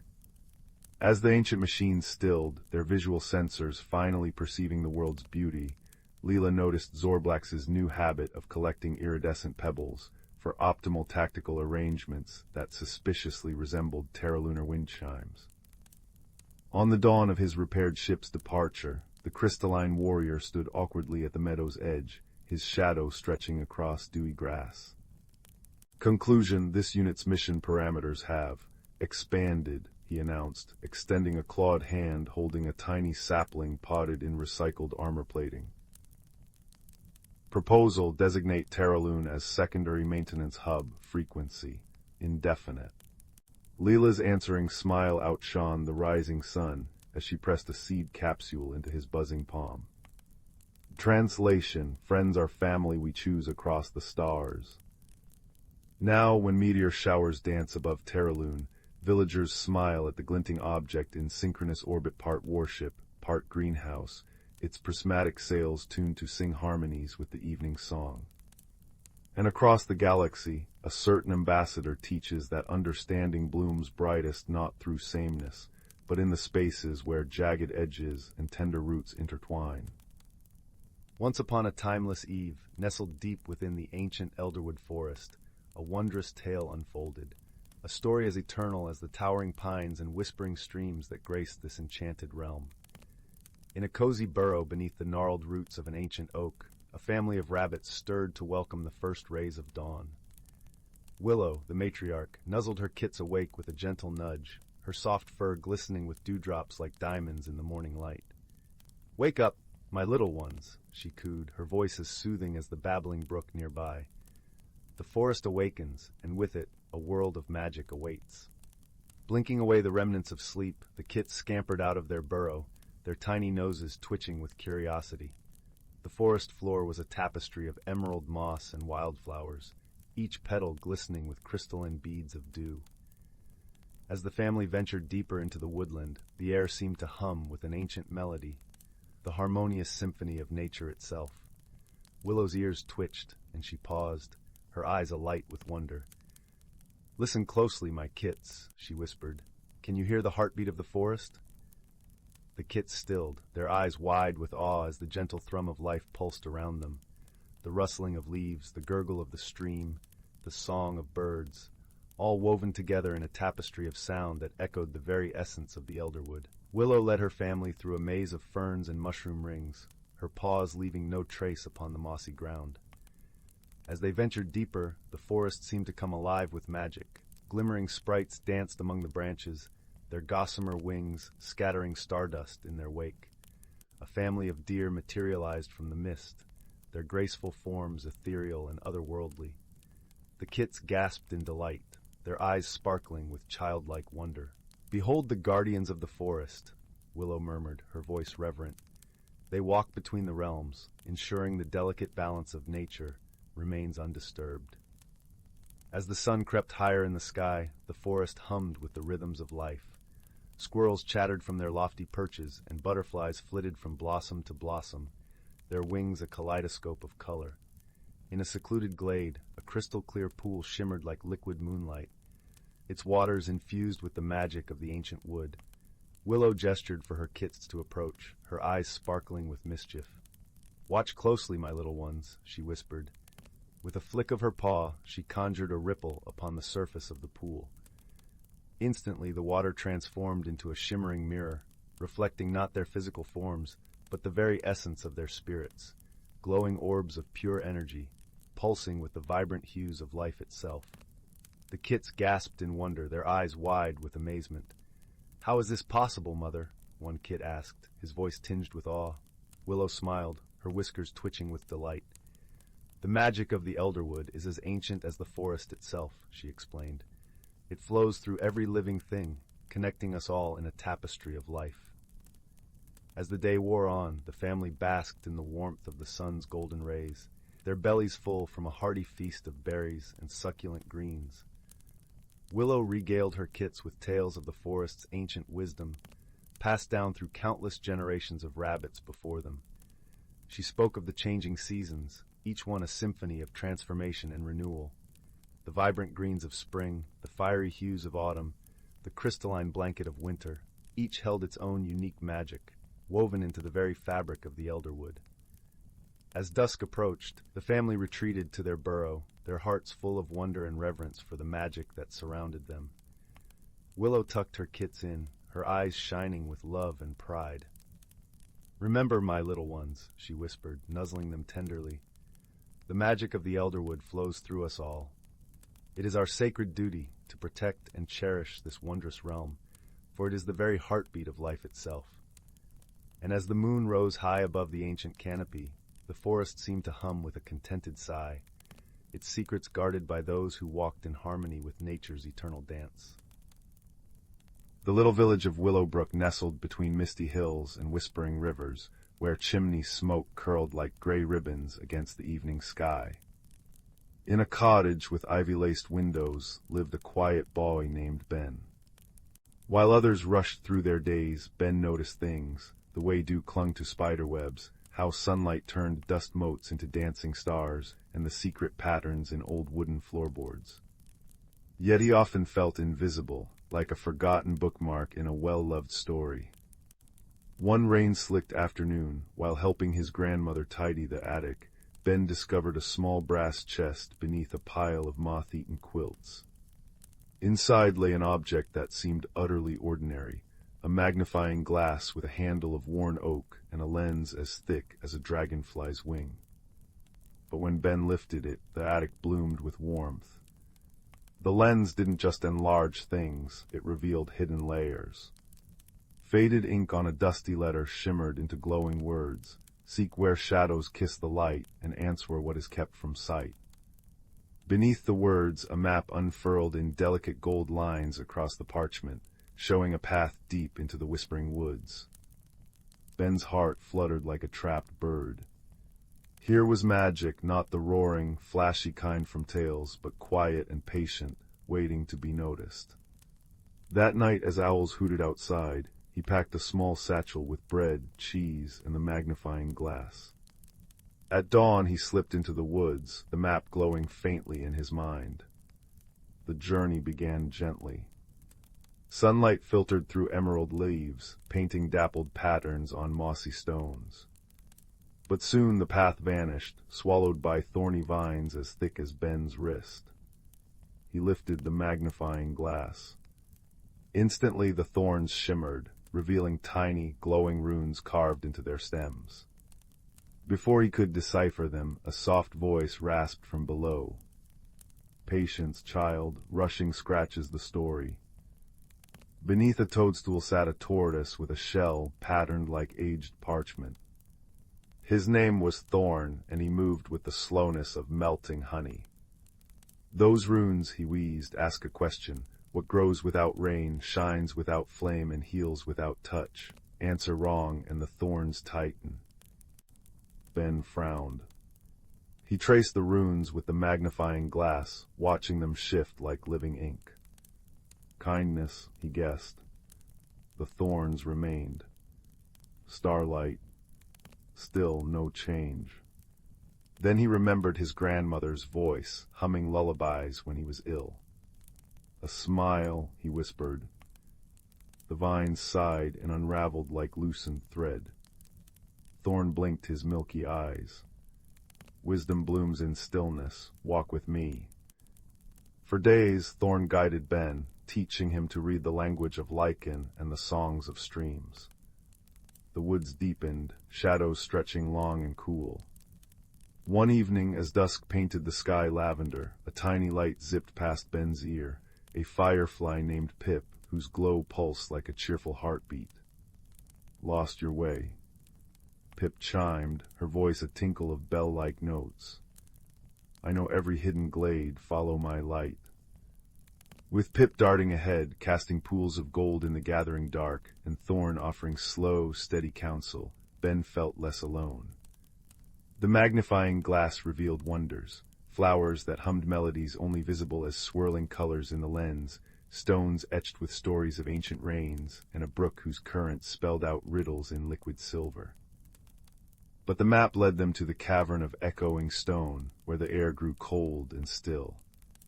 Inside, the challenge wasn't a monster. It was a towering door of obsidian, seamless and silent. Carved into it was a single, enormous rune. When Ben raised the magnifying glass, the rune fractured into 1,000 shimmering fragments, each a different question. Why do stars fall? Where do forgotten dreams go? How do you mend a broken trust? Overwhelmed, Ben sank to the floor. Pip landed on his shoulder, her glow dimming. So many questions, but no answers fit, she fretted.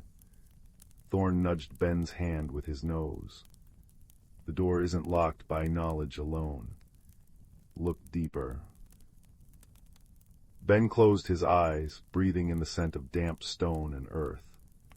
He thought of Willowbrook, the baker sharing warm rolls with the hungry, his grandmother stitching quilts for newborns, neighbors tending each other's gardens after storms.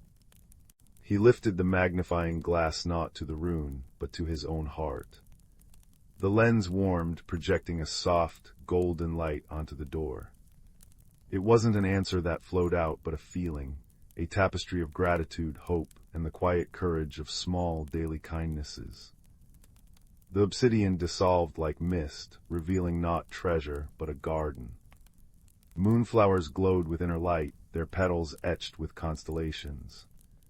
At its center stood a figure made of woven shadows and starlight, the guardian who had slept for centuries, waiting.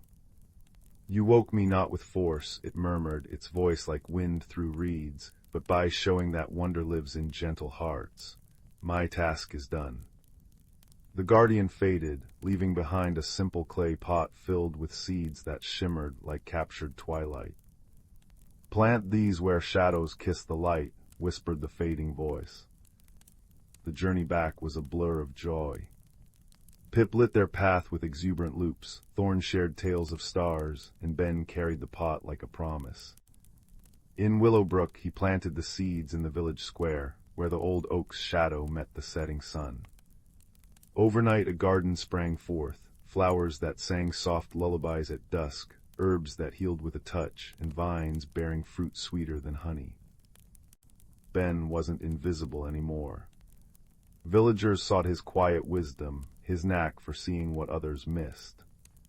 But the greatest change was inside him, a deep, humming certainty that magic wasn't in distant mountains or flashing spells, but in noticing, in kindness, and in the extraordinary secrets hidden in ordinary things. Now, as fireflies dance outside your window and the moon climbs high, remember Ben's magnifying glass. Hold it in your heart tonight.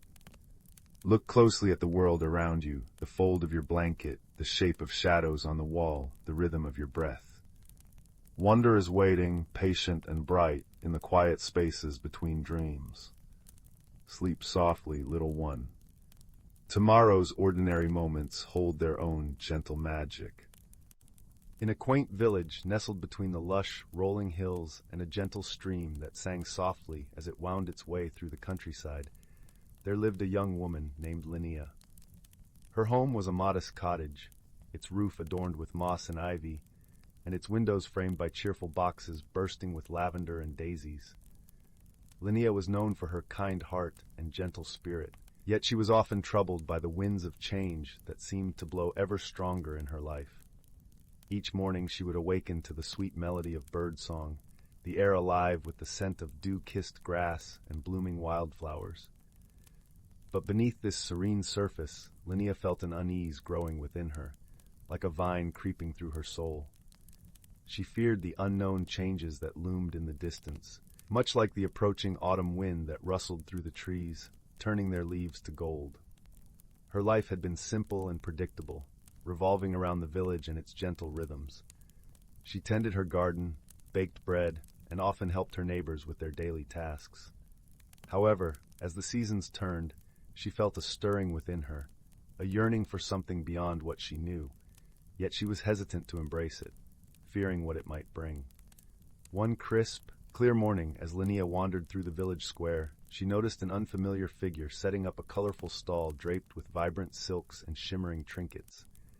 This was Marisol, a traveling enchantress known for her wisdom and the magical wonders she carried in her caravan. Intrigued yet apprehensive, Linnea approached, her curiosity piqued by the mystical aura that surrounded Marisol. Marisol welcomed her with a warm smile, her eyes twinkling like stars. "Ah, dear Linnea," she said, her voice like a gentle breeze, "I see in you a heart that longs for growth and transformation, yet fears the journey it may require." Linnea nodded, her voice barely a whisper. "I feel something inside me changing, but I don't know what to do. How can I embrace what I don't understand?" With a knowing look, Marisol reached beneath her counter and retrieved a small, intricately carved box. "This," she said, presenting it to Linnea, "is a seed of transformation. Plant it under the full moon, and it will guide you on your path to discovery." Clutching the box to her chest, Linnea thanked Marisol and returned home, her heart alight with a mix of hope and uncertainty. That evening, as the silver moon hung like a lantern in the sky, she ventured into her garden, the cool earth soft beneath her feet. With a deep breath, she planted the seed, feeling a strange warmth spread through her fingers as she covered it with soil. In the days that followed, Linnea tended the spot with care, watering it with love and anticipation. Slowly, a delicate sprout emerged, its leaves unfurling like tiny green hands reaching for the sky. As it grew, Linnea found herself drawn into a world of wonder, for the plant was unlike any she had ever seen, its petals shimmering with colors that danced in the sunlight. With each passing day, Linnea noticed changes within herself, mirroring the plant's growth. She became more attuned to the whispers of the wind, the rustle of leaves, and the songs of the birds. Her heart, once heavy with doubt, began to lighten, filled with a newfound sense of purpose and connection to the world around her. The villagers, too, noticed the change in Linnea. Her eyes sparkled with a vitality that seemed to brighten even the cloudiest days. Encouraged by her transformation, They sought her advice, drawn to her warmth and wisdom. Linnea, in turn, found joy in sharing her journey, realizing that by helping others, she was also nurturing her own spirit. One afternoon, as she sat beneath the shade of an ancient oak, her friend Tomas joined her. Tomas was a gentle soul with a love for stories and a knack for seeing the world in hues of wonder. "Linnea," he said, his voice soft and thoughtful, "the changes in you are like the seasons, inevitable and beautiful. You've learned to dance with them, and that is the true magic." Linnea smiled, her heart swelling with gratitude. "The seed Marisol gave me was just the beginning," she replied. "It taught me that change is not something to fear, but to embrace. Every leaf that falls, every blossom that blooms, carries a lesson if we're willing to listen." As the seasons continued to turn, Linnea's garden flourished, a testament to her journey of growth and self-discovery. She had learned that change, like the gentle flow of the stream, could lead to new and wondrous places. Her fears had dissolved like morning mist, replaced by a deep-seated belief in the beauty of life's ever-unfolding path. And so, in the heart of the village where magic and wisdom mingled beneath the starlit sky, Linnea found her place. She had become a beacon of hope, reminding all those around her that the most profound transformations often begin with a single, daring step into the unknown. As the sun set over the hills, painting the sky with hues of lavender and rose, Linnea stood in her garden, surrounded by the soft hum of twilight. She whispered a silent thank you to Marisol and the seed that had set her on this path of discovery. For in the gentle embrace of nature and the kindness of others, she had found the courage to grow, to change, and to truly become herself. And so, dear reader, as you drift into the gentle embrace of sleep, remember that, like Linnea, you too can find magic in the changes life brings. For every challenge holds the promise of growth, and every ending is but the beginning of a new and wondrous journey. Title: The Whisper of the Willow. In a quaint village nestled between rolling hills and the edge of a vast, whispering forest, lived a gentle young girl named Leora. Her days were filled with the hum of bees in the meadow, the scent of wildflowers on the breeze, and the comforting embrace of her grandmother's stories by nightfall. Leora's world was one of serene beauty, yet she harbored a yearning for something more, a spark of magic to ignite her heart's deepest dreams. The village was surrounded by legends of the enchanted forest, a place where the old trees told tales to those who would listen, and the streams sang lullabies to the moon. But the heart of these stories was the ancient willow of whispers, a tree said to hold the power to reveal one's true path in life. Many sought its wisdom, but few returned unchanged, for the forest had a way of showing each visitor not only who they were, but who they could become. Leora often wandered to the forest's edge, her fingers brushing the soft moss that clung to the trunks of the trees. Her grandmother's stories painted images in her mind, of brave explorers and wise creatures, but the Willow of Whispers remained an enigma, a mystery she longed to unravel. It was on one such day, with the sun dappling through the leaves and a gentle breeze rustling the branches, that Leora felt the forest calling to her more strongly than ever before. With a heart full of anticipation and a small satchel packed with essentials, bread, cheese, and her grandmother's knitted shawl, Leora stepped into the forest. The air was cool and filled with the earthy scent of pine and damp earth. As she ventured deeper, the trees seemed to lean closer, their boughs whispering secrets that only the forest knew. Leora felt a tingling at the back of her neck, a sensation both thrilling and comforting, as if the forest was welcoming her into its embrace. As the path wound deeper into the forest, Leora met a curious friend, a small, bright-eyed squirrel named Pip. His fur was a tawny gold, and he chittered merrily as he bounded from branch to branch beside her. "Where are you headed, young traveler?" Pip asked, his voice a soft, musical note in the forest's symphony. Leora smiled, her heart lightened by the squirrel's friendly demeanor.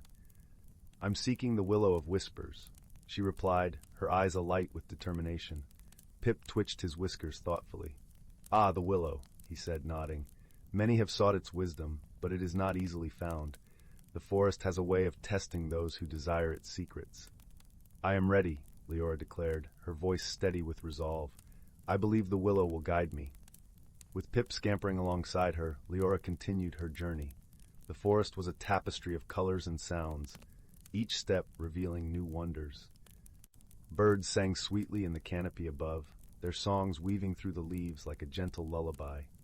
The sunlight danced across the forest floor, painting patterns of light and shadow that seemed to shift with every breath of wind. As they walked, Pip told Leora tales of the forest's inhabitants.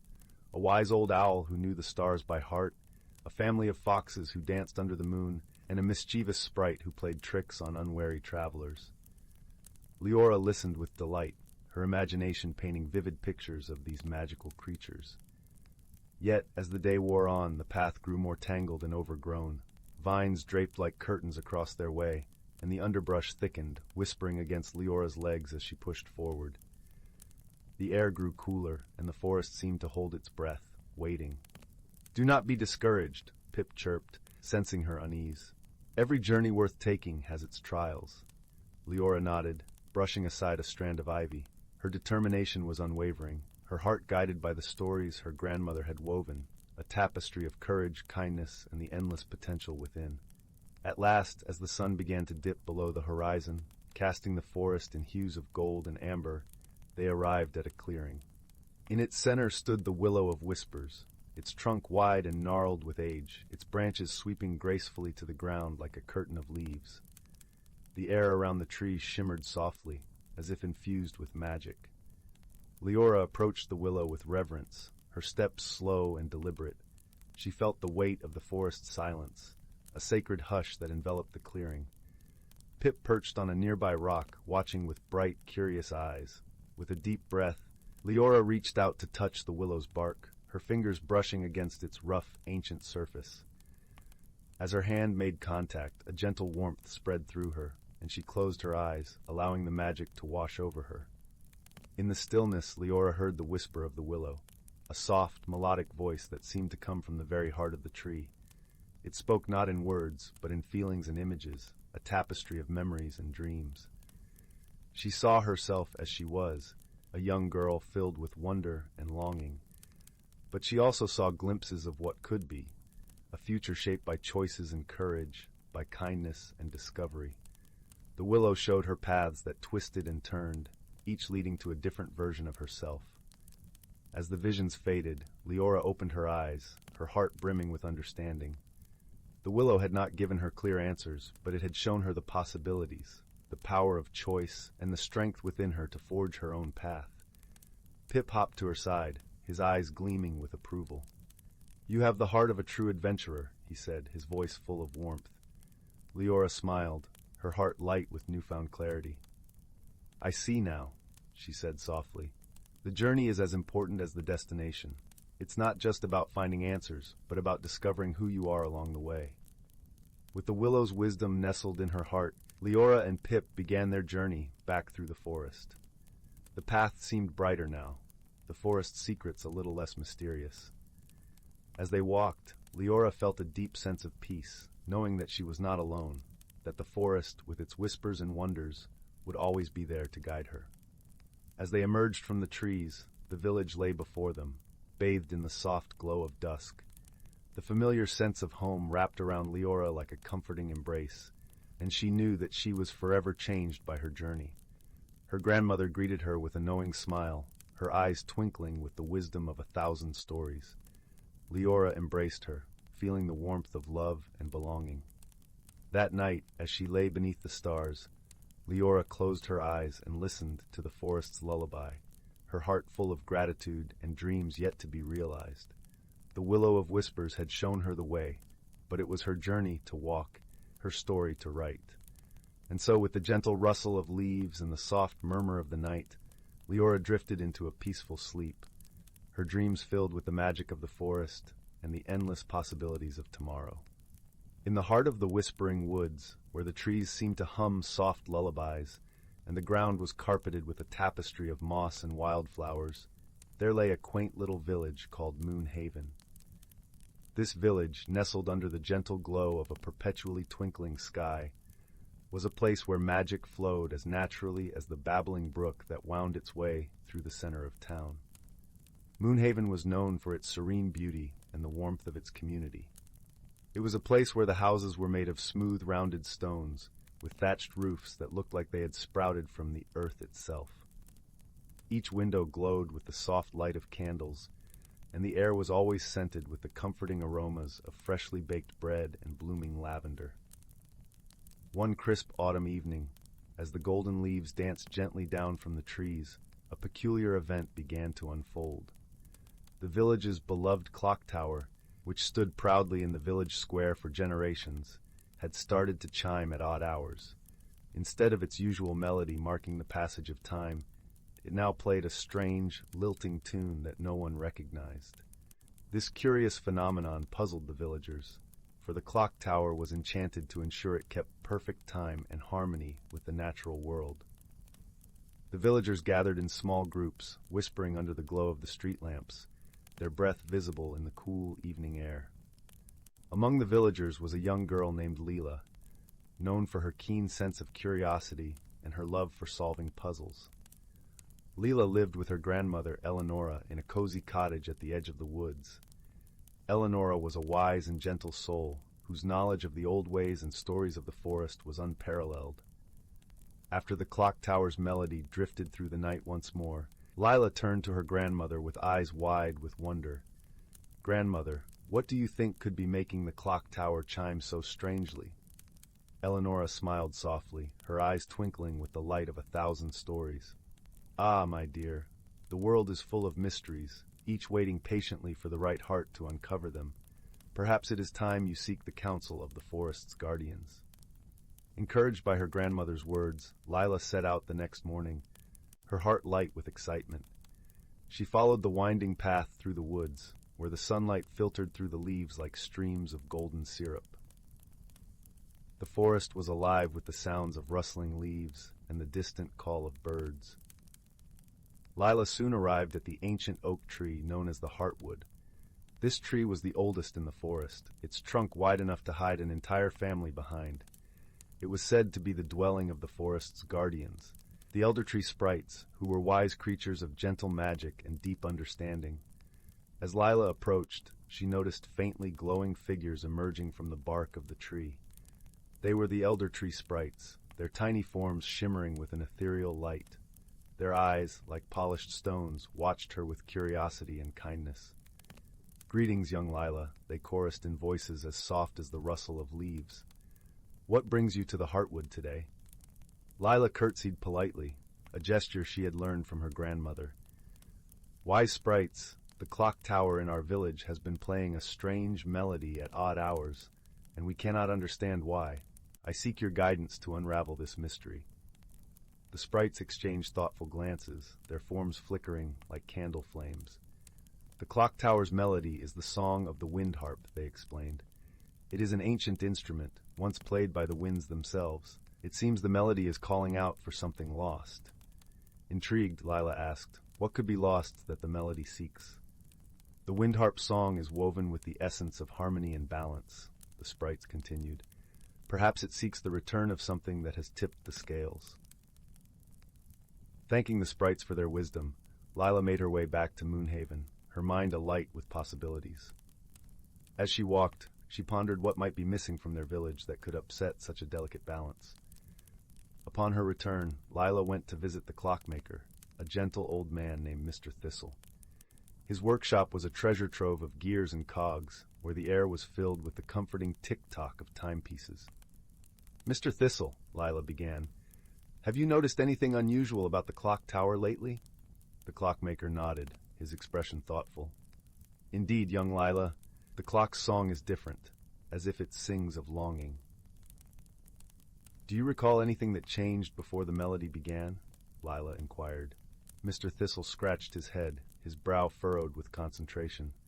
"Now that you mention it, a few weeks ago, a little bird's nest was found empty beneath the clock tower.